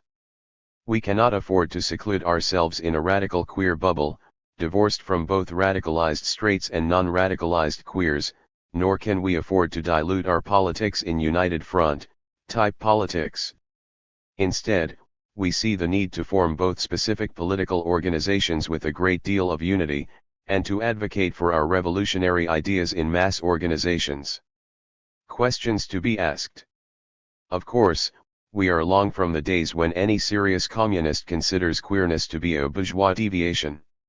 However, while we have anarchist and Marxist feminisms to draw from, we are left with a queer theory that is totally divorced from class and trans feminisms without a solid class foundation, and a queer movement that has left behind its roots in the struggles of working class queers. This leaves us with many questions that have yet to even be solidly asked. On the theoretical level, we have questions regarding how queerness affects the conditions of productive and reproductive labor of working class queers. Such questions as what is it like to choose to not form the same sort of long-term romantic relationships in terms of how it impacts how one's labor is exploited, harsher exploitation, less assistance in dealing with work, and loss of family support? Or, when both partners are perceived as /are women, the assumption that neither is the primary breadwinner and thus how those lower wages and being thrown into a mothering role in the workplace brings that alienation to our social relationships. Or the extra unpaid reproductive labor, in the sense of reproducing one's labor power for the next day, that is required for one to do when one lives in a world that is hostile to one's very existence, must be posed, analyzed, and hopefully provide guidance in our participation in struggles. On a somewhat more practical level, we have such questions as where are the potentials for broadened struggles that originate among working class queers? How did the process of the queer movement losing its revolutionary character and acquiring a reactionary character occur? What forms of self-organization would serve us, as working class queers? While these questions may seem more pressing than the theoretical ones suggested previously, just as theory without practice is useless, practice without theory will forever leave us running every which way, and unable to identify the best places and moments for our energies. If we are to truly build a queer movement with a proletarian character, and return queer struggles to the proletarian struggle, we need both. Conclusion. Queer anarchists are faced with a choice: do we stay with an analysis based on identity, and see our liberation as an independent entity? Or do we directly engage in class struggle with the rest of the working class, and see our liberation as inextricably linked with the liberation of all? One choice politically isolates us and can lead us to make alliances with the capital that exploits us and harms the self-organization of mass movements. The other has the potential to lead to true liberation. As divided we are weak, but, united, nothing in this world happens without the sweat on our brows. This is to not say that queers can only take from class struggle, and give nothing in return. Many of us have been cast out of our families of origin, and can provide a lot of practical experience in creating new communities of mutual aid and solidarity. We provide our own unique viewpoints on the operation of oppression, and, by observing how it has created divisions in our own communities and disrupted our struggles for liberation, we can provide a lot of first-hand knowledge of how intersecting oppression and power imbalances can harm and derail the struggle of the proletariat. We have, in the past, mobilized large numbers of us when our community was threatened, acknowledging the power imbalances in our community, how portions of our community were disproportionately affected, and how the crisis went beyond our community. We came together to respond to the initial phases of the AIDS crisis and to directly struggle against the neglect of the state and the profiteering of corporations, but have subsequently, with the power and influence gained by bourgeois queers and their organizations, been told to turn our attention to inclusion in marriage and the military, against our own interests and abandoning those of us who are marginalized. We can retake that power by identifying the ways queer members of the working class are affected by struggles around unions, and struggles toward workers' organizations that are not merely the negotiating agent between labor and capital, housing, access to health care, the disproportionate effects of environmental destruction on the working class and oppressed groups, and against controls on immigration and toward a world without borders, in the form of nation-states and in the form of constraining, bordered, and policed identities. By identifying how queers are affected by these struggles, we can form bonds of true solidarity with other communities in these struggles, communities that many of us are already a part of. By building mass movements truly self-organized by the people in struggle themselves, and seeing how our issues are interconnected, we can bring about a serious challenge to capitalism and the state. To me, someone who is committed to the end of all oppression, and the end of capitalism and the destruction of the bourgeois state, and the achievement of communism, a classless, stateless society, where production is according to our abilities and strictly for human needs, the choice is clear. As a queer communist, I must engage in class struggle and participate in the self-organization of the working class, as it is not enough for me, as a queer person, to be in the same circumstances as a straight person in the same social position. Nothing but social revolution will suffice. And the only way for that social revolution to occur and succeed is by struggling from our own material conditions, and broadening that struggle across sectors of the working class. The class struggle is the broadest and deepest struggle, reaching everywhere and getting to the root of things, and only through our self-organization can we truly be in solidarity with workers everywhere. Queering the economy. Stephanie Groman. Queer theory and practice challenge some of the basic assumptions around gender and sexuality that form the basis of modern society. They question the idea that human beings throughout history have fit neatly into the categories of male and female, both physically and in their social selves, and that heterosexuality is the normal and natural way of sexual expression. Queer theory shows that gendered identities as well as sexualities are not fixed and natural, but rather that they are socially constructed, fluid, and changeable both socially and with regard to physical bodies. Gender and sexuality, in this view, are not something we are born with but something we do or perform on a daily basis. Queer politics therefore calls for a subversion of fixed identities such as man, woman, straight, homosexual, and so on by exploring individual performances that break out of these categories altogether. As a result, queer practice can mean a lot of different things, from cross-dressing to S&M, from making visible intersexual or transsexual identities to DIY pornography. The goal is not to create new categories to label people, but to show that the categorization of individuals is repressive and violent, as such most of all the dominant heterosexual binary of male and female. Critiques of queer politics typically point out that this focus on the individual deconstruction of identity categories neglects the material conditions that the dominant gender binary is based on. In this article, I would like to explore some of the ways these material conditions, what is commonly referred to as the economy, relate to gender and sexuality, and what queer politics can mean on the level of concrete economic practice. My basic argument here is that the connection between economic practice and gender goes much deeper than issues like sexism or homophobia in the workplace or the persisting pay gap between men and women.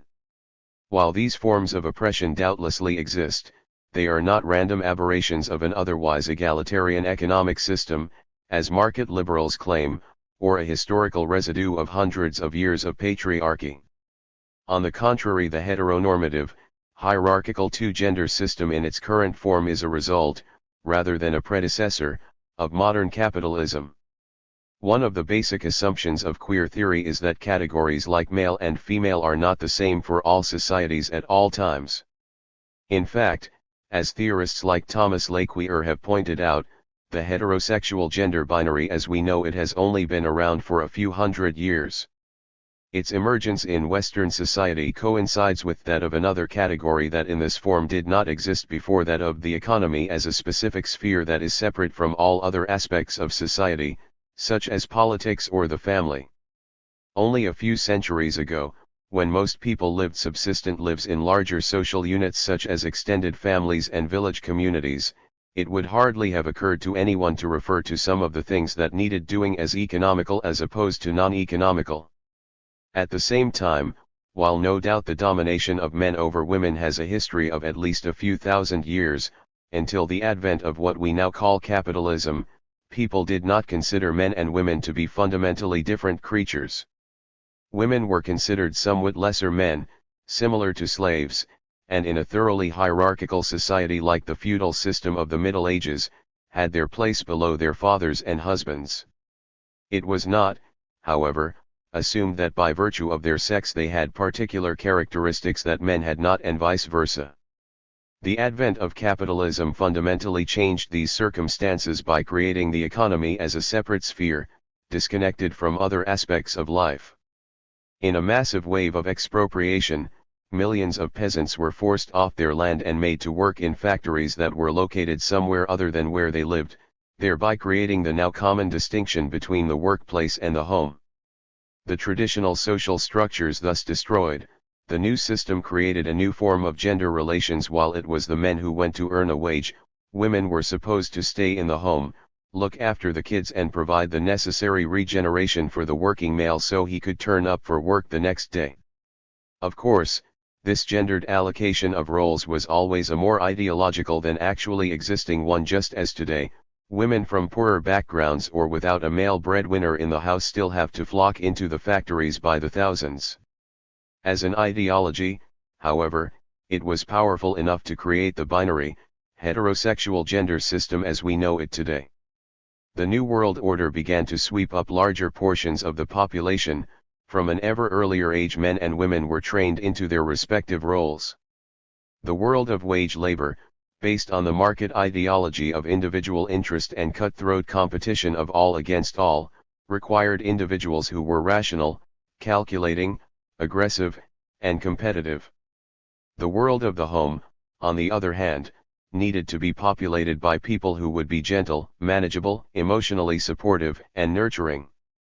This resulted in the gendered division of labor, which excluded women from wage labor, put almost all economic resources into the hands of men, and confined women to the home, thus making them entirely dependent on marriage as a means of economic survival. This dependency and women's resulting vulnerability to male violence has been among the main issues for feminist movements over the last centuries. Their struggles resulted in at least a partial inclusion of women in the labor market and thus relative economic independence. This inclusion, of course, was not achieved for all women in the same degree, as divisions by race and class became more obvious within the feminist movements. While it was acknowledged, however, that black and working-class women, as well as lesbians and transgender persons were excluded from full economic participation in multiple ways, the market liberal point of view regarded these forms of oppression as just another obstacle on the way to full inclusion. That this inclusion, in market liberal terminology, equal chances, was the goal largely appeared to be self-evident. However, despite at least 2 centuries of feminist struggles, the gendered hierarchy within the capitalist economy seems strangely resilient to attempts at equality that want to include women in the male sphere of wage labor. Not only are women underrepresented in certain areas, particularly higher wage jobs, while at the same time still bearing the bulk of responsibility for reproductive work, also any sector of wage labor women enter into automatically becomes dequalified and devalued. It is my point here that the reason for this is not so much sexist resistance to women's emancipation and independence, although that surely plays a major role, but the very nature of capitalism itself. Let us take a closer look at what we mean by capitalism. Traditional Marxists as well as some anarchists tend to focus their critique of capitalism on the exploitation of the working class by capitalist elites. This form of oppression is regarded as the main contradiction within capitalism, while all others, sexism or racism for example, are side contradictions that will eventually resolve themselves if the workers' struggle is successful in ending capitalist exploitation. This point of view has unsurprisingly been met with harsh criticisms from people who regarded the forms of oppression they had to deal with by no means a side contradiction to the problems of white working-class men. But apart from nonchalantly declaring sexism, racism, and homophobia secondary problems, the class struggle perspective posed yet another problem, since it focuses on struggles and contradictions within capitalism, and takes a particular side in these. It fails to address the fundamental principles of the system that pitches different groups against each other in the first place. These fundamental principles are the very core categories that make the capitalist economy tick. Marx therefore started his analysis of capitalism in capital not with class struggle, but with the unassuming categories of commodities, labor, and value. According to Marx, capitalism functions like a great social machine.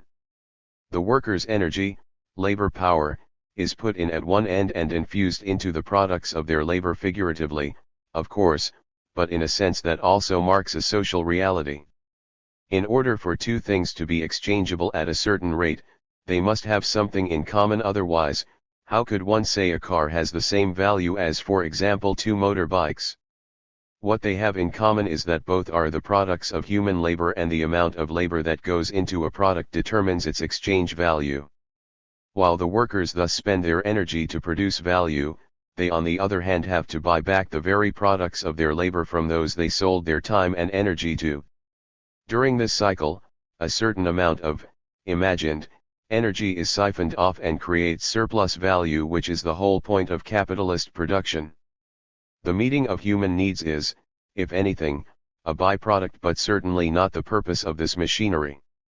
Traditional Marxism, as well as socialist feminism, has mainly focused on the appropriation of surplus value by the capitalists as the core problem, while anarchism has emphasized the hierarchical and violent nature of this process. Much less attention has been paid to the process of turning human energy into an object as such, what Marx calls commodity fetishism. Fetishism in this context means the belief that material objects in some way carry certain amounts of energy that constitute their value. This belief does not have to be consciously held, it is enough if people act as if it were true. This way, all products of human labor can be related to each other as quantities of value, while their producers at the same time are separated from each other and do not organize production according to any kind of conscious agreement, but instead according to the invisible laws of the market. This way, the circuit of labor and exchange comes to seemingly exist as an independent system from the social relations existing outside of it. At the same time, this system requires subjects that will readily conform to the behavior required by the market competition, a commitment to growth at all costs, and the domination of nature. Not coincidentally, this subjectivity is more or less congruent with the modern notion of masculinity. The white, Western white-collar worker is the full embodiment of this generic masculinity that at the same time has come to be the blueprint for generic humanity as such. At the same time, not all human behavior can be organized in terms of market relations, least of all the kind of nurturing that is necessary to continually reproduce labor power. Consequently, all that cannot be expressed in terms of value becomes literally devalued and feminized, while at the same time it is a necessary precondition for the value circuit to exist. Despite its best efforts, the value circuit has never been completely able to incorporate each and every aspect of human life into the logic of commodity exchange. On the contrary, it has always depended on the existence of underlying structures that are not part of this logic. The world of wage labor and commodity exchange depends upon the existence of the world of personal relationships that makes it even possible, no matter whether individual men and women take part in one or both of these worlds. The result is precisely the split between work and leisure, production and reproduction, the economy and life, and ultimately male and female realms, and persons, that shapes modern life and anchors the gender binary in almost every aspect of society. The split even runs through individuals themselves, with men socialized into displaying masculine and women feminine traits at the expense of developing abilities ascribed to the opposite sex.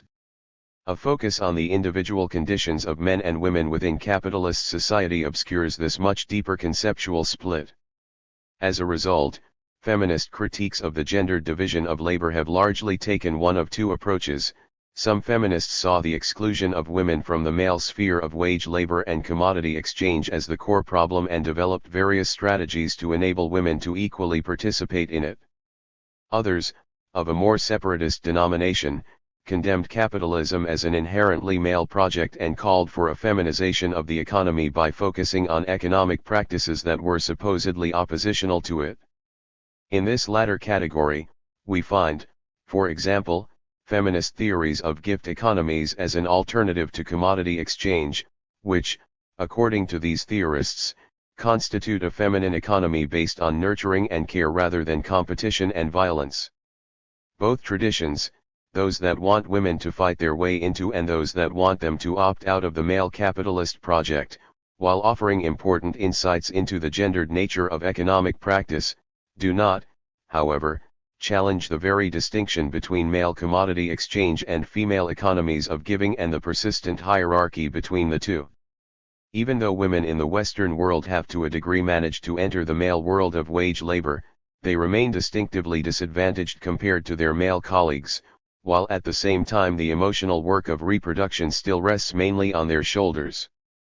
Although both men and women now have more opportunity than 100 years ago to escape their assigned economic roles, an option that, for some reason, seems more appealing to women than to men, the gendered distinction between the roles, or what could be called the heterosexual economic matrix, remains firmly in place. The reason for this, I would suggest, is not only the resilience of sexism to struggles for equal opportunities, but also the fact that the heterosexual binary is built into the capitalist economy to such a degree that it is impossible to overcome without overcoming capitalism itself.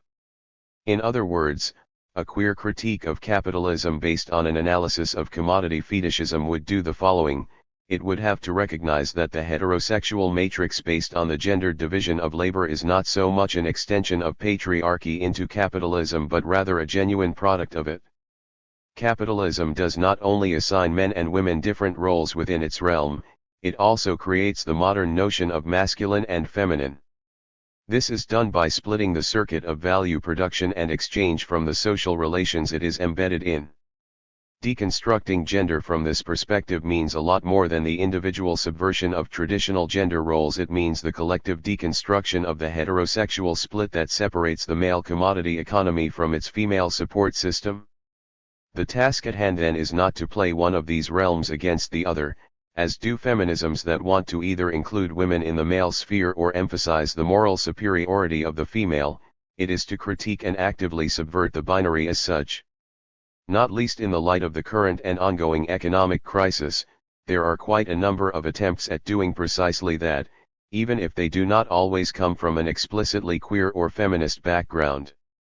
One example which I personally am particularly interested in are the free shops that are popping up in an astonishing number of quite different locations.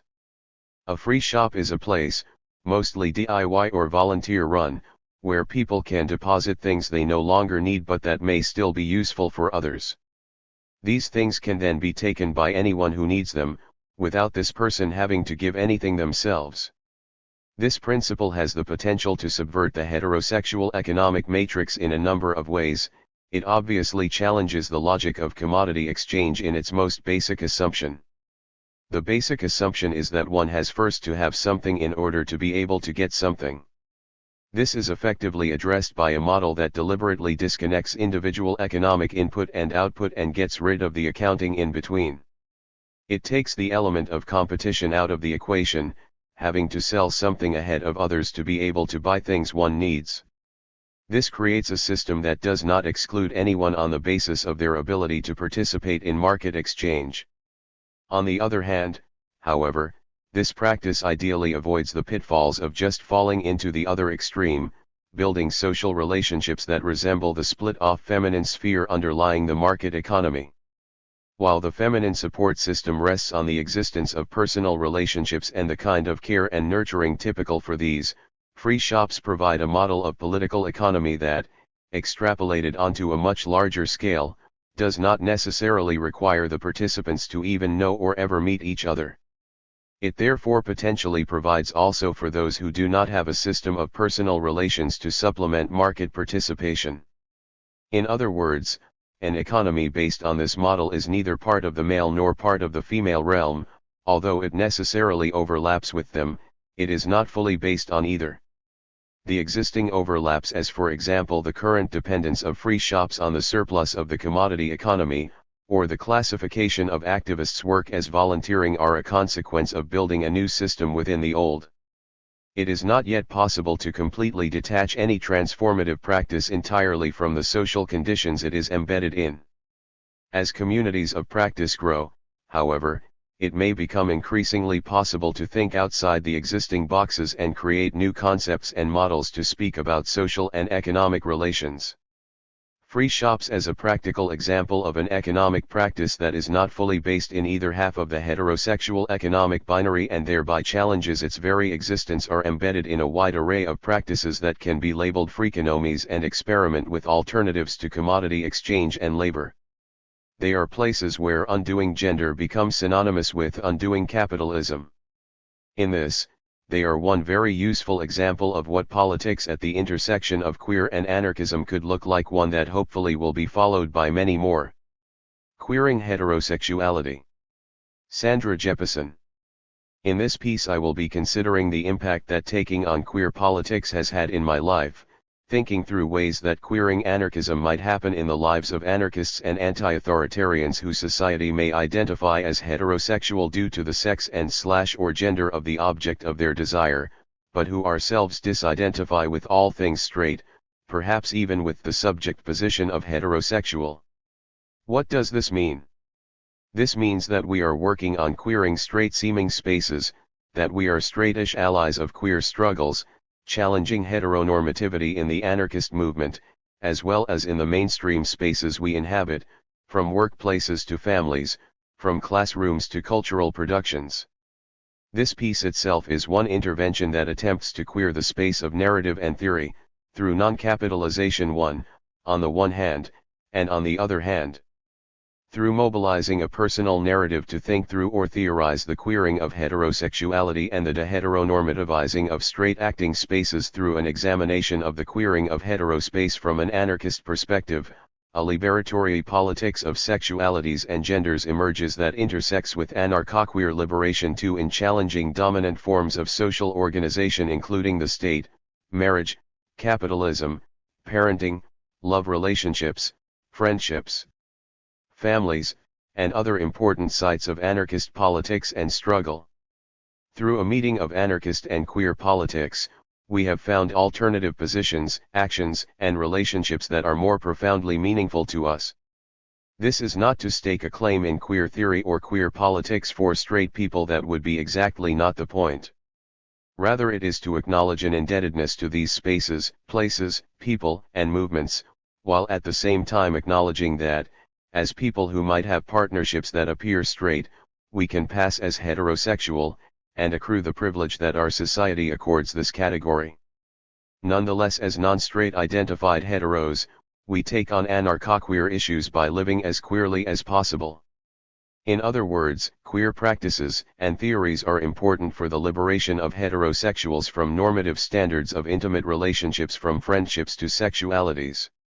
Moreover, queering heterosexuality reveals that the categories homosexual and heterosexual are wholly inadequate to describe the vast array of sexualities available to us once we start exploring beyond the heteronormative. Where did this all start for me? I've never been normal as far as sexuality goes. But thinking of queerness as relevant to my own life started at a particular identifiable moment for me when I was volunteering at Who's Emma 3, the anarchist punk info shop in Toronto. A white gay male friend took me aside one day and said that, while he admired my anarcho-feminist, anti-capitalist politics, could I consider the possibility of including gay or queer issues in my conception of anarchism? Of course, was my immediate response. I think I must have blushed as well, as I was a bit embarrassed, to be honest, to have to be asked something so obvious. But he didn't criticize me for something I wasn't doing, rather he opened up a space for something new to move beyond heteronormative conceptions of anarchist politics. This was an incredibly important moment for me, though I did not know it at the time. I am relating this as a series of narratives about conversations that I have had with many different people over the years, or experiences that I and my friends have had and talked about. As queer and/or anti-heteronormative anarchists, I think we value personal experience and interpersonal exchanges as an important side of political knowledge production. In other words, we learn a lot about a wide range of political ideas, about the oppressiveness of language, and about our own position in the world we live in through conversations. through sharing narratives and stories. I want to value and give credit to the people, experiences, and collective spaces that have helped me to learn about queer politics. I also want to put together some of these stories in a kind of collection of narratives here, to preserve, at least to some extent, the form in which I encountered them. Of course they are filtered through my own perspective, and the lessons I've learned from them. Moreover, the things they made me think about may be very different than the things they might bring up for readers, and I want to acknowledge this. My knowledge and my perspective will of course have their limits. At the same time, I did not want to theorize these experiences, putting a kind of intellectual distance between myself and the ideas, because that is not how I encountered them. Nonetheless, I will be engaging many concepts, ideas, and theories. Our education system teaches us to understand stories one way and ideas another. For example, we study literature or stories differently than we study philosophy or ideas. It is my hope that these narratives will be understood not as cute little stories about my life, but rather as a source of important ideas about sexualities that might be useful to straight people in becoming anti-heterosexist straight allies. And one last hope I have is that many more people will tell their own stories, which will be taken seriously by anarchist and other readers in our struggles toward radical social and political transformation. Friendship, sexuality, polyamory and other intimacies. 4. Anarcho-queer theories and practices start with the basics. How do we relate to people emotionally and sexually? How have these types of relationships largely been determined by oppressive systems such as patriarchy, heteronormativity, capitalism, families, culture, and the state, systems that we do not believe in, and which we are constantly rethinking and struggling to dismantle? While I had been a promiscuous feminist who, from a very young age, rejected gendered roles and stereotypes, up to the point when I was volunteering at Who's Emma, my personal experience of non-monogamy had been pretty rocky. During my undergraduate degree, I struggled against the sexual double standard where women were not supposed to want sex, engaging in casual sex or short-term serial monogamous relationships and taking a lot of flack for it. I then had a few non-monogamous relationships in the punk scene. In one case, when the relationship became long distance, one of us was poly and one was not. We had bad communication in terms of disclosure and trust. Eventually we broke up over it. In another, we both had other partners, and we communicated better at times, but not consistently so. We didn't know anyone else who was having this kind of relationship. Eventually we broke up for other reasons. When I encountered the anarchist scene in Toronto, largely at Who's Emma and the Free School, it seemed like everyone was into polyamory, and people did not really distinguish among partners based on sex, gender, age, or anything else. I had many friends who were having non-monogamous, or non-mono as we called it, relationships at the time, so we were all talking about these things. It was a bit of a free-for-all in terms of hook ups, which was really fun, and there were also many longer-term relationships that were both fun and serious. We started to think about how the word non-monogamy was a reification of the centrality or supposed normalcy of monogamy, and we wanted to have a different starting place, a multiplicity of amorous possibilities, so we started to use the word polyamory instead. Poly for short. There was an important resource book at the time that we were all reading called The Ethical Slut. 5. Also at that time, people said treat your lovers like friends and your friends like lovers. We have a lot more expectations of lovers, we do a lot more processing about where the relationship is going, negotiating space, articulating needs, setting boundaries, expressing disappointment, etc. And sometimes we forget to have fun and just really enjoy the time we have together. We can be really harsh toward lovers, perhaps because we feel so vulnerable. That's where we need to be better friends to our lovers. With friends we're more likely to cut them some slack, to let things be a little more fluid. No big deal if they're late, or miss a hangout once in a while, for example. On the positive side, with lovers, we tend to do lots of special little things for them, like cooking their favorite food, making DIY zines or bringing them some little thing when we meet, something that says, "I was thinking of you," something that shows we love them. Along these lines, we need to be more loving to our friends. Do more special things for them, go out on dates with them, make little heartfelt presents for them expressing how much we care. Be more attentive to their needs, be supportive in day-to-day ways. Treat them more like lovers. I think around this time, to take one example, a friend and I were both not in any sexual relationship, so for Valentine's Day, almost satirically, one year she invited me over for a dinner date. She ran me a bath, handed me a glass of wine, and cooked dinner while I relaxed in the tub. The following year I did something similar for her. They were oddly romantic, non-romantic, very caring friend dates. At this time in Toronto there were a few long-term polyamorous super couples who were held up as an example of the potential of polyamory to work. If they can do it, so can we all thought. They had good communication, and some interesting strategies that we learned from. One couple, when they were going out to a party, would decide ahead of time if it was a date or not. If not, they were free to hook up with other people.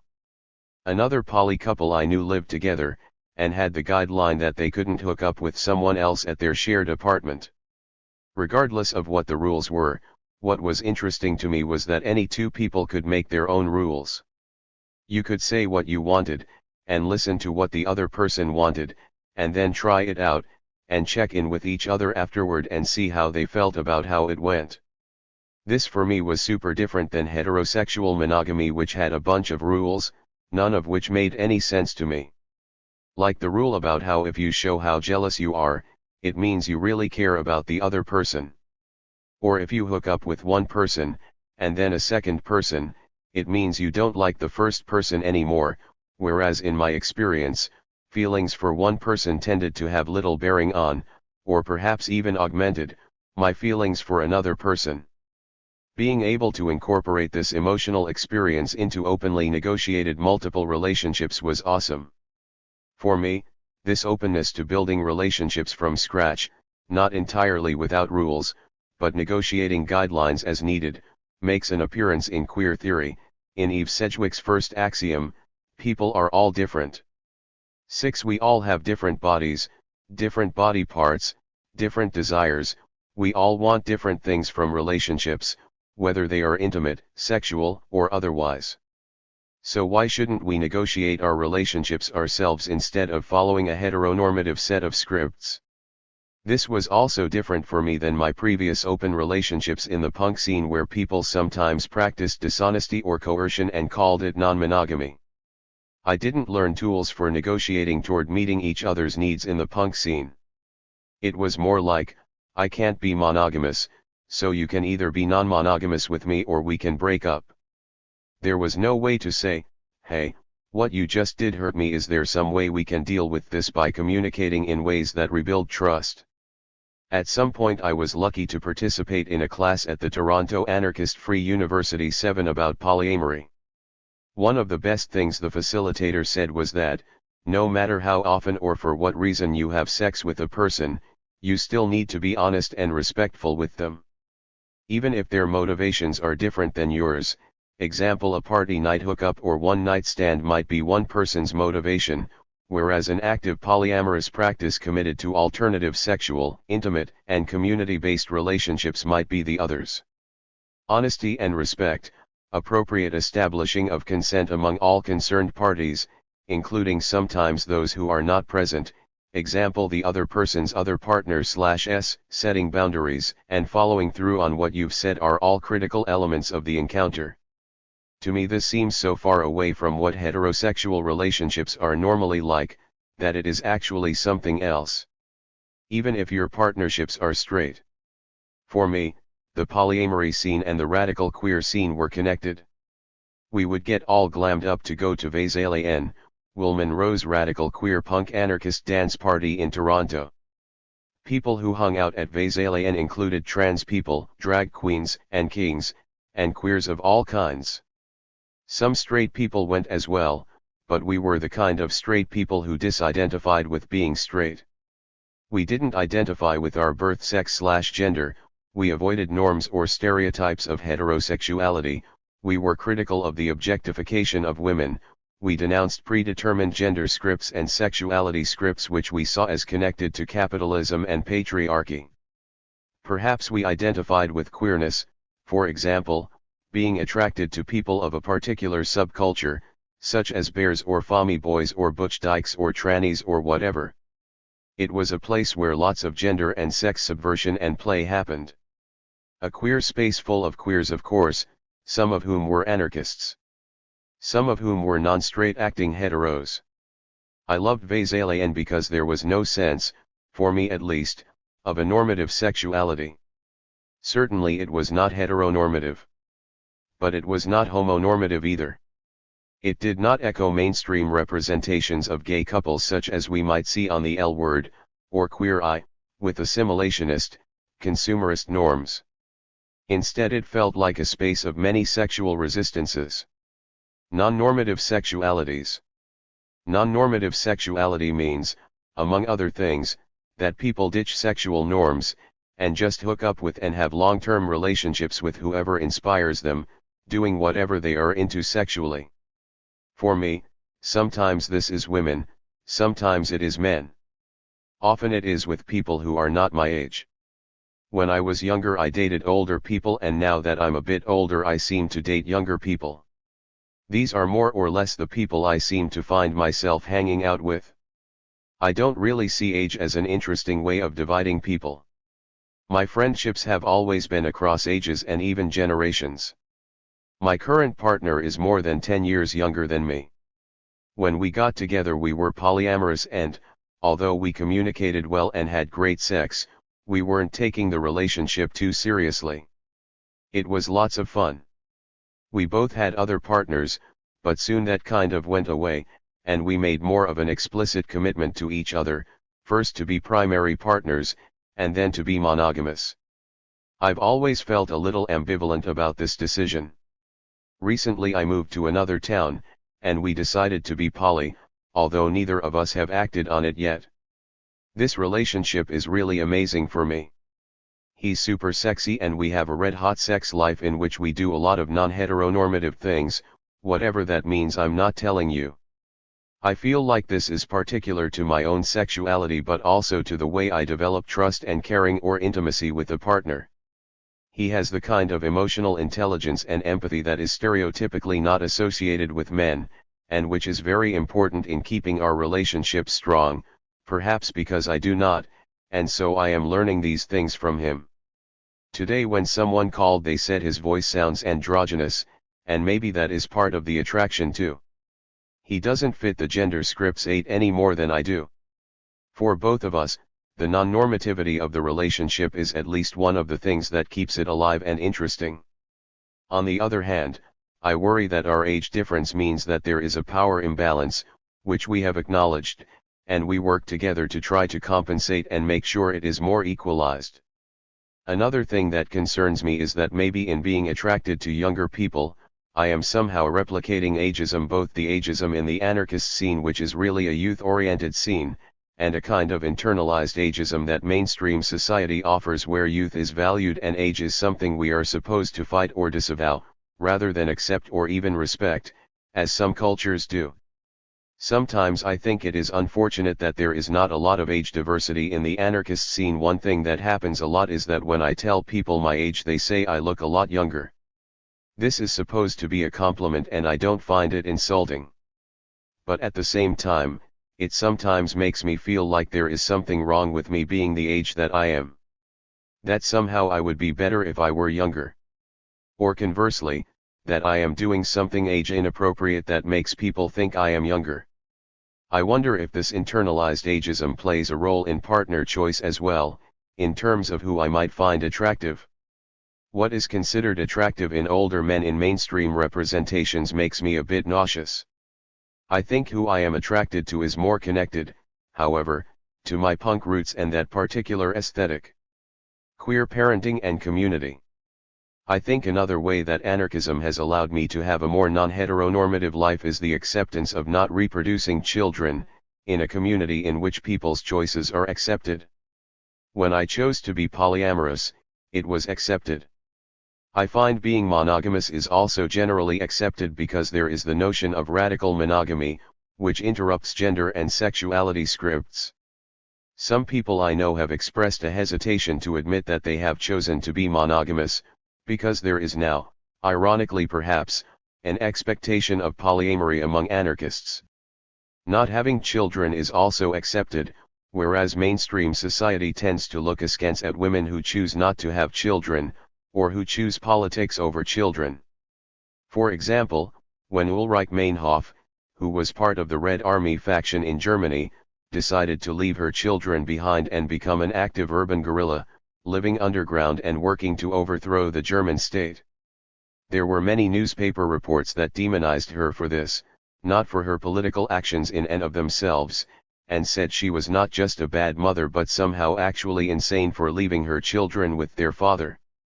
9. For anarchists, though, there seems to be no presumption about anyone's life pattern or direction, in terms of getting married, settling down, having kids, doing political actions, etc. There is a sense that you can do things the way you choose, and people try as much as possible to create new paths for themselves, with the support of other people in our communities. Instead of following a prescriptive path, marriage, kids, house in the suburbs, a long time ago I decided I would rather follow the path of collective living. This was a conscious decision, because I felt that I was unlikely to find, and did not want to succumb to, a happily married suburban life. In fact, that terrified me. It was such a relief to read a book called Soft Subversions by Felix Guattari, where he talks about growing up in the suburbs and how alienating that was for him, how it made him feel kind of schizo around the edges. 10. I love that book. So I gave up on that whole dream. It was more of a nightmare for me anyway, growing up in the suburbs among the children of bureaucrats, people who were afraid of an active, gritty life in the city, so they moved to an area of carefully coiffed lawns and polite conversation. Dead time, as the situationists say. 11. When I first wrote this piece, I was living in a crowded 4-bedroom apartment in downtown Montreal with 3 other people, one of whom happens to be my partner. It is a queer space and we tend to have queer roommates by intention. Our broader community includes the St. Henry anarchist punks, student and academic anarchists, the radical queer and trans scene, anti-racist activists, and lots of different feminists. These loose groupings extend across Canada, into the United States, and to places like Korea, France, and Germany. Our community also includes a lot of people who don't fit into any of these identities, who are nomadic geographically and categorically. Some people in our community have kids, some don't. Some people think the current geo-eco-political situation is too unstable to have kids, but some are brave enough to do it anyway. 8 years ago, I was living in a collective house in Toronto with 5 other people. 3 of us wanted to have kids at that point, me and 2 other women. One of them was part of a super couple who had been together in a polyamorous relationship for several years, about 4 years I think. In addition to her cisgender male partner, the woman was starting to see a person who was a non-bio boy, a term no longer used as it is rooted in biological determinism, a genderqueer guy or trans man. In fact, all of these labels are fraught with complex histories and uses, and may also, like non-bio boy, fall out of use as we invent new terms that work better. They all 3 moved together into a big collective house with several other people, and started planning how they would conceive and raise a child together. In the end, though, she broke up with the cisgender guy, and conceived a baby with a sperm donation from an ex-partner of her trans partner. They are monogamous now and raising the baby together. We had a funny conversation a few years ago when we both confessed to being in monogamous relationships, like it was a dirty secret. The other woman was strictly monogamous. She started dating a woman and they decided to have a baby together and live together as a couple. Interestingly, both women decided to have babies with sperm donors whom they knew and had long-term friendships with. The larger community living space becomes smaller when you have a baby, and more intensified. Community works itself into your life in other ways. In my case, on the baby project, I met several times with an ex-partner who has a current partner and 2 children, living in New York City. We were considering the possibility of having a baby together, and talked about how the future might be, with his current partner and their children. But then he mentioned that he thought it might be better if she didn't know about it. I didn't think that was a very good idea. It seemed like a non-consensual decision, in which all parties' consent would not be obtained. I didn't go through with it. I decided not to have a baby after all. People make choices about having children in different ways, even people who may be in what appear to be heterosexual relationships.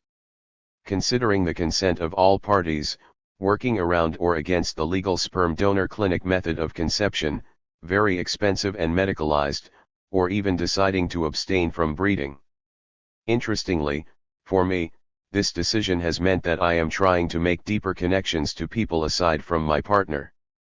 I feel the need to have closer friendships, and to be more loving to more people, not in a sexual way, but in an intimate friendship way, developing creative collaborative partnerships, finding mutually supportive ways of interacting with people, and in fact spending more time, as I grow older, with nieces and nephews who are scattered all over the country, who are unrelated to the anarchist scene, but who are nonetheless of course an important part of my community.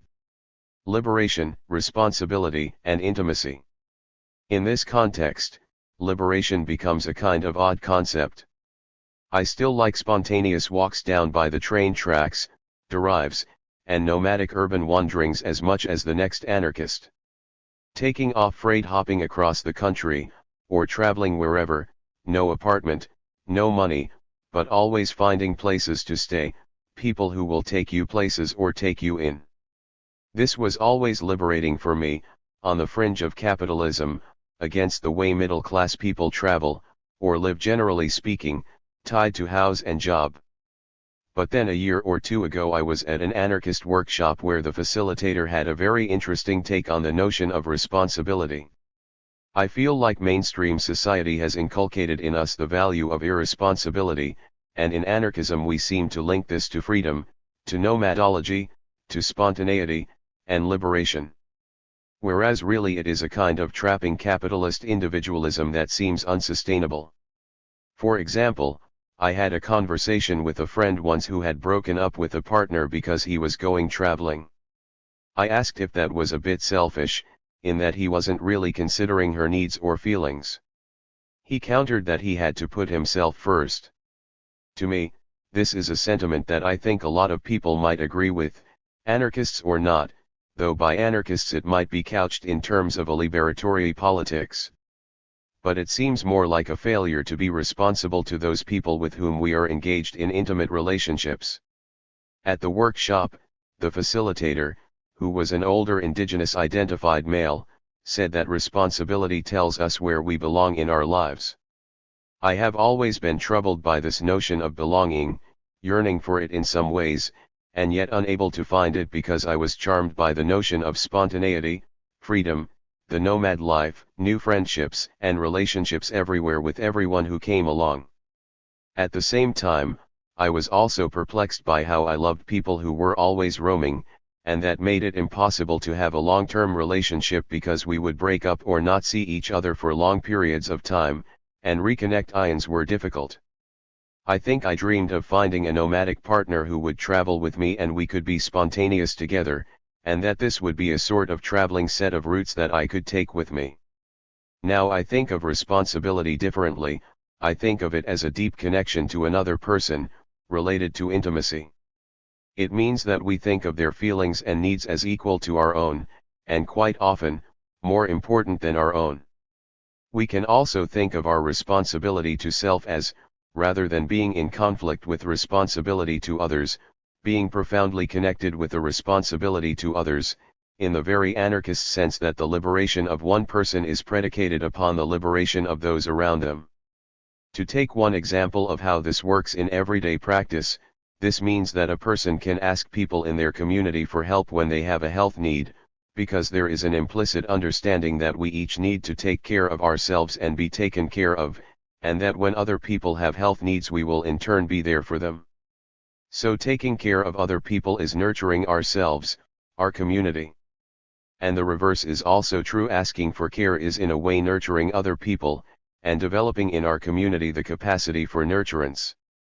This feeds the fostering of intimacies in community with others beyond heteronormative coupled partnerships.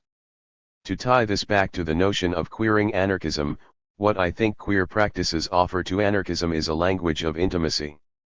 This language and its concomitant practice of intimacy is crucial for a revolutionary politics. Radical queer politics and practices offer to non-normative heterosexual relationships a range of possibilities, including polyamory, intimate friendships, expressive communities, mental and physical and emotional mutual aid healthcare, and sexualities that are predicated on intimacy, respect, and consent. Of course, it doesn't always work out as perfectly as this all sounds. But that too is a lesson of queering anarchism. Relationships are a lifelong process of negotiation and sharing, of putting mutual aid into practice in layers of more intimate and less intimate relationships. What I think anarchism offers to radical queer spaces, groups, networks, and communities, is a way of putting consent, respect, non-hierarchical love, emotional nurturance, and collective living into relationships so that those communities can grow and sustain themselves/ourselves, with an anti-statist and anti-capitalist perspective, and bringing in anti-racism, anti-colonialism, and other related or intersectional movements and ideas. So in addition to queering anarchist movements, we are anarchizing queer movements. What emerges is a vision of queer and anarchism not as two separate things that are starting to come together. Certainly the history of the anarchist movement is full of queers and the history of the queer movement is full of anarchists, but rather a mutual aid relationship in which the boundaries between the two bleed into one another and they become inextricable. Queering heterosexuality from an anarchist perspective takes place in this context, where relationships are no longer heteronormative, where we are also moving away from homonormativity, the capitalist, state-run, white-dominated gay pride model, for example, and indeed open up into non-normative sexualities, where the labels homo and hetero are challenged at a basic level. Sexuality like gender is thus a narrative, as my roommate said the other day, a fluid series of experiences that we can write and rewrite as we live through them, things we can invent or get rid of, as we see fit, in a kind of multiplicitous, interconnected, nonlinear, rhizomatic diversity of sexualities and genders that we engage throughout our lifetimes. Non-heteronormative desires. I had a conversation with a friend of mine last week about our non-heteronormative heterosexual relationships. He is dating someone new, and was having an odd experience, or at least he thought it was odd until he started talking to friends about it. And then it turns out that there are many people having a similar experience. Among anarchist hetero couples, if I may generalize for a moment, it seems that the guys are doing a really good job of being soft and sensitive, of taking direction from women when it comes to intimacy, to sexuality, and friendship. There is a new kind of language where men have had to find ways of expressing desire without being direct or aggressive. A tentative language, a conditional language, a language of questions rather than demands. Would it be okay if? What if I told you? For feminists, for women who want to be respected in friendships, in intimate relationships, and in sexualities, this is sweet. It makes relationships wonderful and warm and open and caring and loving. It's fabulous. So where is the odd experience in all of this, you may be wondering? Sometimes, as women, we want to feel passionately desired. We might want to be swept away with passion and desire. We might even want things to get a bit rough, you know, a bite on the neck, an uncomfortable position. Sex on the floor under a table, or going at it so hard we almost fall off the bed before we even notice. And this isn't news to anyone into BDSM or other fetish sex that explores intentional power exchanges in sex. I could go on, but I'll get to the point, which is this: we seem to be creating new norms, and in those norms, there are built-in things like respect and communication, gentleness and sensitivity, and these are all of course great things, and should be a key component in every relationship, from sexual ones to intimacies to friendships to parenting to teaching to work relationships and family. But, as with any set of norms, including polyamory and other forms of anti-heteronormative relationships, the risk is that we become fixed in a certain set of behaviors, and forget that we have the power and agency to say what we want, to negotiate through active listening and honest disclosure, and to achieve very fluid and lively relationships that do not stagnate or conform to previous expectations, or someone else's idea of what is right or wrong for us. Dylan Vade is a trans lawyer who has written about the gender galaxy, which is the idea that gender and sex are not configured as a binary, male/female or masculine/feminine, but rather there are thousands of different ways of living out our sex/genders, in a galaxy, where some genders may cluster together into constellations, and sometimes these constellations are perceptible, but sometimes they are not. 12. I'd like to think that sexualities are like this too. Rather than the binary homosexual/heterosexual, there are thousands of different ways of living out our sexualities. This leads me to one last thing that I have recently started having conversations about. We had a house guest a few weeks ago, a woman who took advantage of the same-sex marriage rights in Canada and got married a few years back. As her partners started female-to-male transitioning, their same-sex status became a bit more fluid. She said that now that he has fully transitioned, they are read by others as a heterosexual couple. She enjoys high femcamp performance in everyday life, particularly when it is queer, and is now unsure how this will be interpreted by others, which is most often as straight. When a queer gender performance is misread as heterosexual, the risk is that the play with signifiers, the feminine dresses, the 1950s style and behavior, etc. will be misunderstood by both queers and heteros as reinforcing gender role stereotypes rather than subverting them. It is also odd, she said, to suddenly be experiencing heterosexual privilege in her public 13 life. Whereas her private relationship is still very queer and does not feel privileged. To put it another way, her narrative of sexuality is not one of privilege, and yet this is how strangers now engage with her and her partner. The narrative thus is becoming uncertain, or what Bobby Noble calls incoherent.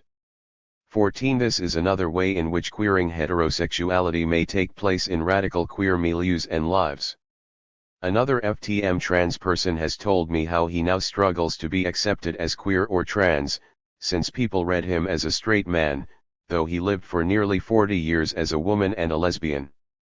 He almost feels like he can no longer be part of the queer community, unless he is among friends who have known him a long time. For example, he told me that he recently went out to a bar that had a reduced cover charge for trans men, and he had to really insist that he was trans. The door person wouldn't believe him. He repeatedly thanked the person, because they were reaffirming his sex/gender of choice, but in the end, he had to show the dreaded ID that still listed his gender as F in order to be accepted as a trans man. Oh, the irony. This is not an experience that any trans person wants to go through. It demonstrates how heteronormativity, which causes people to assume everyone is gender straight and non-queer, seems to permeate even queer scenes that are attempting to privilege trans people. Furthermore, it reveals how even in spaces committed to radical queer and trans politics and subjectivities, the notion that someone's own self-identification should be accepted at face value, without having to provide coherent identification, is not always put into practice very well. This is yet another one of the risks of queering heterosexuality. Heterosexuality of course needs to be challenged, to be queered, to be wrested from its place of privilege. At the same time, we need to be very careful not to heterosexualize or heteronormativize queer spaces, subjectivities, identities, ideas, theories, and the like. There is a role here for heterosexual queer allies, even those of us who cringe at the word heterosexual and strongly disidentify with it. I believe and hope that we can queer our practices without claiming queer as our own, or appropriating it. In other words, the idea is to support queer struggles, to integrate queer ideas into our practices, to be as queer as possible, in order to work as allies to end queer oppression. The idea certainly is not, and this is another risk, to perform queer identities when it is convenient and then return to our heterosexual privilege unchanged or unchallenged by the experience. Liberation means this. It means we keep writing the narrative of our lives, our desires, our genders, our sexualities. It means that, rather than having the kind of freedom Janis Joplin sang about, you know, freedom's just another word for nothing left to lose, when my parents were exploring their open relationship, that is another story in itself. We have liberatory experiences and relationships that are grounded in communities and long-term commitments to exploring what these relationships mean and how they can best be fulfilling to all involved. For me, to get to this openness, the queer and/or anarchist communities that I have encountered over the years have been crucial. Crucial to who I am as a person, but more than that, crucial to revolutionary politics. The entire capitalist patriarchal white supremacy that structures our world unequally, and indeed preys on unequal relations of power, requires heteronormative relationships. Break down those kinds of relationships. And we are also starting to break down patriarchy, white supremacy, and capitalism. As Jamie Heckert argues, breaking down microfascisms at the level of identities and intimate relationships is at the root of resistance to macrofascisms at the level of institutions and structures of power. 15 queer practices, relationships, communities, scenes, and intimacies thus are making important contributions toward profoundly liberatory modes of being, doing, thinking, feeling and acting in the world that are intensely political. Even for heteros. Polyamory and queer anarchism, infinite possibilities for resistance. Susan Song. Queer and anarchist intersections. This article discusses queer theory's relevance to anarchist sexual practice and why anarchists might critique compulsory monogamy as a relationship form. Queer theory resists heteronormativity and recognizes the limits of identity politics. The term queer implies resistance to the normal, where normal is what seems natural and intrinsic. Heteronormativity is a term describing a set of norms based on the assumption that everyone is heterosexual, gendered as male/female and monogamous, along with the assumed and implied permanency and stability of these identities. Queer theory also critiques homonormativity, in which non-heterosexual relationships are expected to resemble heteronormative ones, for instance in being gender-normative, monogamous, and rooted in possession of a partner.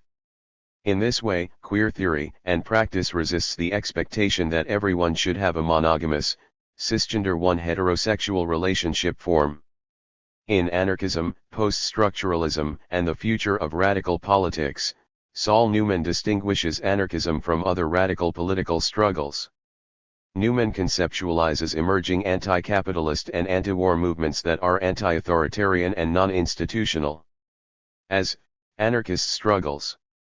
2. He describes these movements as those that resist the centralizing tendencies of many radical struggles that have taken place in the past. They do not aim at seizing state power as such, or utilizing the mechanisms and institutions of the state. 3. Anarchism is to be understood here as resisting institutionalization, hierarchy, and complete or partial political assimilation into the state. Newman also cites anarchist thinkers such as Bakunin and Kropotkin who refuse to be deceived by social contract theorists, those apologists for the state like Hobbes and Locke, who saw sovereignty as being founded on rational consent and the desire to escape the state of nature. For Bakunin, this was a fiction, an unworthy hoax. In other words, the social contract is merely a mask for the illegitimacy of the state, the fact that sovereignty was imposed violently on people, rather than emerging through their rational consent. 4. He describes resistance to the state by recognizing its illegitimacy as a seemingly chosen form. Similarly, queer theory can act to critique biological discourses about gender and sexuality being natural, by pointing to its varying forms that are conceptualized in and influenced by historical and social contexts. Queer theory asserts that sexuality as a category and way of identifying, thought to be biologically natural, is in fact socially constructed. This is demonstrated by the ways that homosexual and sex as biological categories came to be created. In the later 19th century, the term homosexual emerged as a way to define an identity for those who engage in same-sex sexual acts. Homosexuality as a term arose as a way to define heterosexuality, thus pointing to its socially constructed and unnatural origin. Biological and medical discourses about gender and sexuality shift historically. In Making Sex, Thomas Laqueur notes how sex was constructed for political and not medical or scientific reasons sometime in the 18th century. 5 organs that had shared a name, ovaries and testicles, were now linguistically distinguished. Organs that had not been distinguished by a name of their own, the vagina, for example, were given one.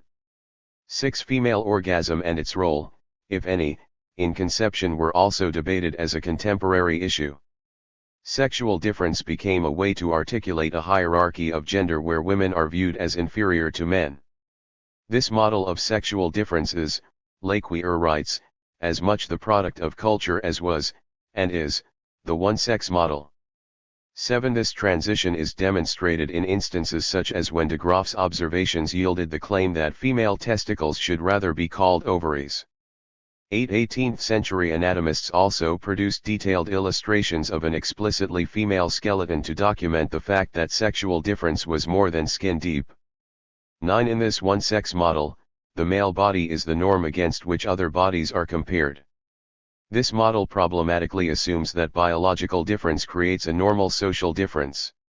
However, Laqueur destabilizes this idea of sex as a natural category that points to significant biological differences, and instead posits that the construction of sex is influenced and shaped by a hierarchy of gender and political impulses.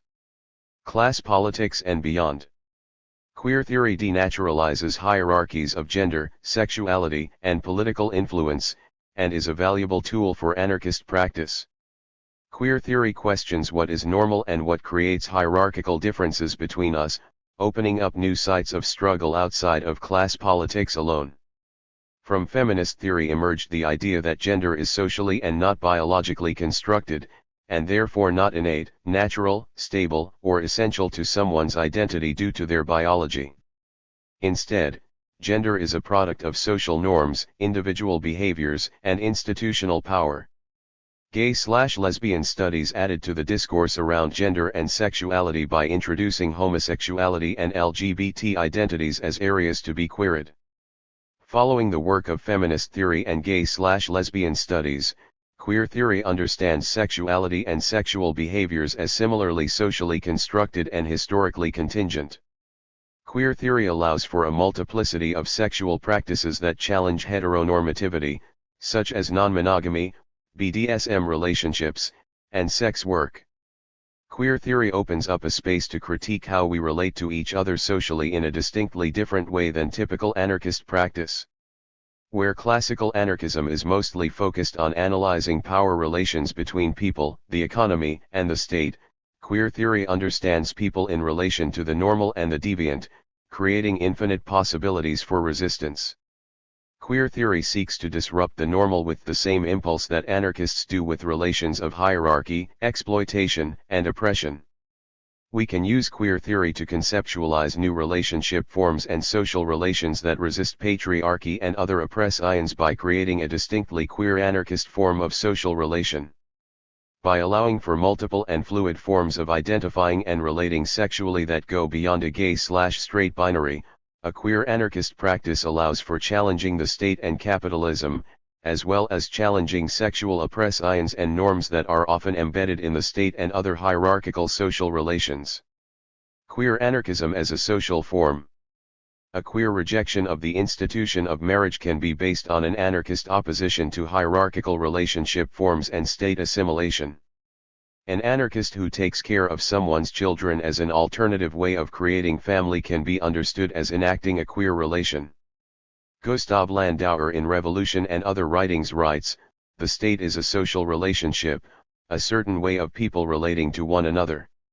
It can be destroyed by creating new social relationships, i.e., by people relating to one another differently. 10. As anarchists interested and working in areas of sexual politics and in fighting all oppressions, we can create a new queer anarchist form of relating that combines anarchist concepts of mutual aid, solidarity, and voluntary association with a queer analysis of normativity and power. We must strive to create and accept new forms of relating in our anarchist movements that smash the state and that fight oppressions in and outside of our bedrooms. One way that we can relate socially with a queer anarchist analysis is by practicing alternatives to existing state and heteronormative conceptualizations of sexuality. We can embrace a multiplicity of sexual practices, including BDSM, polyamory, and queer heterosexual practices, not setting them as new norms, but as practices among many varieties that are often marginalized under our normative understandings of sexuality. In polyamorous relationships, the practice of having more than one partner challenges compulsory monogamy and state conceptions of what is an appropriate or normal social relation. Polyamory is just one of the practices that arise when we think of relationship forms that can, but do not automatically, embody distinctly queer and anarchist aspects. BDSM allows for the destabilizing of power relations, by performing and deconstructing real-life power relations in a consensual, negotiated setting. Queer heterosexual practices allow for fluidity of gender and sexual practices within heterosexual relationships. Although practicing these relationship forms alone does not make one a revolutionary, we can learn from these practices how to create new conceptualizations of social relations and, importantly, challenge normative indoctrination into our society's constrictive, limited, and hierarchical sexual culture. Polyamory as a queer anarchist form. Polyamory refers to the practice of openly and honestly having more than one intimate relationship simultaneously with the awareness and knowledge of all participants. This includes relationships like swinging, friends with benefits, and people in open relationships. The open and honest aspect of polyamory points to anarchist conceptions of voluntary association and mutual aid. Polyamory also allows for free love in a way that monogamous state conceptions of sexuality don't allow. Emma Goldman in Marriage and Love writes, "Man has bought brains, but all the millions in the world have failed to buy love. Man has subdued bodies, but all the power on earth has been unable to subdue love. Man has conquered whole nations, but all his armies could not conquer love. Love has the magic power to make of a beggar a king. Yes, love is free, it can dwell in no other atmosphere. In freedom it gives itself unreservedly, abundantly, completely." 11. In free love, there reside anarchist notions of mutual aid. Returning to a previous point, polyamory as a form challenges conceptualizing one's partner as possession or property. Instead of having exclusive ownership over a partner, polyamory allows for partners to share love with as many partners as they agree to have. In contrast to compulsory monogamy, polyamory can allow for more than one partner, which can challenge state conceptions of what is a normal/natural relationship and enacts a queer form of relation. Compulsory monogamy can refer to relationships that are produced in a context where there is pressure to conform to monogamy. Compulsory monogamy is a concept that's pervasive in our laws and institutions, where the expectation and pressure to conform to monogamy is awarded by material and social gain. This is not to suggest that those who choose monogamous relationships are more restricted than their polyamorous counterparts. A critique of the ways in which monogamy has become compulsory is quite different than judging individual romantic/sexual practices. Polyamory can also challenge state conceptions of possession and property. Marriage as an institution is invested with notions of heterosexual reproduction and patriarchy. Sarah Ahmed's work can be used to further help conceptualize polyamory.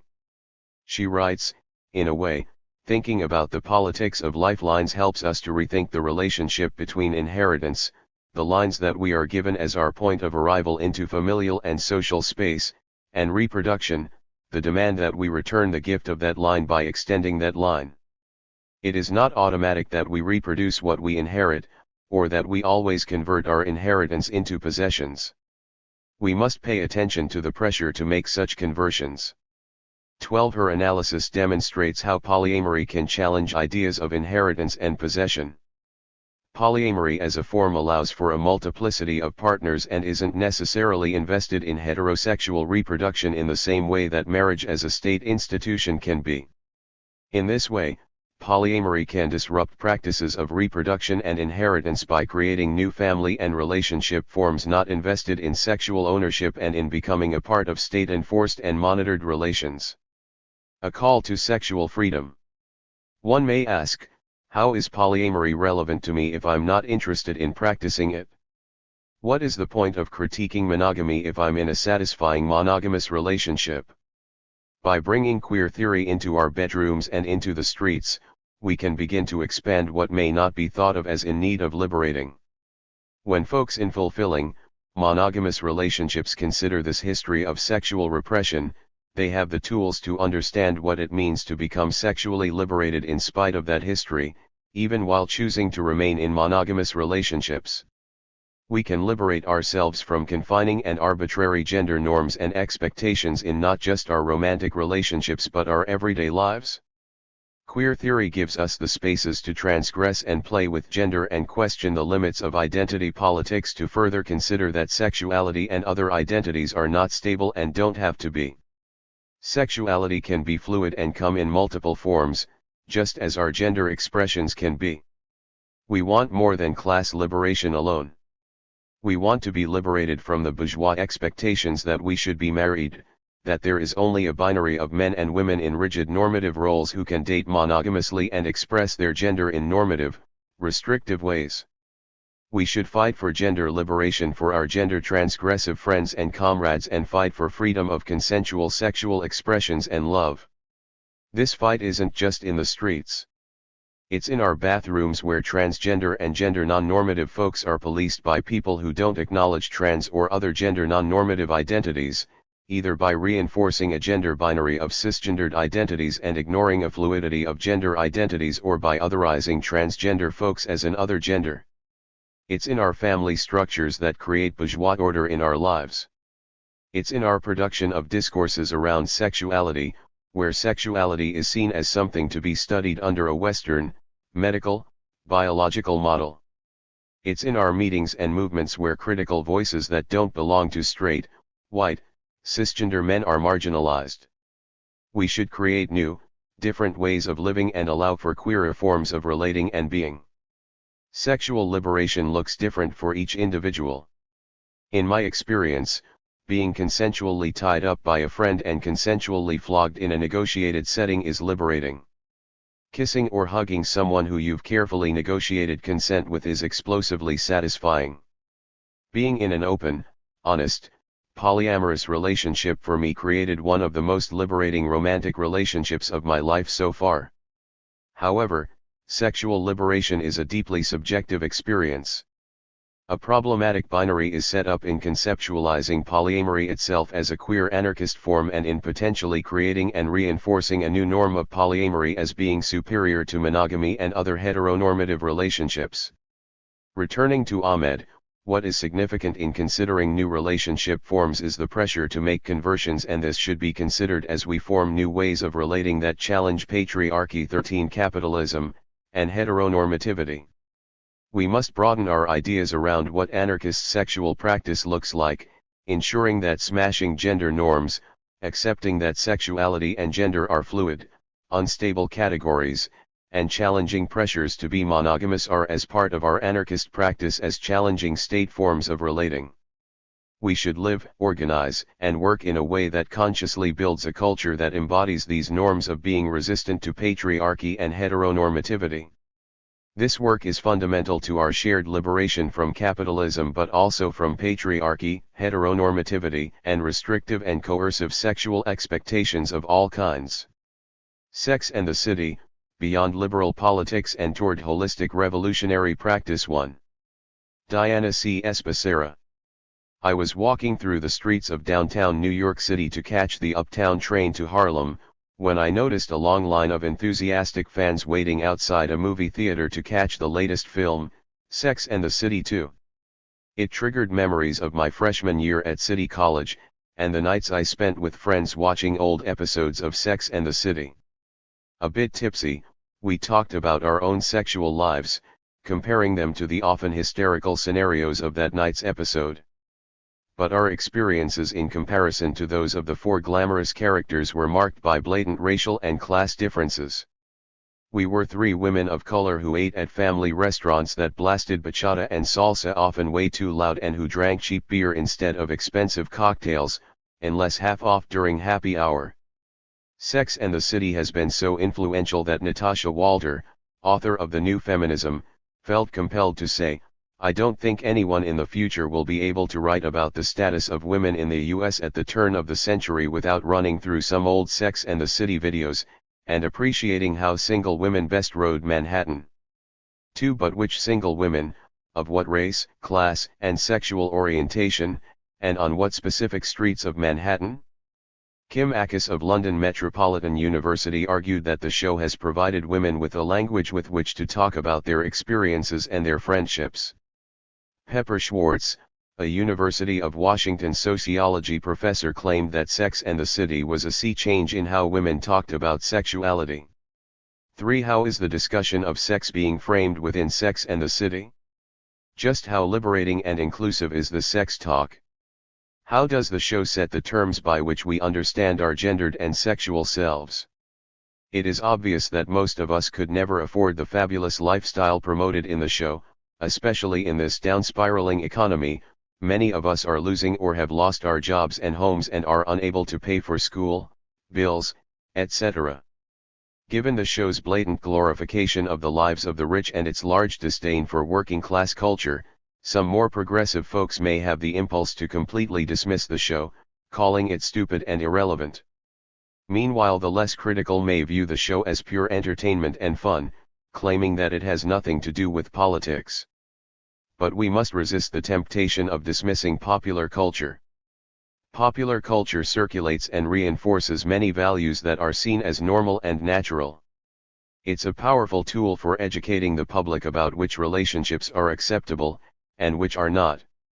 In celebrating the institutionalized social and material privileges of elite women, Sex and the City undermines its slightly progressive values.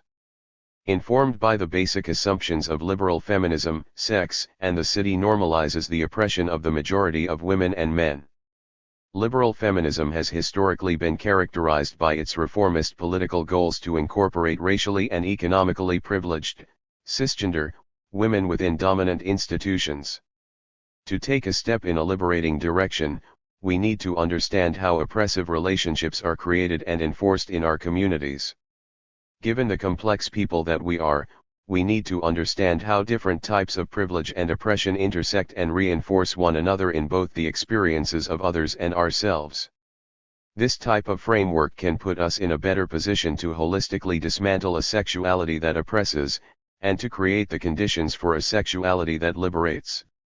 From Gucci to Gramsci. Systems of oppression are maintained through the, often coerced, participation of the oppressed. But how does this happen? How are we compelled to participate within relationships and systems that oppress our communities and ourselves? This is precisely what the Italian revolutionary Antonio Gramsci asked in the early 1920s and 1930s. Gramsci developed the concept of hegemony to understand the process by which the working class is socialized to think and act within the dominant framework of class elites. But with the rise of nationalist, feminist, and sexual liberation movements in the latter 20th century, many revolutionaries expanded the concept of hegemony to racial, gender, and sexual oppression. While we all have power, clearly some groups have much more power over their own lives, and unfortunately, even more power over the lives, and deaths, of others. The useful concept of hegemony allows us to understand how privileged groups maintain this power. Hegemony is maintained in large part through institutions, marriage, workplace, schools, military, etc., that educate people to accept and identify with the dominant assumptions, values, roles, and consciousness of their society and oppressors. The success of hegemony can often be measured by the inability of the oppressed to envision new alternatives that somehow our misery is natural or even justified. Luckily, the hegemonic power of privileged groups has its limits. Despite our intense socialization, we still have the ability as human beings to question our circumstances and build alternatives. Sex and the City, 101. It's important to know the show's plot before we analyze the show in relation to hegemony. Sex and the City portrays the lives of four single, elite, white, wealthy, heterosexual, thin, women living fabulously in New York City during the late 90s to the early 2000s. The main character, Carrie Bradshaw, played by Sarah Jessica Parker, writes a witty sex column for the fictional newspaper The New York Star. Carrie uses her personal love life, the experiences and perspectives of her friends, Samantha Jones, Charlotte York, and Miranda Hobbs, and the dating scene of Manhattan as both her inspiration and writing material.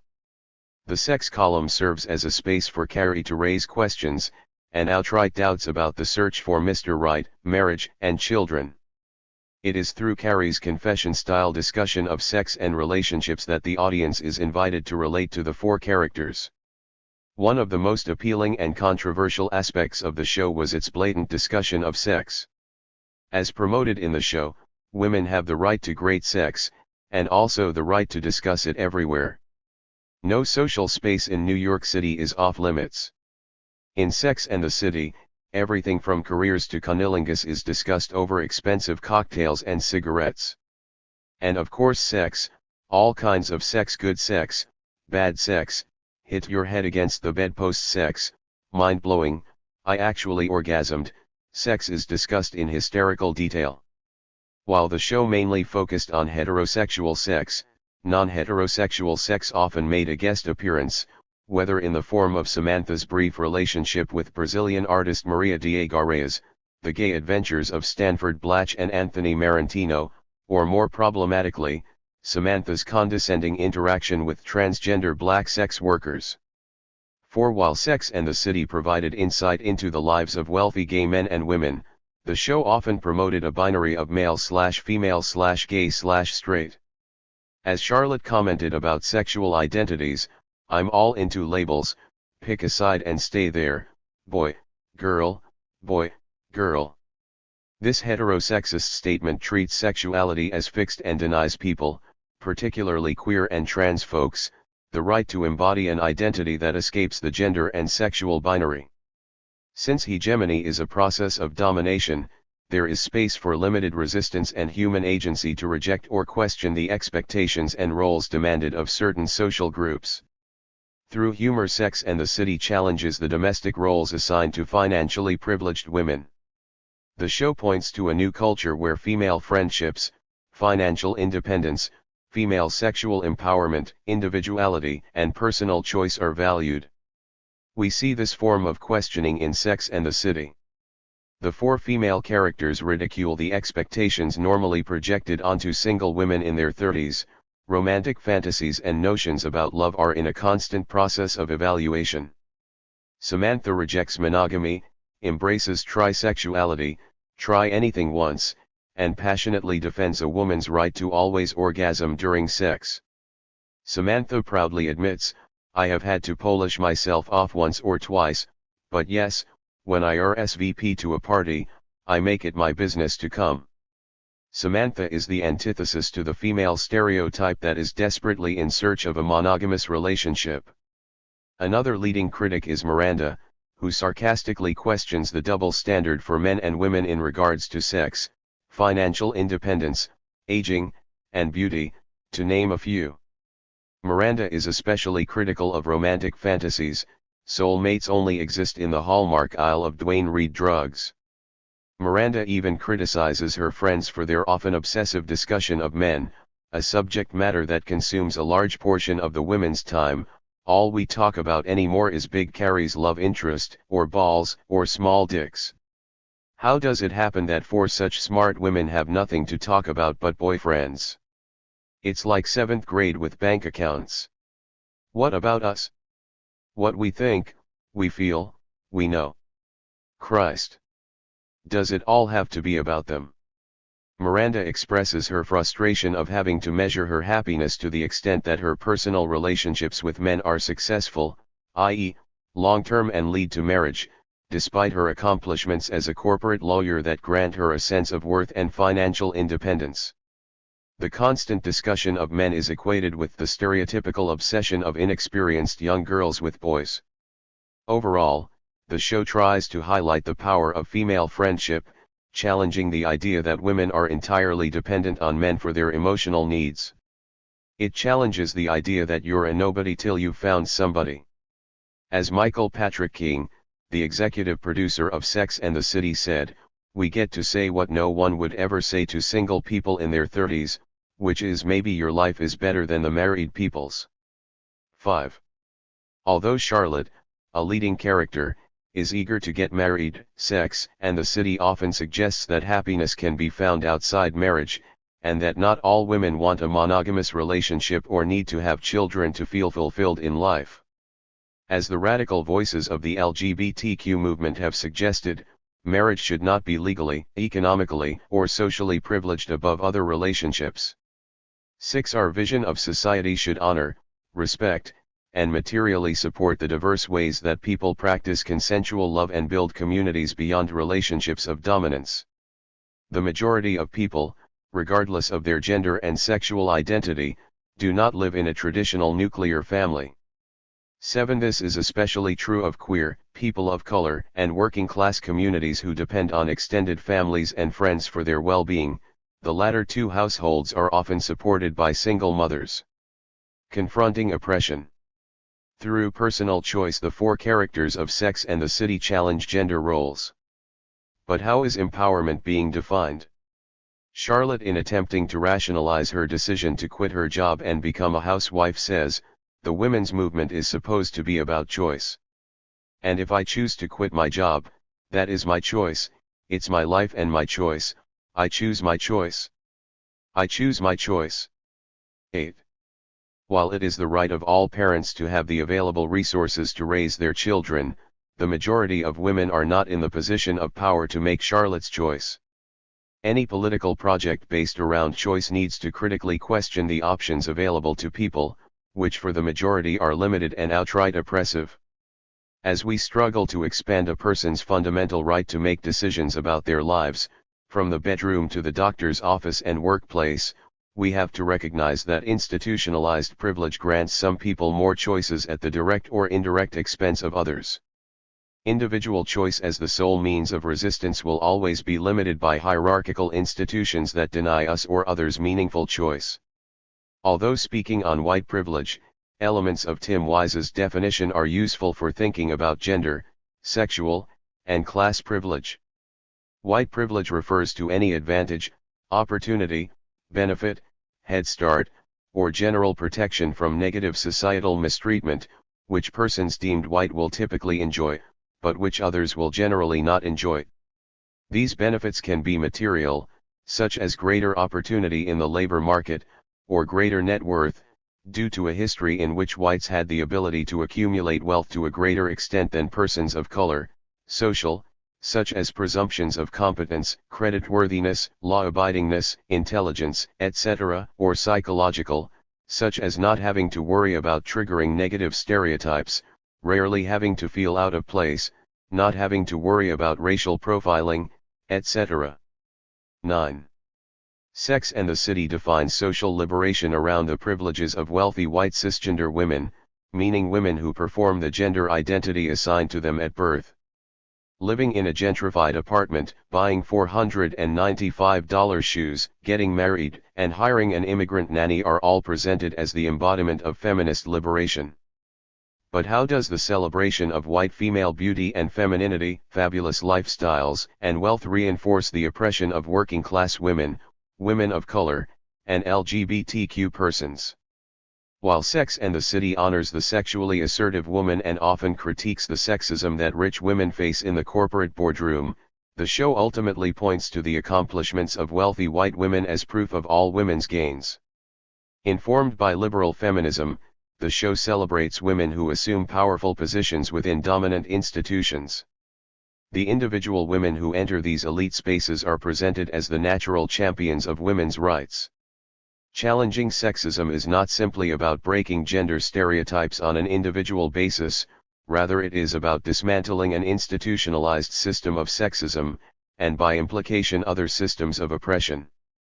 Sex and the City assumes that all women experience sexism in the same manner, although apparently it is only rich, white, predominantly heterosexual women's experiences that are worthy of being presented. Women like Miranda or Samantha can climb the corporate ladder because of their class and racial privilege. So for example, while the show celebrates Miranda's status as a corporate lawyer, it silences the experiences of Magda, a Ukrainian housekeeper whose domestic labor largely contributed to Miranda's success. The experiences of Miranda and Magda illustrate how a woman's class background and national status greatly impact her gendered experiences. Many wealthy white women can afford to buy themselves out of the gender division of labor within their home.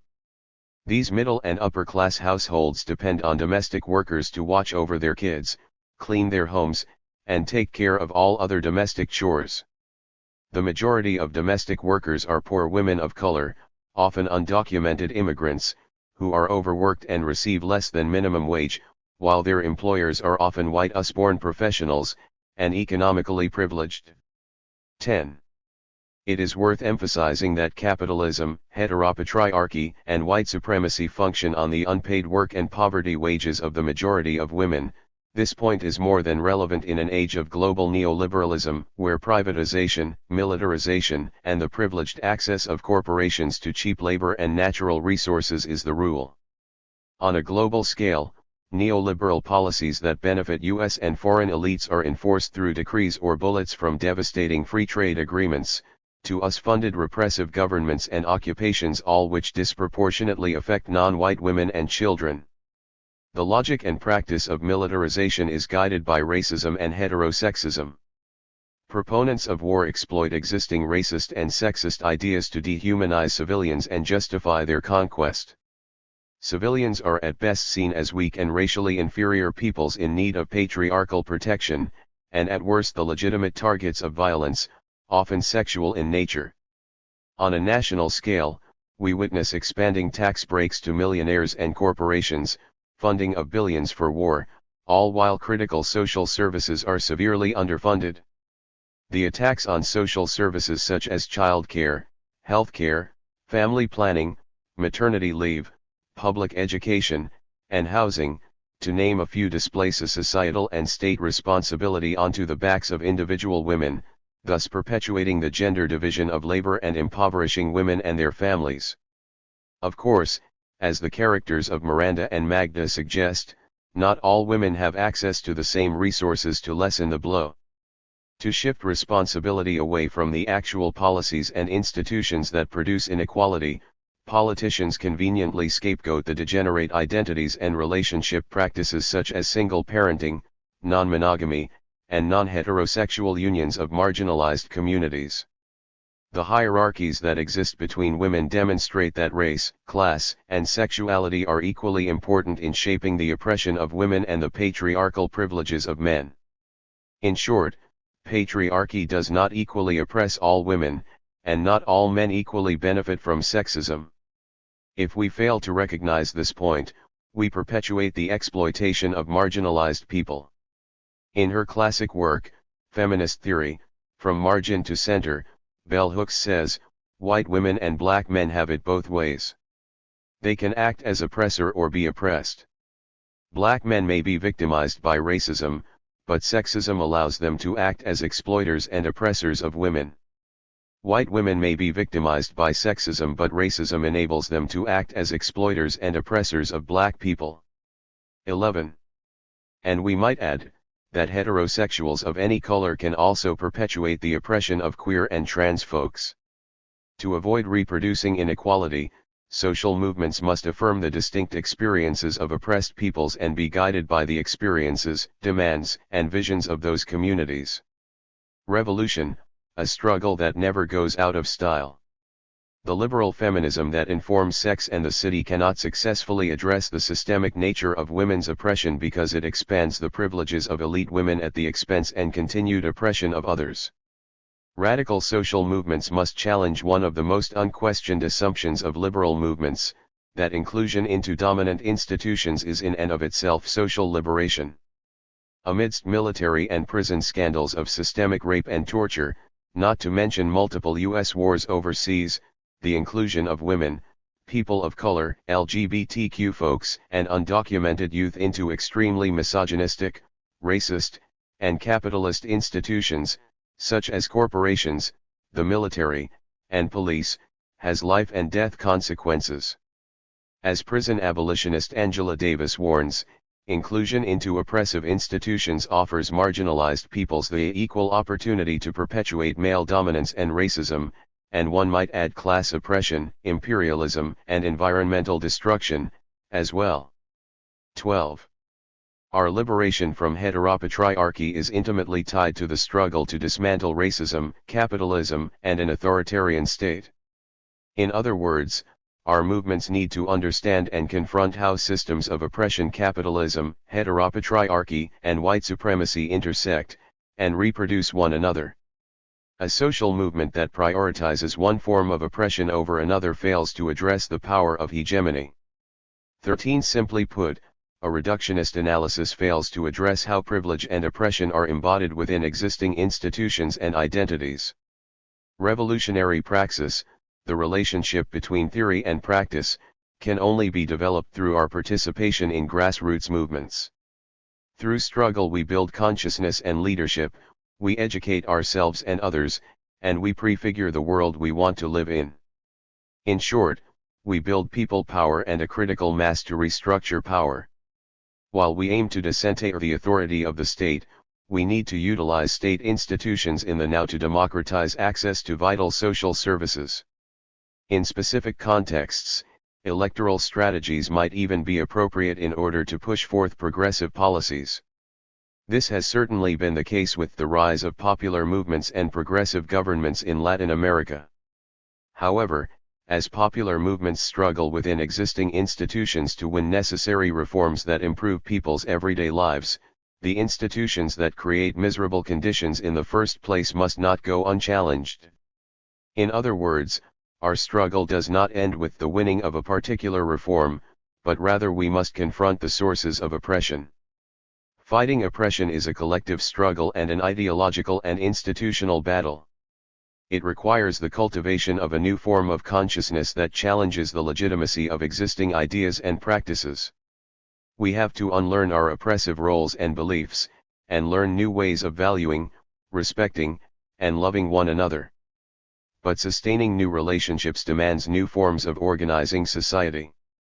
The struggle against sexual and gender oppression is an important component of a larger struggle to transform and establish a new society. A liberatory sexuality and society is only possible with the transformation and creation of alternative institutions that are democratic, decentralized, empowering, and participatory. Alternative institutions that embody a different set of values: love, affirmation, consent, respect, justice, autonomy, and solidarity, to name a few. The project of queering anarchism would possibly not only analyze popular culture but would also redefine it and link together struggles against oppression into a holistic vision of systemic change. Inspired by the pro-democracy revolutions in the Middle East, and armed only with their values and ideas, New Yorkers who occupied Zuccotti Park in the center of Wall Street have presented a radically different vision of the city. Occupy Wall Street, the anti-foreclosure movement, the opposition to stop and frisk policies, and other struggles, which advance the rights of women, immigrants, working families, the homeless, and trans and queer persons, all bring to light that which media, from sex and the city to newsrooms, obscure, the stark and growing inequality that makes New York the most unequal state in the United States. 14 communities that existed on the margins of sex and the city communities in Harlem, the Bronx, Queens, Brooklyn, and Staten Island have taken center stage to hold accountable elites who can profit from the majority behind police barricades, banks, or luxury apartments. Popular struggles also present another vision of sex where consent is crucial and celebrated, where gender is fluid and non-hierarchical, where women, trans and queer persons, and sex workers can walk the streets free of fear, where men of color are no longer shot and brutalized in the name of upholding law and order and allegedly protecting us from racialized thugs and predators, where communities have the necessary resources, including time, space, and goods, to live and maintain their culture. The eruption of global protest movements in 2011, from New York and La Paz to Cairo and Tokyo, all demonstrate that an alternative vision of sex and the city is not only necessary, but possible, and, in the words of Carrie Bradshaw, well, that's just fabulous. Queering our analysis of sex work, laying capitalism bare. C.B. Daring. Sex work is a broad term that encompasses an unimaginably large group of people engaging in diverse labor. For the purposes of this article, the term sex work will be used to examine individuals receiving benefit or support from the trading of sex acts. Reproductive labor, housework, child rearing, etc., has been argued to be a part of the sex industry, however it is not deeply explored in this piece. Stephanie Groman addresses reproductive labor in another article in this collection. This purpose of this piece is not to be a focused argument, so much as it is an exploration of queering and analysis of sex work. We must include sex work in an anarchist analysis because so often sex work has been treated as an exception to the rule. Every other aspect of labor and social experience has found itself under the anarchist magnifying glass, leaving the issue of sex work to be fought over by feminists, the religious community, and the non-governmental organization complex.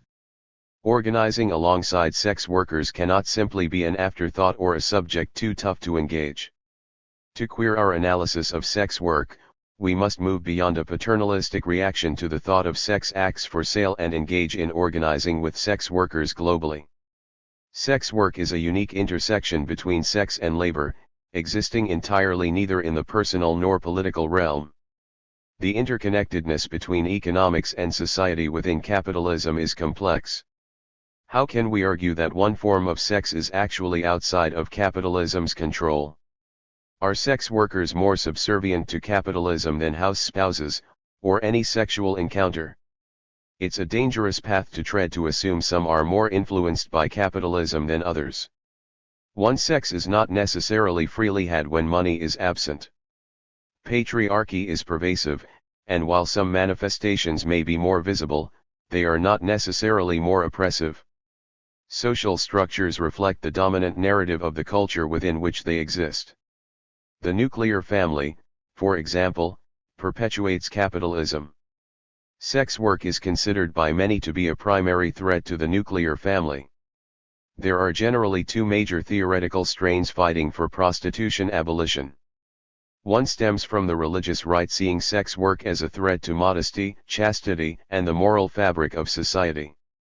They are fighting to preserve a heterosexual nuclear family while upholding a firmly heterosexist structure. A queer analysis allows us to envision the sex industry as something other than a threat to marriage and modern fidelity. The anarchist lens allows us to view sex work as something that does not exist within a vacuum, but another sector of capitalist industry. The second opposition strain tends to originate on the left, but borrows plenty from conservative perspectives. This objection sees sex work as a threat to the overall freedom of women by explicitly putting a price on sex. This assumption also manifests as seeing poor people incapable of immediate agency, unable to consent to sex work because of their economic context. We will examine both of these strains and their overall effect on the sexual and economic freedom of all people. As a queer, anarchist communist sex worker, I wish to assist in moving the conversation and action forward without leaving any of my praxis behind. Both the right and left objections to sex work focus the argument about its effect explicitly on women, while either willfully or ignorantly ignoring the experiences of queer people and men. This article is not intended to explore or argue for the viability of the exchange of sex for other services in a post-revolutionary context. Any form of alienated labor is incompatible within an anarchist communist society. However, the struggle for the empowerment and self-representation of sex workers does not preclude the fight to end involuntary labor. I have no intention of speaking for anyone else or their experiences in the industry, but rather to explore what we can learn from this labor. Sex workers must be allowed and supported as individuals to define their own narrative, and not pimped by either the right or the left to further a political agenda. Scarcity sexuality and sacred sexuality. The underlying tendency to see human sexuality as the most sacred, intrinsic aspect of ourselves is expressed often when speaking of sex work. It is assumed that our genders and sexuality are intrinsically born into us, rather than something that is nurtured and influenced. With these assumptions, a sex act alienated from us as labor becomes a grave infraction against what it means to be a human. There are two aspects to this. To perform a sex act for money somehow diminishes the overall value of our sexuality, considering it a non-renewable resource, and that other forms of labor alienation aren't really as violent as what is perceived to exist for sex workers. There is a vast difference between a sex act and an individual's sexuality. The idea that there is a hierarchy of alienation, with sex work ranking as one of the highest, is untrue. This false dichotomy is created by liberal criticisms of capitalism rather than an analysis of anti-capitalism.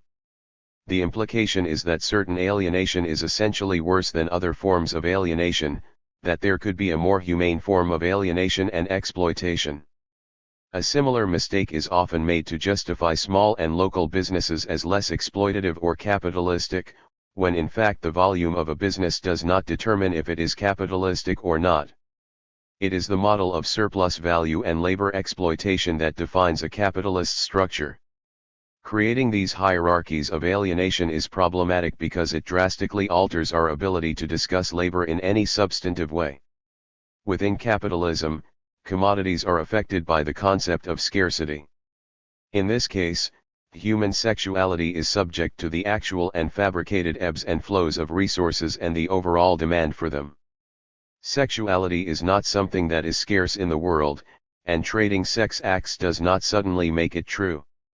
If scarcity of sex were true, the simple act of having more sex would reduce the overall amount available. It wouldn't matter if sex were sold, simply had for fun, obligation, or pleasure. Scarcity is a myth of capitalism used to manipulate our sense of need toward an object or resource. Sacred sexuality is the idea that our sexuality is intrinsically connected to something greater than ourselves. This implies the sexual act includes something, or someone, more than the 1, 2, 3, 4, or more individuals present in body. The most common examples would be a deity or religious figure. Sacred sexuality is a tool used to shame or manipulate people about the sex they have. Sex in this context cannot simply be acts between consenting people but instead an ideal open to moral scrutiny. This moral scrutiny is ceaselessly subjective and globally reflects a myriad of different social norms. Sacred sexuality is a tool for sexual control hidden under the guise of sexual preservation. Sacred sexuality also greatly contributes to an idealized woman, chaste and heterosexual. This vision of women is ever present in the debate around sex work. Scarcity sexuality and sacred sexuality are interrelated, as they both serve to control people's bodies. Both of these concepts justify regulation, social and governmental, for a perceived greater good. These regulations may often appear to target only sex workers, but they extend much further. We should not be surprised that conservative perspectives embrace protecting intimate femininity, but when it happens within the radical left it illustrates a glaring theoretical gap. This is problematic because it perpetuates the fallacy that a woman's, or anyone's really, worth is bound up in their sexuality and capacity for sex. Sex workers are not demeaning themselves on a basic human level any more than the rest of the working class. Focusing an argument exclusively on regulating women perceived as straight disregards that significant portions of those working within the sex industry are queer folks, trans folks, and men, of course not mutually exclusive. Women face a unique experience within the industry at the intersection of commerce and patriarchy. However, many other people experience intersectional oppressions within the industry. The narrative that non-trans 2 women have a nearly identical experience to each other, but incomparable to other sex workers, demonstrates a specific agenda by those that peddle it. Many prostitution abolitionists argue that all those involved in the sex industry were forced to do so by pimps, live in slavery-like conditions, are addicted to drugs, and are riddled with stees. While sensationally this is appealing, it is not an effective way to view a large group of workers. Statistics on entry into sex work are incredibly hard to come by and tend to be swayed by those that collected them. However, there is fair amount of evidence that pimping, at least in the United States, is not particularly prevalent. 3 sex workers are not so easily generalized, and while a variety of abuses happen in the sex industry, they are not unique to this industry. The idea that women globally cannot choose to work in the sex industry, but they can choose some other industry within capitalism, is offensive and condescending. It is as if their engagement in the sex industry illustrates some flaw or weakness. Sex workers are not revolutionary in their labor, but neither are they a threat to the fabric of society. Sex work is another form of exploited labor within capitalism. What makes it unique is what we can learn from seeing how labor is alienated. This process is intimate, but capitalism has mystified it within other sectors. Choice and capitalism. Anarchism precludes the belief that there cannot be a more humane form of capitalism. It is fundamentally in opposition to the concept that we can regulate an economic system based on ever-expanding profit and oppression. If we take this as a given, it is necessary to elevate our analysis of sex work. I have been asked countless times why I chose the sex industry. I answer that I no more chose sex work than I chose retail, tourism or food service. We all have a spectrum of limited options to choose from. Why does the sex industry imply a personal identity to its workers? The implication is that some labor choices are more political than others. Another common question is, how could someone choose sex work if there were ample options of meaningful work? The reality is that for the working class there are not ample options of meaningful work. Seemingly meaningful work may very well be code for non-alienated labor. With a solid analysis of capitalism, the term meaningful work has no basis within the current capitalism economy. Choice within capitalism is an illusion.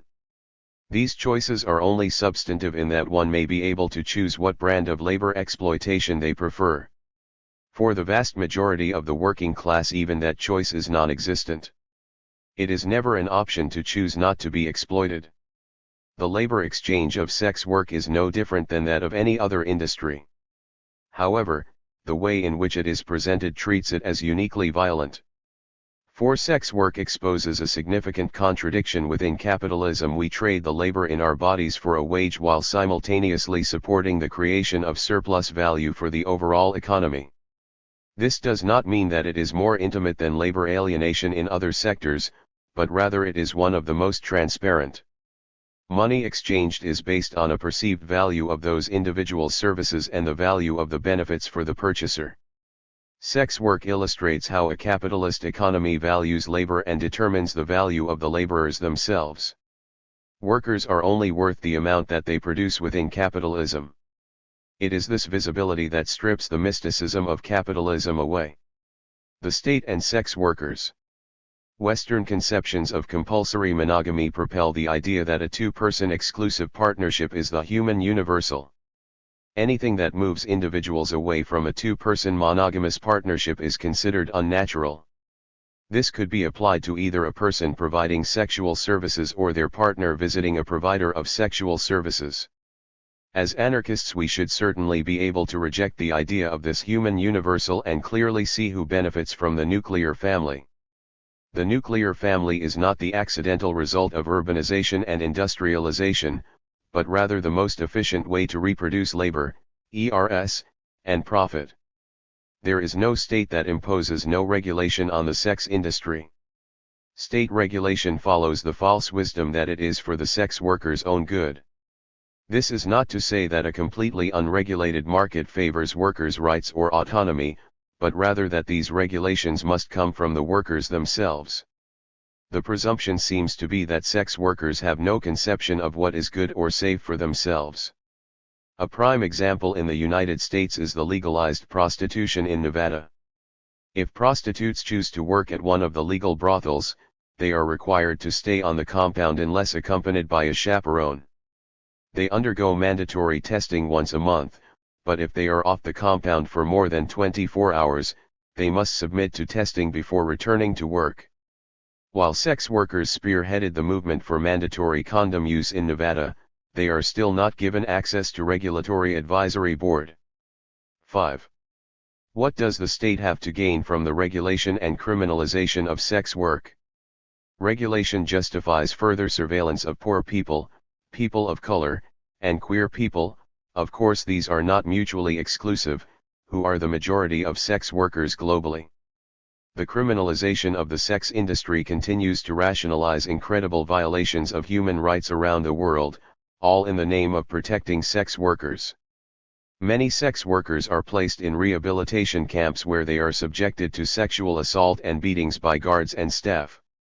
6. Incarceration seems to be the global universal in the rehabilitation of sex workers, for those classified as voluntary or forced sex workers. The dichotomy of forced vs. voluntary sex work is highlighted in most regulation. Providing social and health services for those that are regarded as forced is given tantamount funding and support.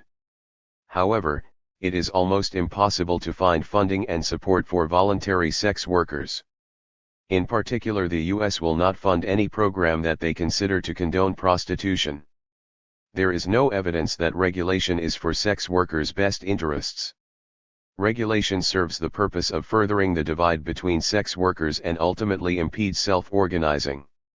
Reproductive labor, the labor that is done to produce new laborers and that allows wage earners to continue to work every day, is built into the state apparatus, particularly the unpaid labor of home workers. This labor includes the rearing of children, cooking of meals, and housework, but it also includes the sexual reproduction of the, often male, wage earner within a household. Sexual reproduction, not limited to child producing, remains invisible as labor, but is implicit in the structure. Sex work fundamentally upsets this balance by requiring money be exchanged for a finite amount of time, as opposed to a housewife, or unwaged home worker, who exchanges unlimited labor for an infinite amount of time without wage. The state relies on this unwaged reproductive labor in order to maintain civil order and the continuation of the nuclear family. Requiring a specific monetary exchange for sexual reproduction socially undermines the concept that it is available without reciprocation, that the sexual availability of women may not be a given. It has been argued that sex work sets a social precedent that the sexuality of women is always available if the price is right. However, sex work actually undermines the idea women are available for free, or that the purpose of women is labor reproduction. This is dangerous to the state apparatus because it shows the direct benefit to be reaped from free reproductive labor. Having children, reproducing the primary wage earner, and even sex may be done naturally, but these things are work. When the left gets into bed with abolitionists, these are the unintended consequences: the furthering of patriarchy through upholding the nuclear family. Queer intersections and sex worker intersections. A queer analysis of sex work frees us from the constraints of viewing it as a threat to marriage and workforce reproduction. This is certainly not meant to imply that fidelity is not important within a queer analysis, but sex work does not threaten an institution of fidelity. A queer analysis of sex work allows us to view sex in an unconventional way, where sex is not essentially degrading, private, or for love. There is huge overlap between sex workers and queer folks. In particular, trans folks, often ignored by governments, NGOs, and industry abolitionists, make up a tremendous population in the sex industry. Female prostitutes that service male clients are not strictly heterosexual. Many identify as lesbians, bisexual, or queer. Male escorts may service male clients, but may regulate to female partners outside of work. The gender and sexual identity of sex workers is not necessarily reflected by the clients they have. This fluidity between personal and professional sexuality reflects a certain queerness to the sex industry that may not often be apparent. It is important to remember the difference between what is marketed and what is the reality for those on the inside. This performance may not be reflective of the individual sex worker, but rather a promotion tactic to attract clients. Socially, both queer folks and sex workers face similar stigma. The people they sleep with determine their entire identity. This is the assumption that gender and sexuality are intrinsic and fundamental, that they are static rather than transitory. As seen in the dominant treatment of other marginalized groups, the defining differences become the rationale for exclusion, violence, and discrimination. Queer, trans, and people of color in the sex industry disproportionately experience violence at the hands of the state and clients. 7 compounded intersecting oppressions are only drawn in starker contrast by the stigma around sex work. Ultimately, it is the stigma that sex workers face that is unique, not the nature of their work. Organizing with sex workers. The goal of organizing with sex workers should be to increase empowerment and self-representation. For many sex workers, it is a huge risk to speak publicly for fear of exposure to clients, police, and family. Do not assume that sex workers do not wish to speak for themselves. There are avenues that can limit dangerous exposure. It is still very controversial to organize with sex workers, especially if the goal is not to get them out of the industry. A movement to improve conditions in the sex industry cannot originate from those that prioritize eliminating the industry over the autonomy of the workers themselves. There is a growing movement of sex workers acting publicly to better conditions within the industry. In a Western context, sex workers' rights are connected to other prominent anarchist projects, specifically around gentrification, anti-racism, anti-police brutality, and queer rights. Don't assume you know people's history.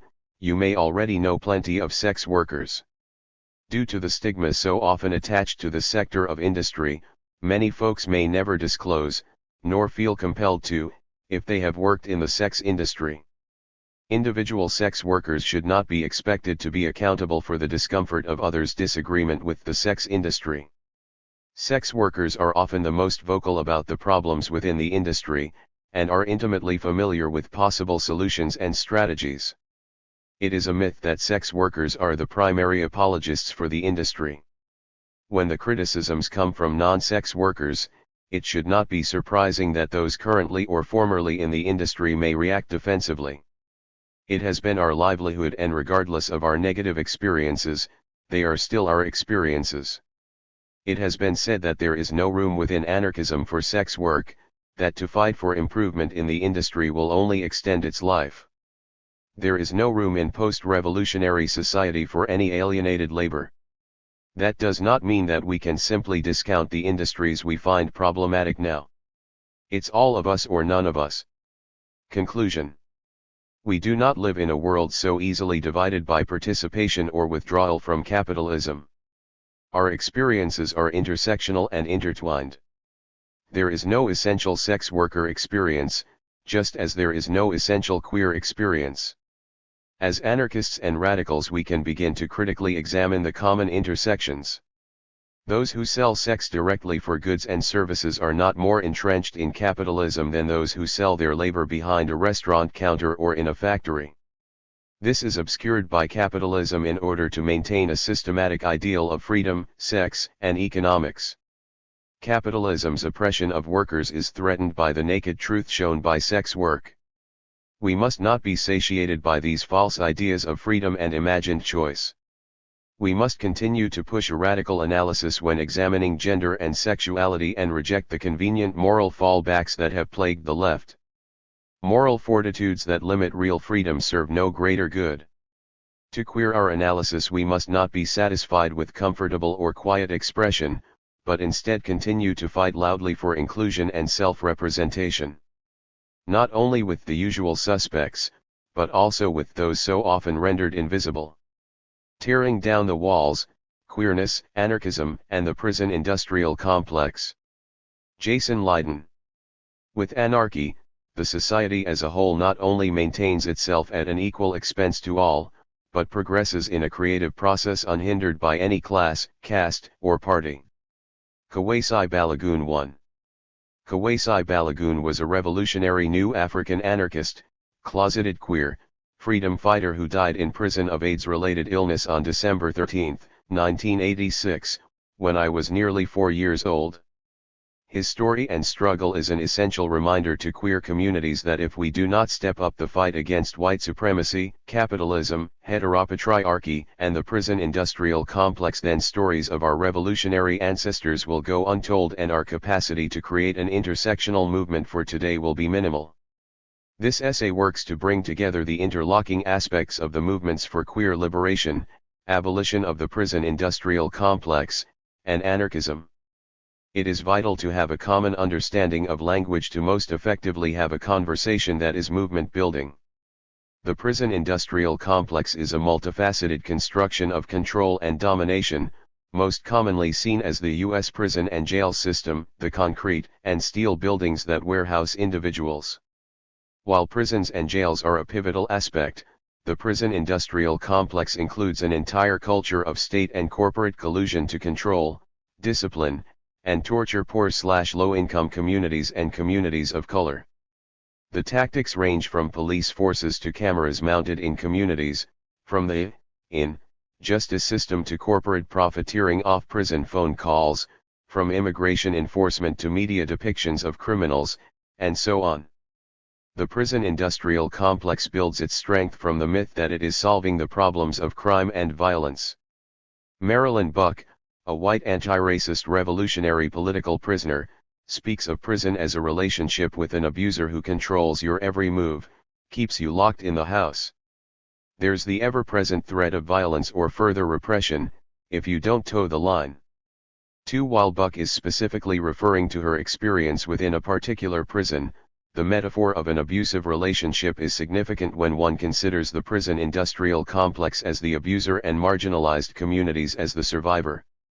The Network/Lared, a lesbian, bisexual, gay, transgender, and queer domestic violence organization based in Boston, Massachusetts, defines partner abuse as a systematic pattern of control where one person tries to control the thoughts, beliefs, and/or actions of their partner, someone they are dating or someone they had an intimate relationship with.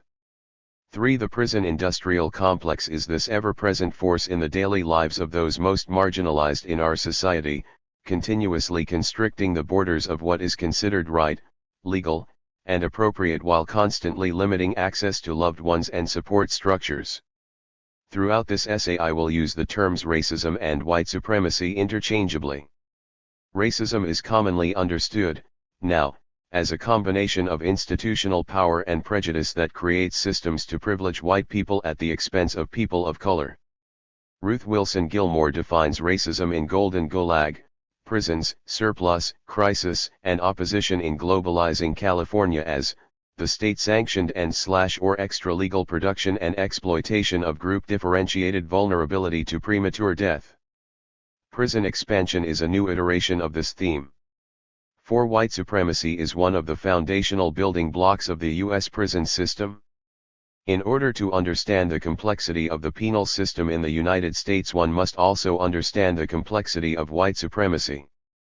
Andrea Smith offers a framework for understanding these deep complexities in the 3 pillars of white supremacy.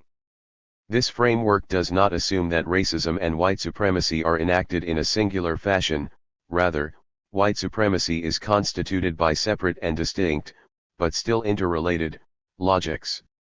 Envision 3 pillars, one labeled slavery/capitalism, another labeled genocide/capitalism, and the last one labeled Orientalism/war, as well as arrows connecting each of the pillars together.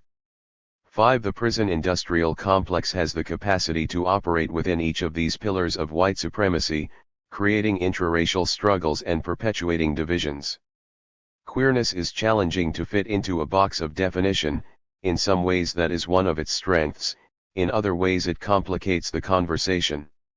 Other writers in this anthology will more aptly divulge the multitude of queer theories open to interpretation. For the purpose of this essay, I look at queerness as not only the identity of those violently targeted by the prison industrial complex, but also as a sexual/political/social tool for deconstructing the borders of power. Queerness is not only about fiercer sex, truer gender expression, and theoretical masturbation, it has the potential to expand the possibilities available to intersectional movements for liberation. Abolition of the prison industrial complex is not some ridiculous pipe dream, but rather what queer theorist José Esteban Muñoz would call a concrete utopia. Muñoz suggests, concrete utopias are the hopes of a collective, an emergent group, or even the solitary oddball who is the one who dreams for many. Concrete utopias are the realm of educated hope. 6 conceptions of abolition come out of communities most impacted by the prison industrial complex and are told through stories of survival, in mediocre to amazing prisoner poetry, within resistance chants outside of police stations, and through the actions of thieves, sex workers, saboteurs, and others considered criminal by the state. Abolition is not only the goal of eliminating all forms of state control, corporate profit of exploited labor, police surveillance, and destruction of prison walls, but also the strategy for getting us there. Abolition and anarchism hold the same strategies and goals of collective liberation and community autonomy. As Peggy Cornegger writes, to separate the process from the goals of revolution is to ensure the perpetuation of oppressive structure and style. 7. As mainstream/assimilationist gay and lesbian organizations push for the passage of hate crimes legislation, such as the Matthew Shepard Act, they directly perpetuate the power of the prison industrial complex by relying on its violence while stating that they wish to protect our communities from hateful attacks and murder.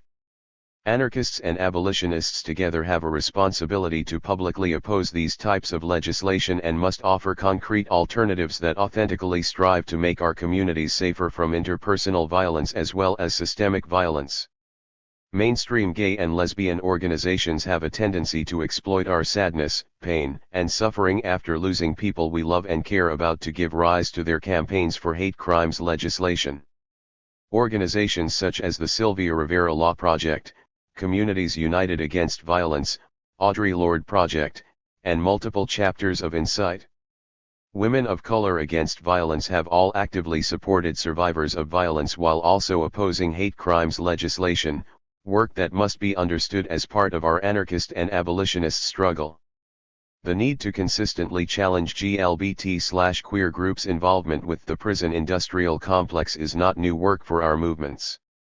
Kawesi Balagoon wrote on May 31, 1983, when a gay group protests lack of police protection, by making an alliance with police to form a gay task force, they ain't making a stand against the system, they are joining it. 8. Many police forces in major cities around the United States have gay and lesbian community liaison and pride marches often have some kind of gay police force fraternity parading along with corporations next to drag queens and community organizations. These types of hypocrisy are exactly why anarchism and abolition are needed at queer celebrations and in queer movements. When it is operating at its best, anarchism is tearing down the borders of nation-states, smashing the borders of capitalist control, and transgressing all borders of oppression and authoritarianism. When queerness is operating at its best, it is tearing down the borders of gender, smashing the confines of compulsory monogamy, and transgressing the moralism of sex and sexuality. When abolition is at its best, it is tearing down the prison walls, smashing the police state, and transgressing the power of punishment while instituting new forms of transformative justice. I recognize that all of this destruction and abolition can appear to be placed strictly in the negative and oppositional without a positive vision for society. However, all of this border destruction and wall crumbling provides a beautiful opportunity for creativity and new visions that are already being articulated and acted upon throughout the world. Not only is abolition a concrete utopia, queerness and anarchism flourish in the growing space. And yet we understand that this concrete utopia has not yet arrived. Insight. Women of Color Against Violence and Critical Resistance wrote a much-needed critique and demand of the abolitionist movement, Do not pretend we have already reached some utopian community alternative that is actually supporting survivors of violence, and be sure to actually create and facilitate alternatives to the prison industrial complex that keep people safe and accountable for the suffering and trauma that exists and is perpetuated on the left and throughout the entirety of our culture. 9. I think it is when queerness, abolition, and anarchism are in relationship with each other that we have the greatest creative power to actually create a project and culture that celebrates the possibilities of our humanness. How do we move forward? It takes more than articles, hand-holding, or hand-jobs to build these relationships and to create effective strategies for winning. When strategizing to abolish the prison industrial complex, many more voices are needed at the table. Transgender women of color, working-class faggots, and anarchist dykes, who are all directly targeted by police surveillance and criminalization of their lives, need to be prioritized as experts on the violence of the prison industrial complex. The policing of public sex must get on the agenda of abolitionists. The pervasiveness of sexual violence in prison and the particular targeting of queer and transgender people need to be addressed with community programs and group therapy or processing opportunities in anarchist spaces.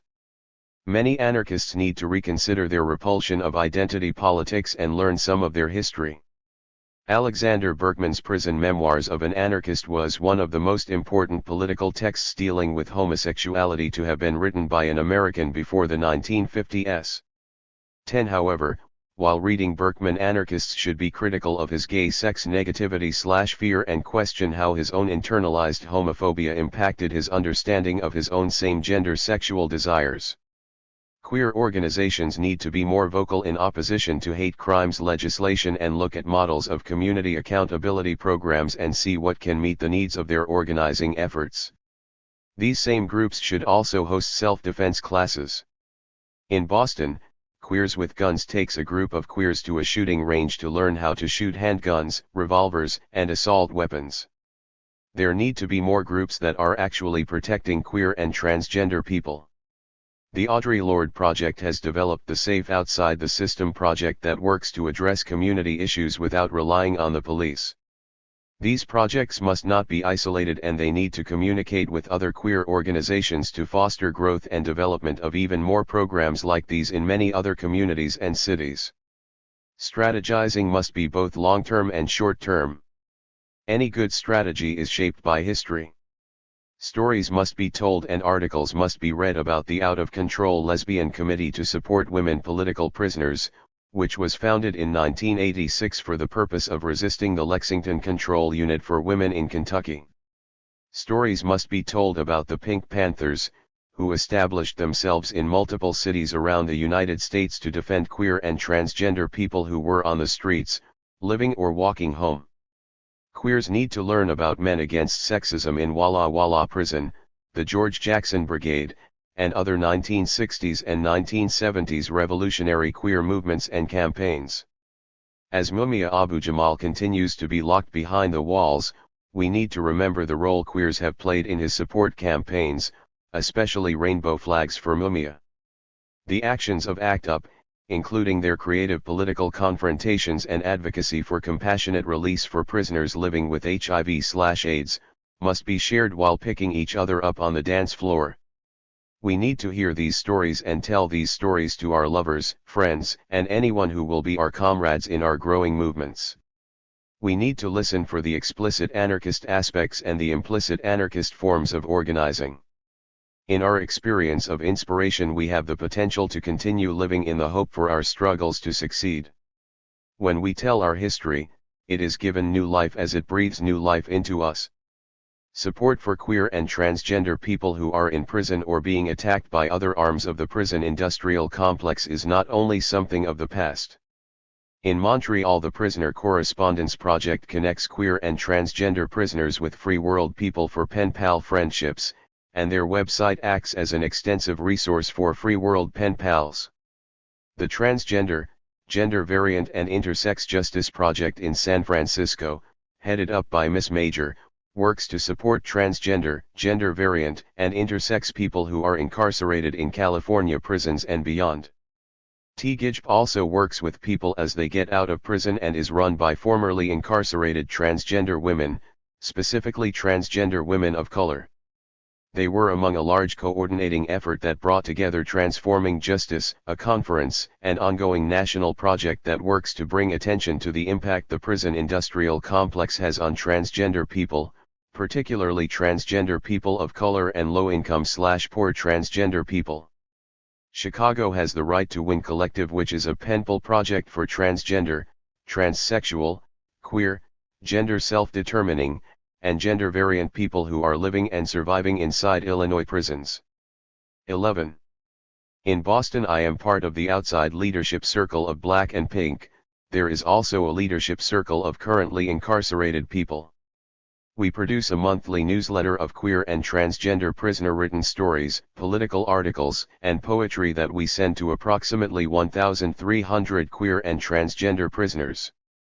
We also maintain a list of incarcerated people looking for pen pals that is available on the Black and Pink website. As we continue to grow, we are able to do more direct support for prisoners, community outreach, and trainings about the impact of the prison industrial complex on queer communities.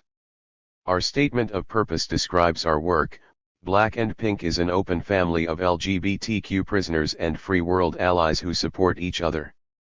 Our work toward the abolition of the prison industrial complex is rooted in the experience of currently and formerly incarcerated people. We are outraged by the specific violence of the prison industrial complex against LGBTQ people, and respond through advocacy, education, direct service, and organizing. We chose to call ourselves a family after all the letters we received writing to us as their Black and Pink family. So often the families queer and trans people come from can be so harmful, and we have the potential to help queer the notion of family and provide real care and attention too often denied. Black and Pink and all of these other projects have anarchist leanings, if they are not explicitly anarchist. They are all abolitionist projects and strive to be accountable to those most impacted by the violence of the prison industrial complex. New history of queer involvement in abolition and anarchism is being created daily. More projects and new strategies are always needed. Cop Watch is a strategy used in multiple cities that has a strong anarchist analysis and abolitionist approach. There are multiple Cop Watch groups around the United States. Chicago, Portland, the Bay Area, and New York City have the strongest and most successful Cop Watch organizations. Massachusetts has a functional Cop Watch in Western Massachusetts and a sporadic chapter in Boston. The Portland Cop Watch lists their goals as, to empower victims of police misconduct to pursue their grievances, with the goal of resolving individual cases and preventing future occurrences, to educate the general public and, in particular, target groups of police abuse on their rights and responsibilities, and to promote and monitor an effective system for civilian oversight of police. 12 Cop Watches regularly patrol the streets and monitor police activity with video cameras and still photo cameras as a form of deterrence of police brutality and to document any misconduct that does occur. Cop Watch is completely legal and can provide a vital organizing tool in communities most impacted by policing. During the New York City Gay Pride March, a coalition of queer people of color organizations formed a Cop Watch patrol because of the long history of police targeting queers of color during the parade and the lack of support by parade organizers and mainstream gay and lesbian organizations. The Boston Cop Watch did outreach in the Fens, a highly policed public sex spot. Queers and queer analyses are needed within Cop Watch groups to best serve the needs of highly policed queer and transgender people. Another strategy for organizing is called the attrition model, the rubbing away or wearing down by friction, the persistent and continuing strategy necessary to diminish the function and power of prisons in our society. 13. This strategy specifically targets the prison and incarceration aspects of the prison industrial complex. It begins with moratorium on all prison, jail, detention center growth, development, research, and building. The moratorium process forces the government and corporations to examine alternatives to incarcerating people. Moratoriums have a measurable impact in prohibiting the further development of the physical confinement institutions of the prison industrial complex. While we fight for a moratorium on all expansion of the punishment industry, the next step in the strategy is decarceration. Decarceration is the struggle to get as many people as possible out of prison. While the strategy of a neo-underground railroad should certainly be attempted and advocated for, the repercussions for those caught will certainly be severe. Other strategies include a prisoner release timeline, at least 80% immediately, 15% gradually, the remaining 5% within 10 years. 14. To accomplish that, first, 80% of all prisoners convicted of nonviolent offenses should be released. Next, we should ensure the compassionate release of all prisoners with terminal diseases, all prisoners over the age of 65, all prisoners convicted of sex work, all prisoners convicted of killing/injuring their abusive partners, and all prisoners who have served 10 years or more on a sentence.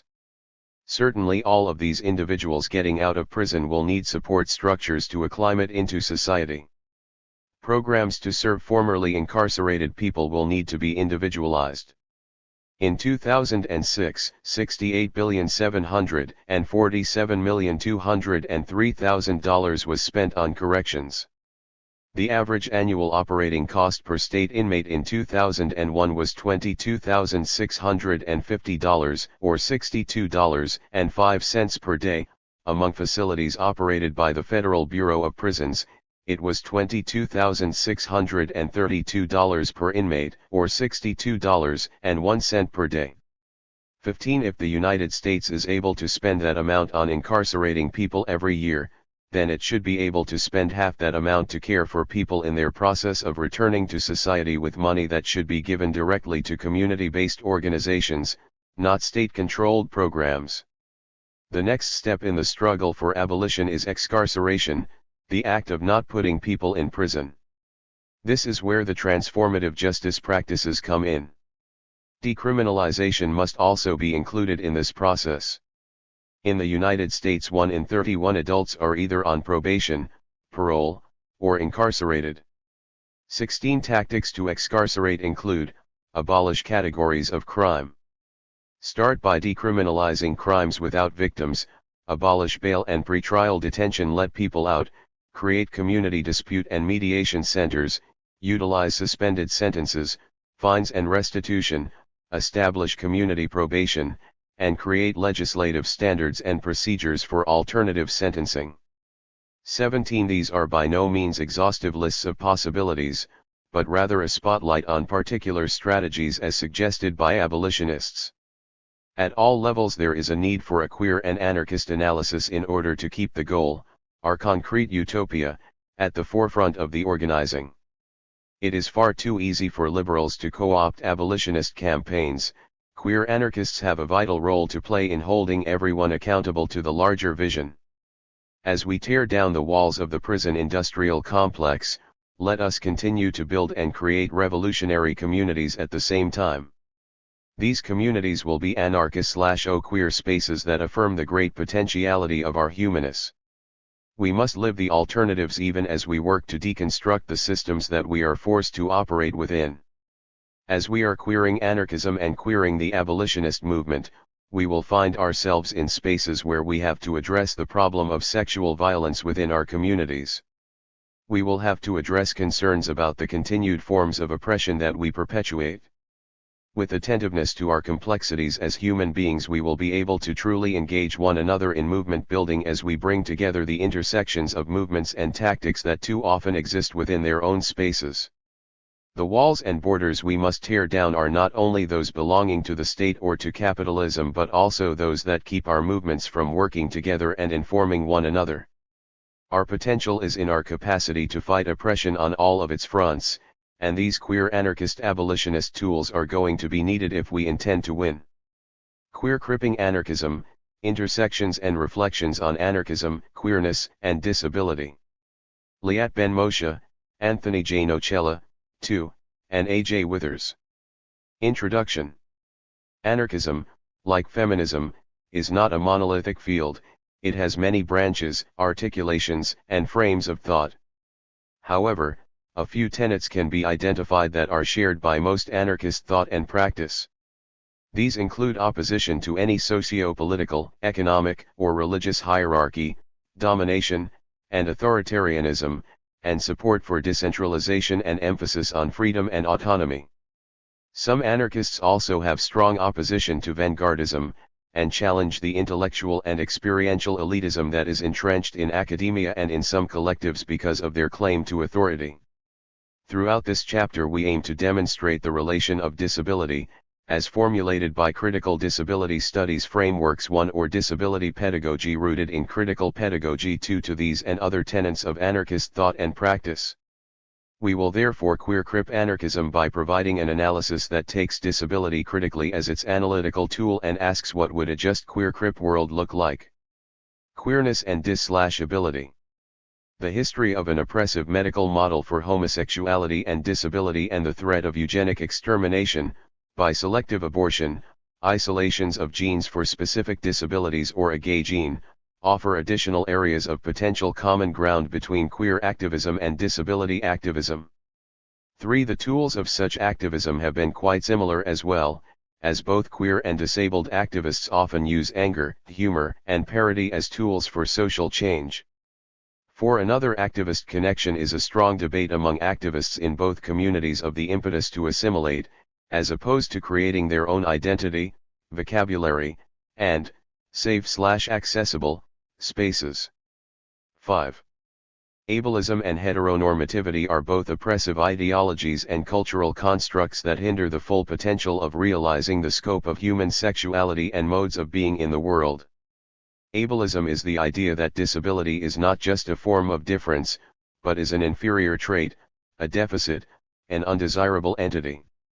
An ableist society is one that constructs itself, in infrastructure such as buildings, curricula, media representations, as if disability does not exist, is repugnant, or needs to be modified in order to fit in the existing order. Heteronormative societies, similarly, structure themselves as if heterosexuality is not only preferred, but indeed the only mode of living, desiring, and being with others. It is important to emphasize that ableism and heteronormativity are not just analogous but also intersecting. Not realizing how they work as interlocking oppressions would deny the lived reality of disabled queers who feel marginalized, at times in both communities. One explanation for the exclusion of disability from queer theory and existence, as well as the lack of any effective coalition politics, could be the similar history of medicalization. Queer theory takes back a negative term and articulates gender as a social construction, while understanding the complexity of individual sexual desires. Science and the medical world identified those who are gay or lesbian as disabled and as having a smaller brain, and attempted to prove this through eugenics and other pseudoscientific theories. The historical conceptualization of homosexuality as pathological led to an attempt to normalize it, largely beginning in the 1960s. In 1965, one prominent mainstream gay rights activist, Frank Kameny, said the entire homophile movement is going to stand or fall on the issue of the medicalization of homosexuality. 6. The lengthy campaign to remove homosexuality as a psychiatric illness was finally successful in 1973, with homosexuality being removed from the Diagnostic and Statistical Manual of Mental Disorders. Many LGBTQ folks today may want to distance themselves from any community that has been medicalized in similar ways, in order to cut off the historical ties to notions of pathology and abnormality. 7. This process has been well described by Bainton, who demonstrates how, throughout history, disability has been used not only as a justification for excluding disabled people but also to exclude other marginal groups, people of color, immigrants, by attributing disability to them. 8. The marked groups usually do not question the assumption that underpin disability as inferior, but instead try to distance themselves from the disability label, by scientific means if possible.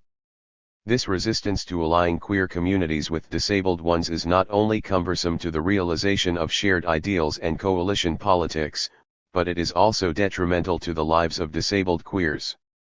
Because disabled people are perceived as asexual and/or sexually inferior to non-disabled, except in fetishized communities, Like amputee devotee or dwarf fetish, being queer may seem like a logical step, since being gay is also regarded as an inferior sexual form by heterosexual people and heteronormative cultures.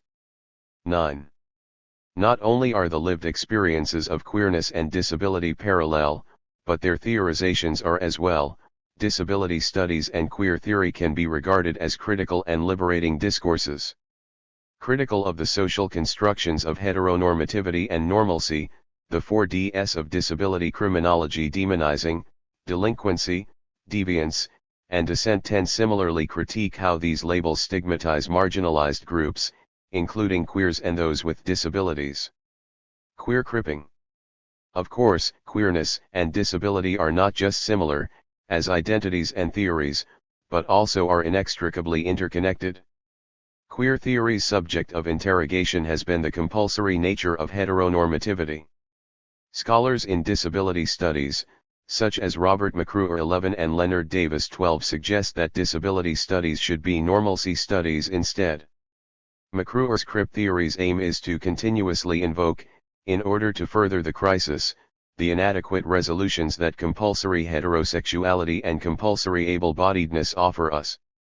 13. Crip is used here as a reclaimed word, used both as a verb and as an identity of those who embody it, that resists the negative connotations of disability that have been bestowed upon it by an ableist culture. Crip theory, McCruer argues, will draw attention to critically queer, severely disabled possibilities in order to bring to the fore the crip actors who will exacerbate in more productive ways the crisis of authority that currently besets heterosexual/able-bodied norms. 14. By severely disabled, McCruer is not referring to the level of impairment a person is presumed to have, but rather as a queer position. By reclaiming severe as fierce or defiant, McCruer reverses able-bodied standards that view severe disabilities as ones that will never be integrated to the circuit, the adage of everyone should be included, except for. From their marginal state, severe disabilities and queer subjects are positioned to re-enter the margins and point to the inadequacies of straight and non-disabled assumptions.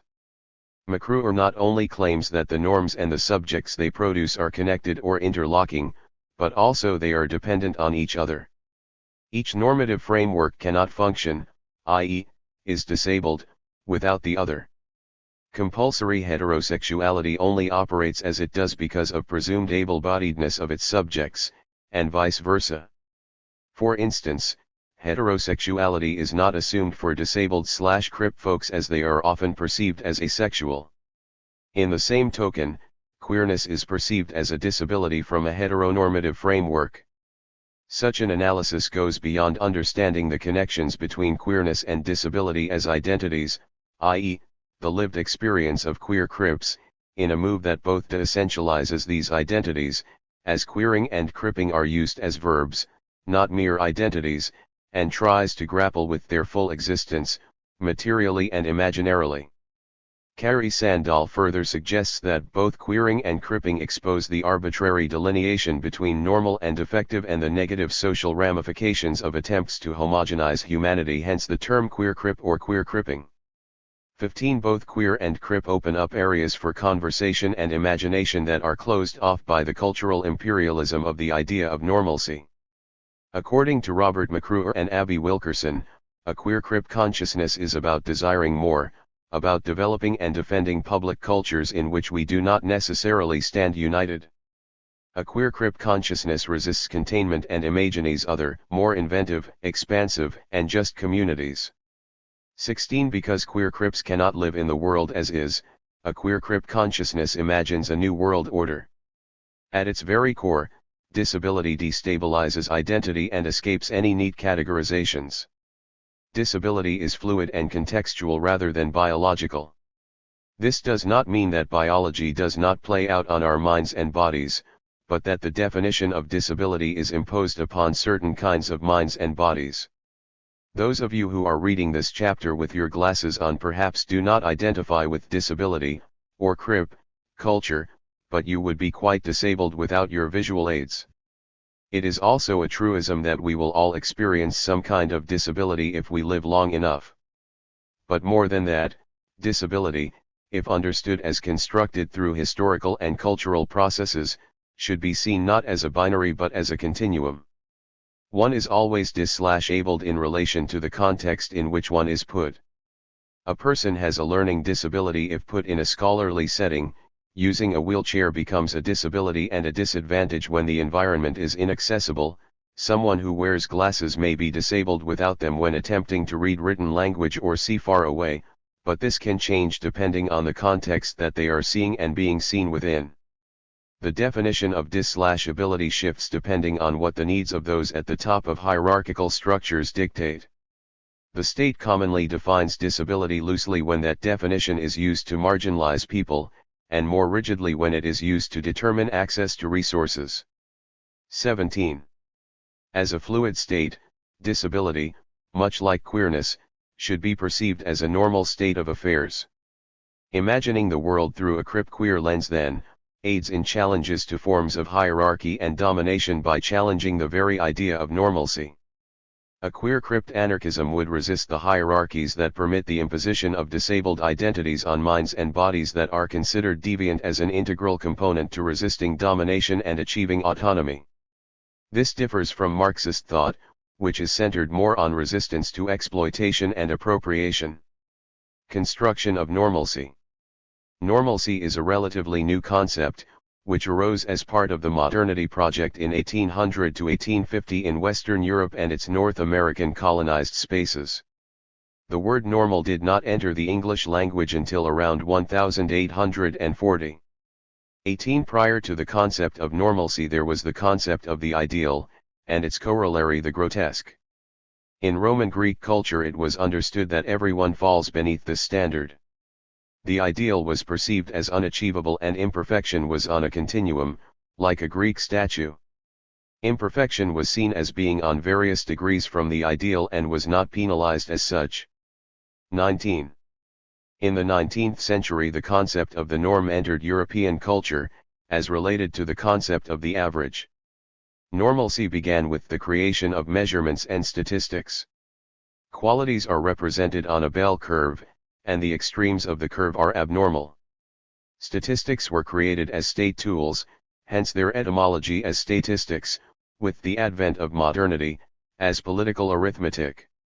20. It is hard to imagine that before 1820, political bodies did not make decisions solely based on crime, poverty, birth, death, and unemployment rates.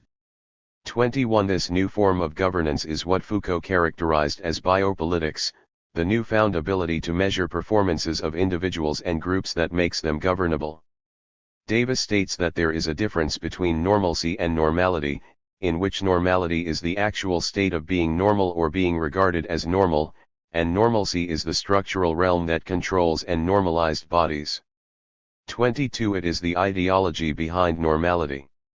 This ideology is embedded with bourgeois, and of course white heterosexual and male, norms, in which the middle class is seen as the mean. This ideology, claims Davis, can be seen as developing the kind of science that would then justify the notions of the norm. 23. These norms also centered on the body and its performance. The key argument Davis makes is that ableism and normalization are not unusual practices that we must denounce but are part of the modernist project by definition, the creation of modern nation-states, democracy, measurement, and science, capitalism. There are several paradoxes associated with modernism: representational democracy versus individual representation, capitalism versus equality, etc. Normalcy as an ideology seemingly resolves these conflicts. In regards to wealth on a curve, it is clear that not all can be wealthy. Some have to be in the margins of the curve for capitalism to be sustained.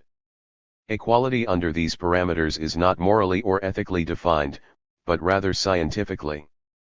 So, many people fight for equality, but what we should be fighting for is diversity and respect of differences. The concept of the norm, unlike the ideal, implies that the majority of the population must somehow be around the mean. Everyone has to work hard to conform to norms, but people with disabilities, and other marginalized groups, are scapegoated for not being able to fit these standards, while in fact they are needed to create these standards and maintain them. There is a need for people at the margin, but they are punished for being placed there. As an example for such punitive ideology, Davis analyzes the interesting fact that almost all the early statisticians, Galton, Pearson, and others, were also known eugenicists. It is not surprising perhaps, since the notion of the norm and the average divided the populace into standard and substandard populations. Difference is thus projected onto stigmatized populations so all others can strive for the elusive normalcy. Disability is not based on a binary, but a multinary. It is an understanding that all are different. Queer cripping is thus a premier lens through which to fight against normalcy, average, standardization, and conformity. Queer cripping, as an analytical lens as well as a lived experience, can offer insights into the ways historical and cultural formations, such as labor, productivity, and dependence, can be interrogated. It offers a radical critique of work, as a practice and a concept, which goes well beyond labor politics. Global capitalism is forcing us to become as efficient as possible.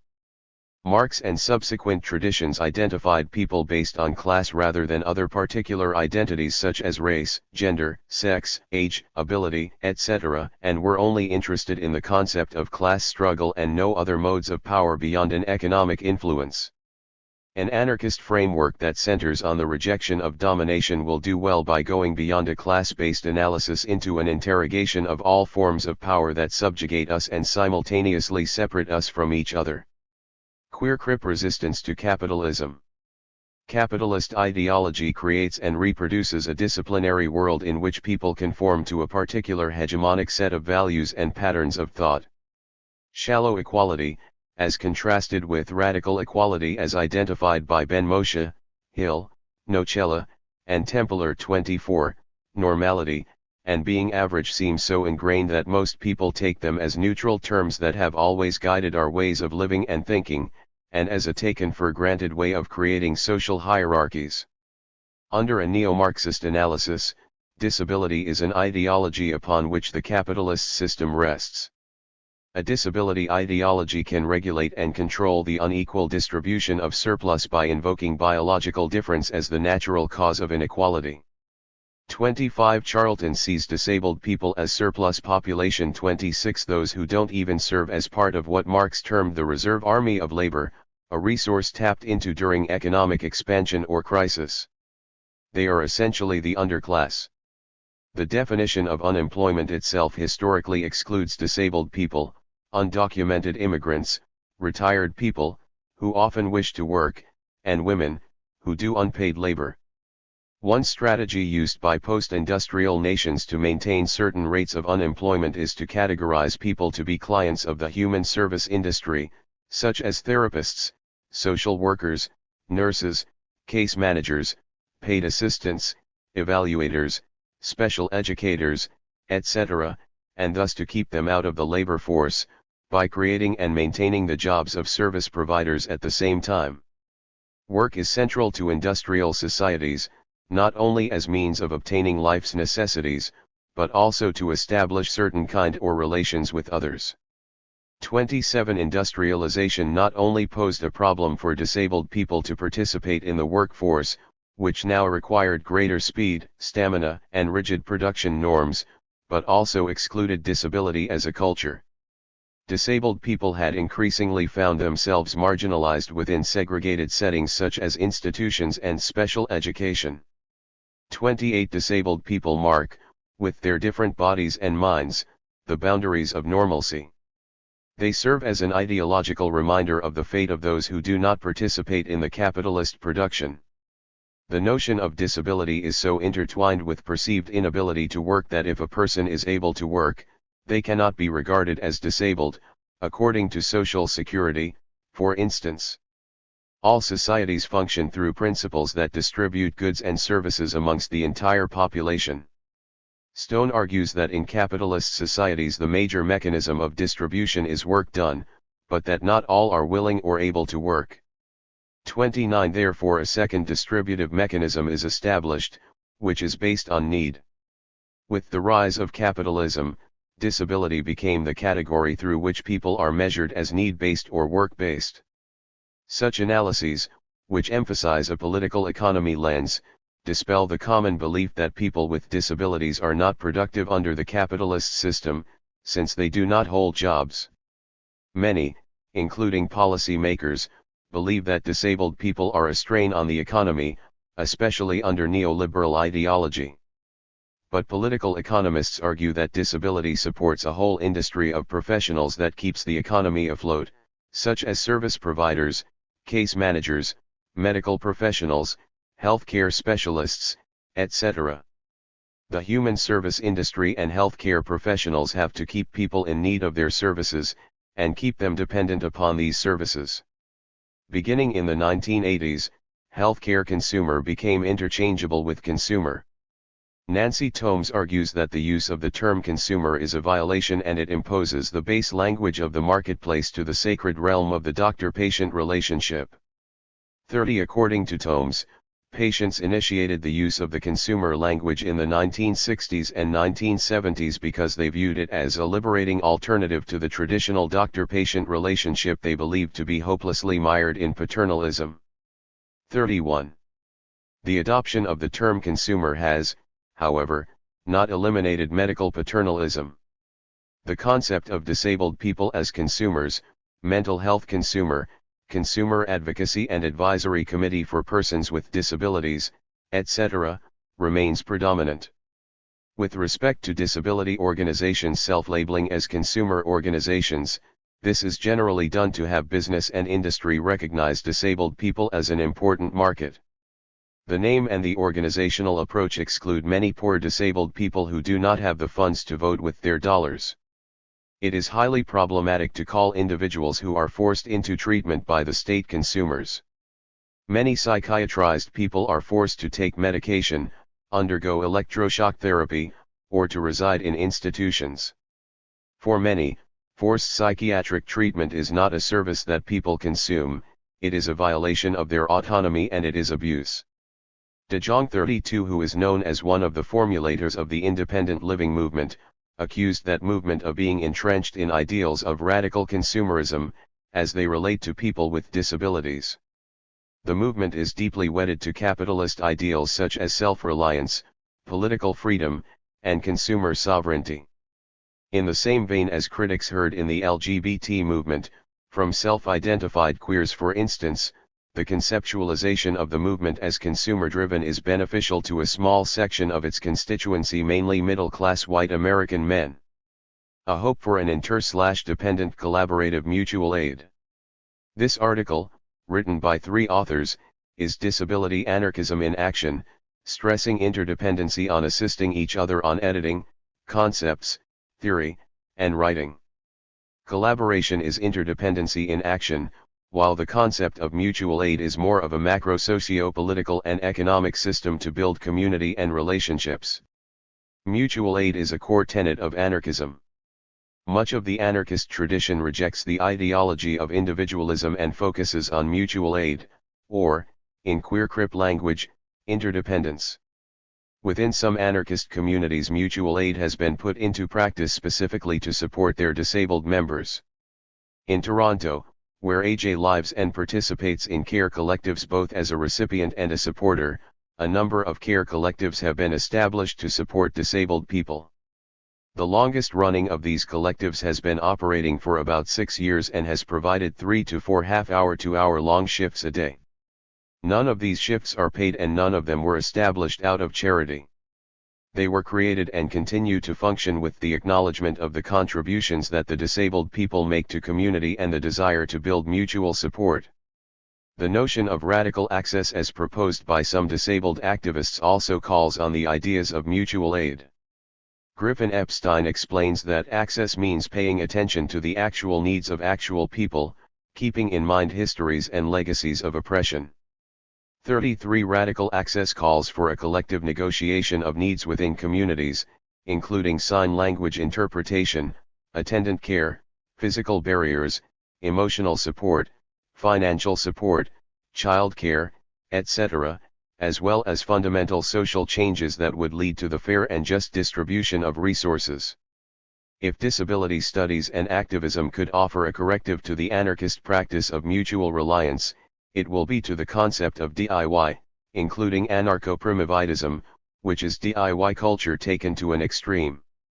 There seems to be a growing literature, especially in what has become to be called green anarchism, which focuses on self-reliance and a return to nature. This politic requires a non-disabled body for its ideal society. Cellist Glendinning writes of lean hunter-gatherer women who endure strenuous demands of walking long distances while carrying equipment, mounds of plant food, and children, physical conditions that are reproduced among today's female athletes. 34 Such calls will have devastating effects on the lives of disabled people who truly embody a spirit of mutual aid every day by relying on personal assistance, friends, and family members to achieve independence and autonomy, which are also core practices of anarchism. Through a queer crip lens, we should perhaps focus more on do it together. The focus on independence, we would argue, is an adoption of capitalist values. Capitalism asserts an ideology of independence and emphasizes relationships and interactions for which there are economic transactions. This ideology, however, is a lie, as all of us are interdependent and rely on each other not only for our food, shelter, and clothing, but also for our emotional, physical, and intellectual needs. Shifting focus from DIY to DIT reasserts our collectivity and interdependence and rejects the focus on rugged individualism, a value that negates many people's needs for care. Enabling politics. Engaging in prefigurative politics in relation to a queer crip existence entails, thinking inclusivity. The knee-jerk types of anarchist organizing and activism are often quite exclusive spaces and enterprises. For instance, many radical conferences and actions lack attention to basic accessibility such as interpreters, note-takers, and accessible bathrooms and entranceways. For example, one anarchist book fair in Toronto was held up a long narrow flight of stairs. The argument for it being inaccessible was that it had to be in an anarchist-friendly space. Their definition of anarchist-friendly excluded people who could not scale a flight of stairs. It is also becoming a kind of ironic truism that whenever there is resistance, there is a march. Although a march or an organized protest may yield some visibility to the cause and create solidarity amongst its participants, it is also a quite exclusionary resistance strategy for many disabled activists. As such, it can be as polarizing as it is galvanizing around a particular issue. Queer cripping political organizing requires recognition of the intersectionality of marginalized identities and a shift toward coalitional politics and inclusive strategies and tactics. An example is the anti-G20 organizing in Toronto in 2010. As the organizing for the protests got underway, an accessibility strategy was implemented that required every aspect of the organizing to make things as accessible as possible and to report on progress to the broader organization. It worked to supply attendant care, accessible housing, and accessible transportation throughout the days of protest. 35. In conclusion, social justice cannot be achieved without proper representation by and inclusion of queer/disabled communities, but the contributions of a queer crip analysis and queer crip communities are not solely about inclusion. Queer crip perspectives work to push anarchist politics forward in directions that anarchism has failed to go historically. Queer cripping anarchism works to fill some of the gaps of anarchist history, to address its omissions, and to undo its ableist assumptions. We recognize that the work in transforming anarchism is and will continue to be slow. However, for those of us concerned with social justice, it is our responsibility to do this work. Straightness must be destroyed. Sappho Papantonopoulou. It's a body. A baby is born. The doctor slaps a gender onto the body: it's a boy, or it's a girl. For those whose bodies do not seem to fit easily into the categories male or female, the doctor almost invariably will treat this as a medical emergency. The parents will be intimidated into forcing invasive surgery, mutilating the baby's genitalia so they will appear to fit easily into these categories. For all bodies regardless, the category "it's a boy," or "it's a girl," must be applied onto the baby. From the very moment of birth, Our bodies are fit into a social system in which there are two genders, built upon the myth that the two sexes are natural. Our heteronormative society considers it urgent that everybody be labeled boy or girl to the point that it will not shy away from using violence against intersex bodies in order to apply these labels. For some reason, the vast majority of people identify with the gender label that was applied to them at birth without their consent. This majority of people we call cisgender. The rest of us are transgender, genderqueer, gender nonconforming, etc. But then again, the vast majority of people seem to be content to go along with most things. After this we grow up and we learn all sorts of other roles that stem from the label boy or girl. This label determines everything from what sort of toys we are supposed to play with, to what sorts of expectations are to be placed upon us in social situations, to what kind of sexual desires we are supposed to have. We cannot escape these assumptions, they are everywhere. Daring to transgress these norms can result in violent punishment. These norms, and the threats that back them up, are all a part of straightness. Straightness is not an orientation, or even really an identity, but a system of social relations. In that regard, straightness is very much like capitalism. Straightness is a multifaceted set of social rules that police our bodies, our minds, our desires, and the ways we interact with others. Straightness tells us that people with certain bodies have to be men and others have to be women. It tells us that men have to act in certain ways, and women have to act in other ways. It tells us that we have to have certain kinds of desires, and not others. It tells us that we have to fuck certain kinds of people, in certain positions, for certain reasons.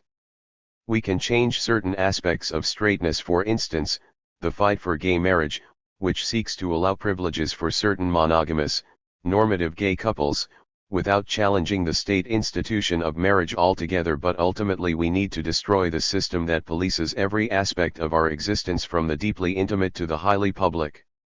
Like any system of social relations, straightness is both something that is out there, in the larger world we call society, or the system, as well as something that is inside in our heads, our hearts, our minds.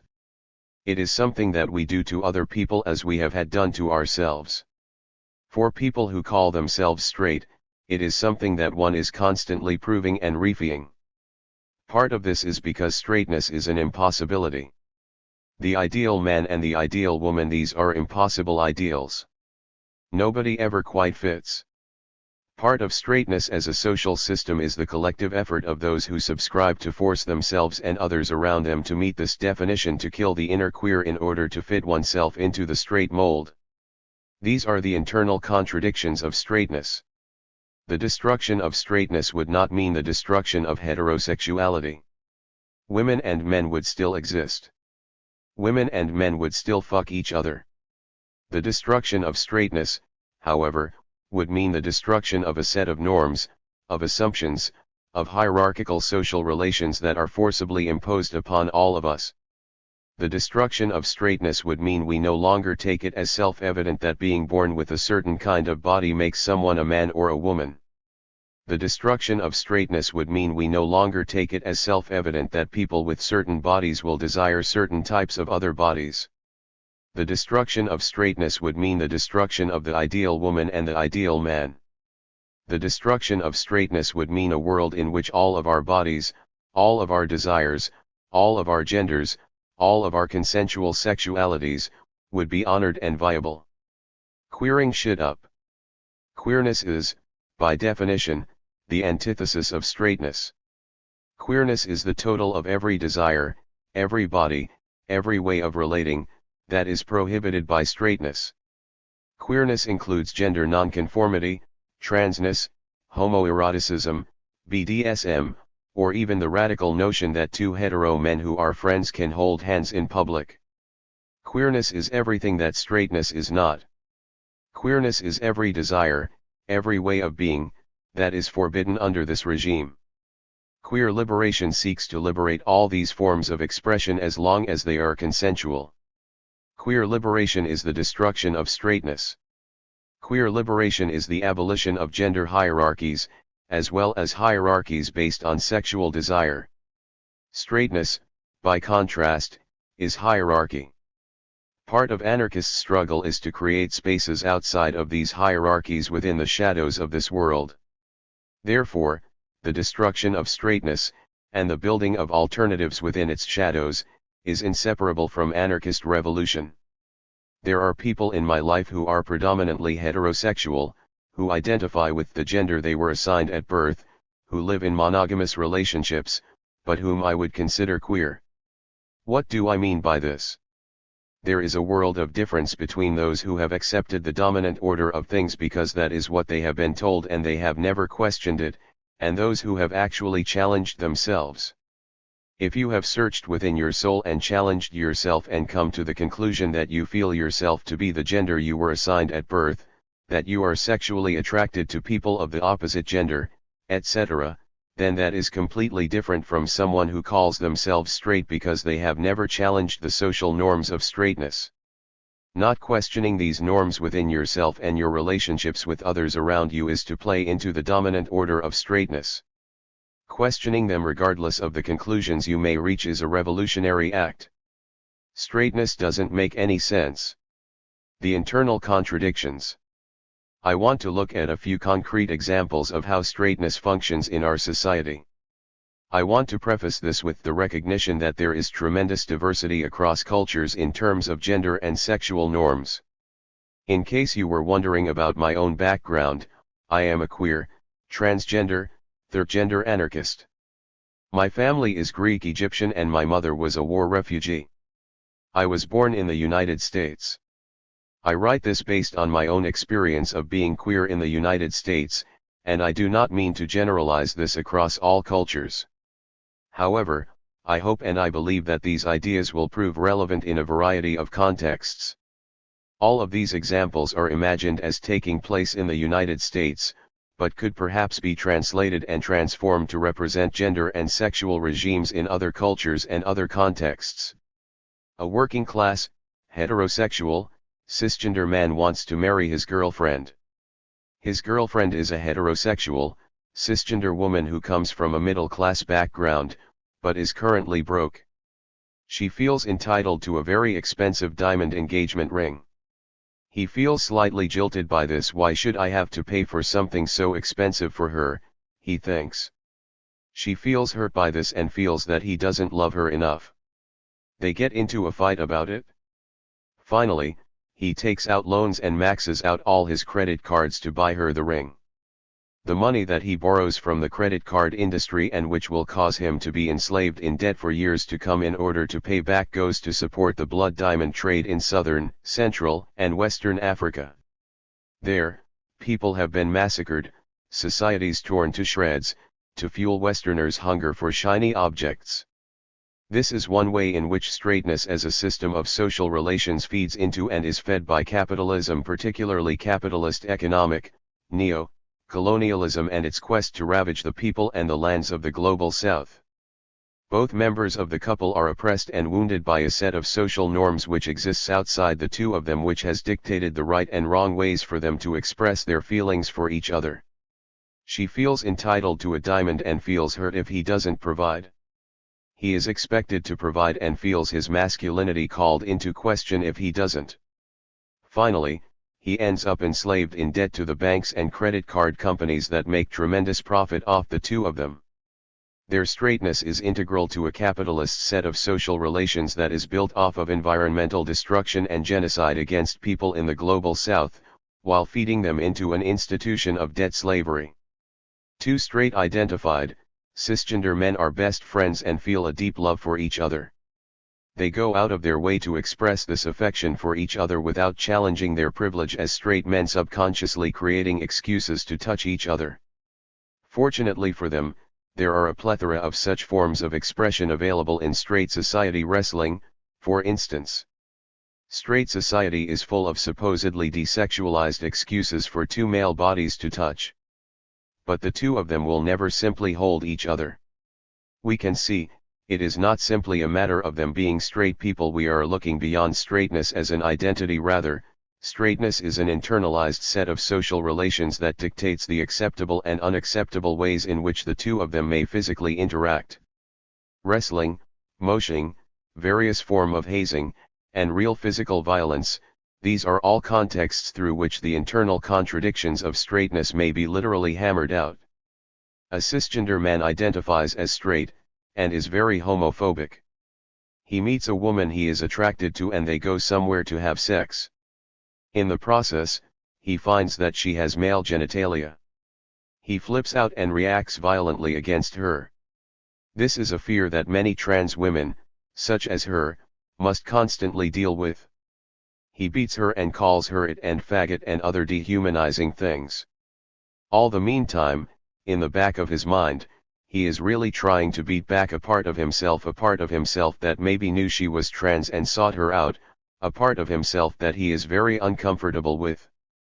She has been made into a target from the outset, first as a target for his frustrated desires, second as a target for his fears of himself as a result of those desires. Her marginalized status as a woman in general, and as a trans woman in particular, allows him to dehumanize her and use her as a vessel to project everything that he despises about himself, everything about him that does not match his own internalized straightness, onto her. She is an escape hatch for the internal contradictions of straightness and she may be killed for it. A young cisgender boy first learns about anarchism by going to punk shows. He feels naive but doesn't want to show it. He hears from his friends about how real punks and real anarchists do things, it's all tremendously macho. He feels pressured to perform a certain form of anarchism because he feels his masculinity threatened if he doesn't. Some older, straight, cis male anarchists pressure him to take part in an action involving property destruction. He doesn't totally feel comfortable doing it, but feels the need to prove himself, and prove his straight masculinity. He gets arrested and it turns out that the older anarchists who pressured him were government agents who set him up. They took advantage of his vulnerability, particularly his need to perform a certain type of anarchist straight masculinity, in order to entrap him. He ends up spending a long time in prison.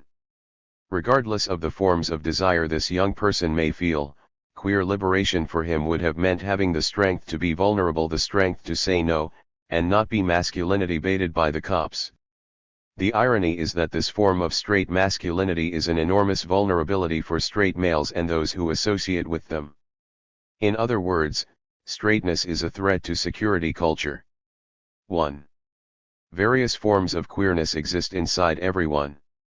People who identify as straight are people who have, to varying degrees, suppressed this queerness. But that doesn't mean it doesn't pop up sometimes. These are the contradictions of straightness.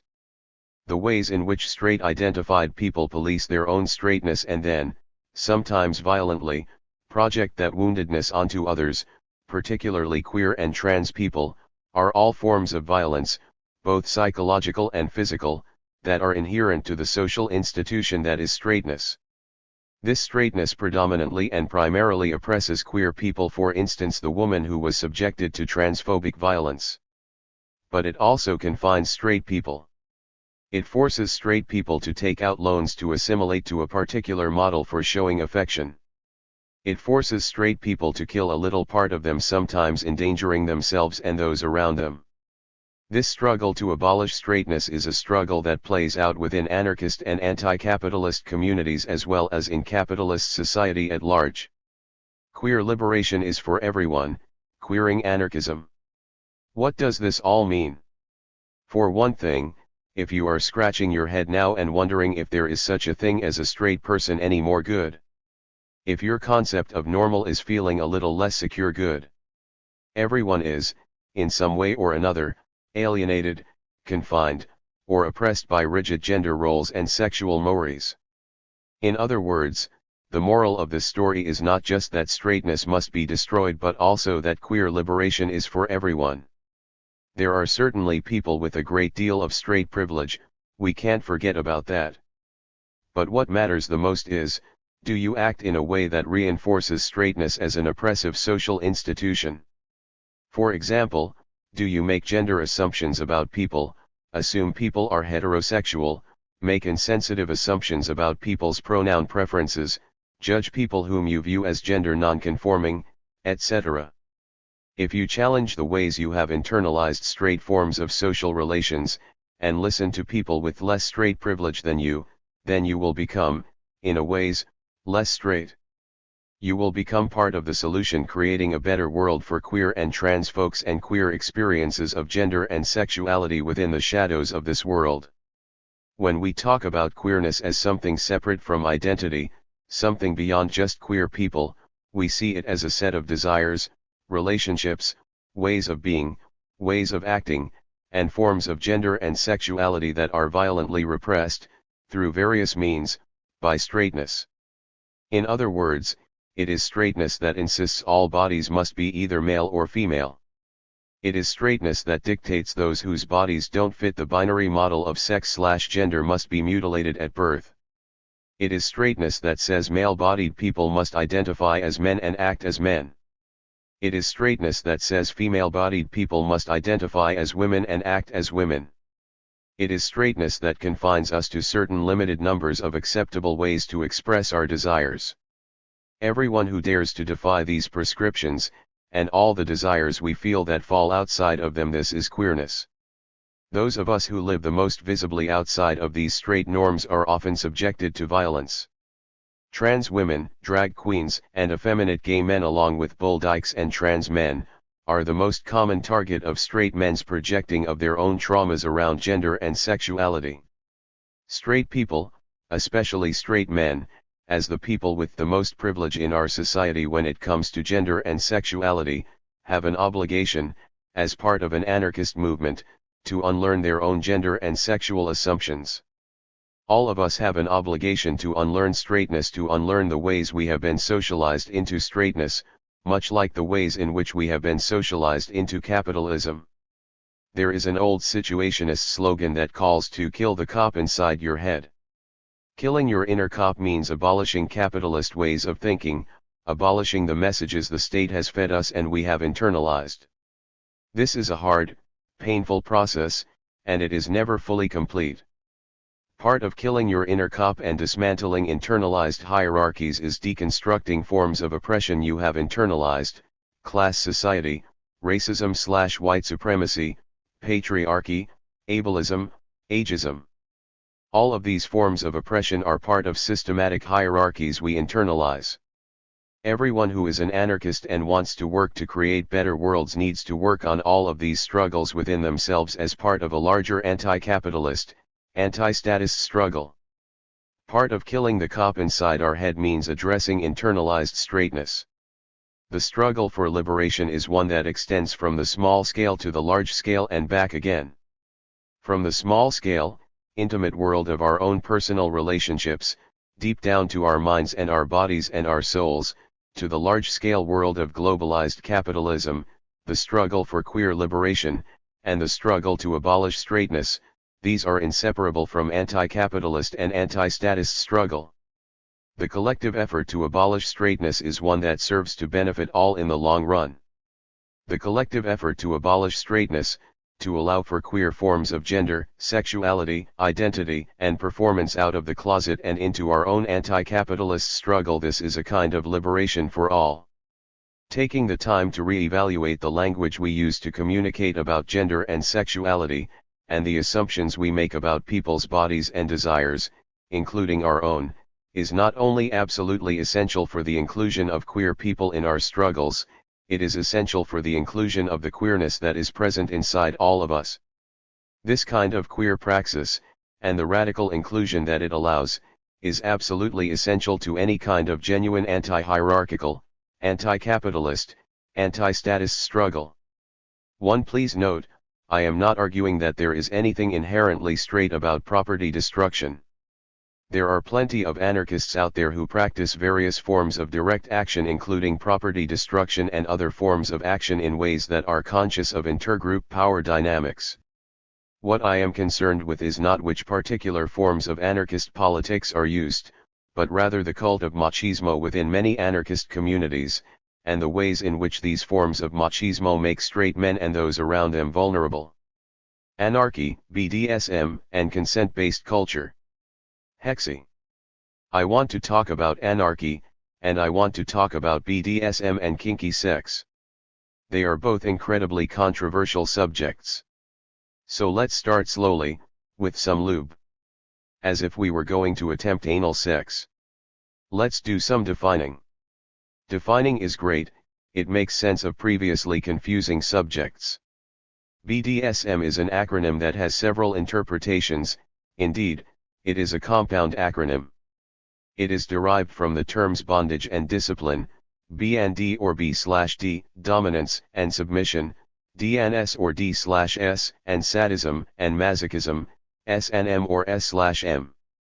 BDSM includes a wide spectrum of activities, interpersonal relationships, and distinct subcultures. Participants usually take on complementary but unequal roles within a BDSM context. The idea of consent of both the partners becomes essential. Often participants who are active, applying the activity or exercising some form of control over others, are known as tops or dominants. Those participants who are recipients of the activities, or who are controlled by their partners, are typically known as bottoms or submissives. Individuals who assume either top/dominant or bottom/submissive roles, whether from relationship to relationship or within a specific relationship only, are known as switches. I should also mention that tops and dominants are different roles, and bottoms and submissives are also different roles. The differences are not immediately apparent to the outside observer, but very important to the people who identify with them. There are also people who enjoy aspects of BDSM that are not explicitly sexual. BDSM is based on sexual practices but also incorporates our daily interactions and experiences with power. So that is the very tip of the iceberg. Inevitably, no matter what, someone somewhere will find offense with any definition and start a heated discussion about it. The diverse rainbow of anarchy, henceforth referred to as the anarchy bow, can be a confusing mess. It is comprised of bickering theorists, insurrectionists, primitivists, armchair radicals, and the occasional right-wing jerk, all struggling to be correct about the next tactic or developing analysis. There is often disagreement within the anarchy bow. This disagreement is particularly rabid due to a basic consensus. The anarchy bow disagrees with itself with the rabid intensity of people who share similar ethics debating how to change the current world order from a hierarchy based on abuse and exploitation to a system without someone at the top of the oppression pyramid scheme. And without the entire pyramid scheme. What we want is a system that benefits everyone and eliminates prejudice and racism and the inequalities of capitalism, and then we'll all have our own unicorn to ride along shining streams. Because you know you want your own unicorn to ride into battle against capitalism. In an attempt to simplify the anarchy bow, I have divined what is to me the first unwritten rule of anarchy. The first unwritten rule of anarchy is don't be a douchebag. All of the fancy theories, all of the discussion about tactics and support and building a new world by tearing down the old and whatnot all come down to the fact that in this world people are often douchebags. They are douchebags to one another, they are douchebags to the planet, they are douchebags to animals. There are whole systems of indoctrination that teach us to be douchebags to one another from the time we are children. Many people have spent lots and lots of time explaining the ways that people are douchebags and how the structure of society teaches us to be douchebags. The goal of anarchy is to change that, not just a little, but entirely. All of our wonderful systems of organization and activism that work so well are often undermined by the brokenness of the system we are raised in. The way that even in a non-hierarchical organization there are often people who call the shots, or the person who is always getting their way and not allowing others to speak. We are the result of hundreds of years of oppression, colonization, capitalism, genocide, racism, and sexism. We can't help but have internalized some of that, even if we are dedicated to changing the system. Often this happens on the traditional lines of gender and race oppressions, but other times it is subtler. In attempting to dismantle a busted system, we all bring our own baggage and prejudices. What we can do is learn from it and work to make our practice of anarchy as equal as possible. Revolution is a funny word. It has been assigned to many things, and according to the cultural history of the United States of America there has already been a sexual revolution. A lot of people in the last century did a lot of work around sexuality and freedom and we are benefiting from it today, but there were radicals before the hippies who were doing and saying the same things about sexual freedom. The sexual revolution has been happening for a long time and continues to do so. Some people even go so far as to say anarchy is love. Which sounds like we're all a bunch of hippies with fancy analyses of politics and anti-oppression and whatnot, but I'm sure Emma Goldman had no fucking clue what a hippie was going to be and she was all about love. Emma Goldman was a really huge badass. Sadly there are no surviving pictures of her riding a unicorn. I believe there are hundreds of sexual revolutions happening every day. Every day people accept themselves and their sexuality and support one another to subvert the heterosexist idea that the only valid sexual relationships are between one man and one woman. The dominant narrative says they must both be cisgendered, having a match between the gender they were assigned at birth, their bodies, and their personal identity. This oppression hurts all of us. Sex can be very personally revolutionary. It can be healthy and it can be a form of self-care and it can be medicine, but only if it is done with full consent and participation of all parties. Historically, anarchists have been very vocal about supporting sexual freedom and queer rights. Emma Goldman spoke out against marriage and for the right of women to have access to birth control. Her lover and compatriot Alexander Berkman wrote about being queer and supporting queer rights. Anarchy has always been a little queer, and anarchists have always been nerds for sexual freedom and choice. Why not BDSM as well? You might have noticed I used the word queer in several different ways. Originally, queer was used to describe something odd or abnormal. It is also used in reference to a group of people. Traditionally, queers have been folk who engage in sexy times with people of a similar gender, transgender folk, and the word extends to include those who engage in relationships outside the heteronormative monogamous party line. The label queer was reclaimed from being a slur, an insult. That's how tough we are. We can take language intended to hurt us and turn it into a something completely different. The definition has fluctuated and is often in debate. To queer something, used as a verb, is to subvert it, change it subtly or radically. Like we did with the use and definition of the word itself. The anarchy bow both loves and hates queerness. Like in the anarchist community, again in the BDSM community there is the problem of people coming to it as a sexual practice with the same amount of baggage as when people come to anarchy. I have sometimes heard people speak of their personal practice of BDSM as if it cures all things. In those experiences, I felt like I was witnessing a personal spiritual moment. I am not a proponent of choosing anything as your shining light, though as a human race we have a tendency to do so. The mainstream BDSM community has been called out in many instances for sexism, heterosexism, racism, ableism, and not being accessible to people who are not middle class or financially liquid. Sexism, the act of gender discrimination, is a problem in almost every part of the society and hence carries over into BDSM spaces. Heterosexism is interesting in the context of the current incarnation of the mainstream BDSM community, which often identifies itself as a pansexual, open to all sexualities and genders, space. The history of BDSM in the United States comes directly from queer spaces, particularly the gay male leather and fisting community, quickly taking hold in lesbian spaces as well. At a certain point, some called BDSM the practice of radical sex. One thing the BDSM community adheres to with a passion is the idea of consensual power exchange. A scene can look non-consensual, can be playing with non-consent, but it is still just playing. One's experience with BDSM, like any sexual practice, is personal. For some it's not something they will be interested in for various reasons. Some people just aren't wired kinky, some people need time to work out their feelings about it. There's a lot of guilt around sexuality in general, and around non-normative sexuality specifically. It's a hard journey for a lot of us to a place where we are comfortable with all aspects of ourselves and our sexuality. Another thing folks have come up against is just plain bad experiences with BDSM. Maybe the person they played with was a jerk and didn't respect their boundaries. Maybe they had a bad experience with the community they joined to experience BDSM. Maybe they just felt alienated by some of the monetary barriers to the BDSM scene.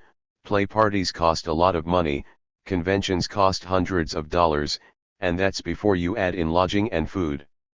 Or perhaps the overwhelming lack of people of color in many kinky communities was a barrier. There is value in BDSM as a fun thing, as a human need, as a fulfilling practice, as a way to play with power, and just as a way to play as an adult. We can't take off our skin color or gender easily or switch up our privileges at the drop of a hat in the real world, but we can play with power and control or the lack of it in a BDSM scene.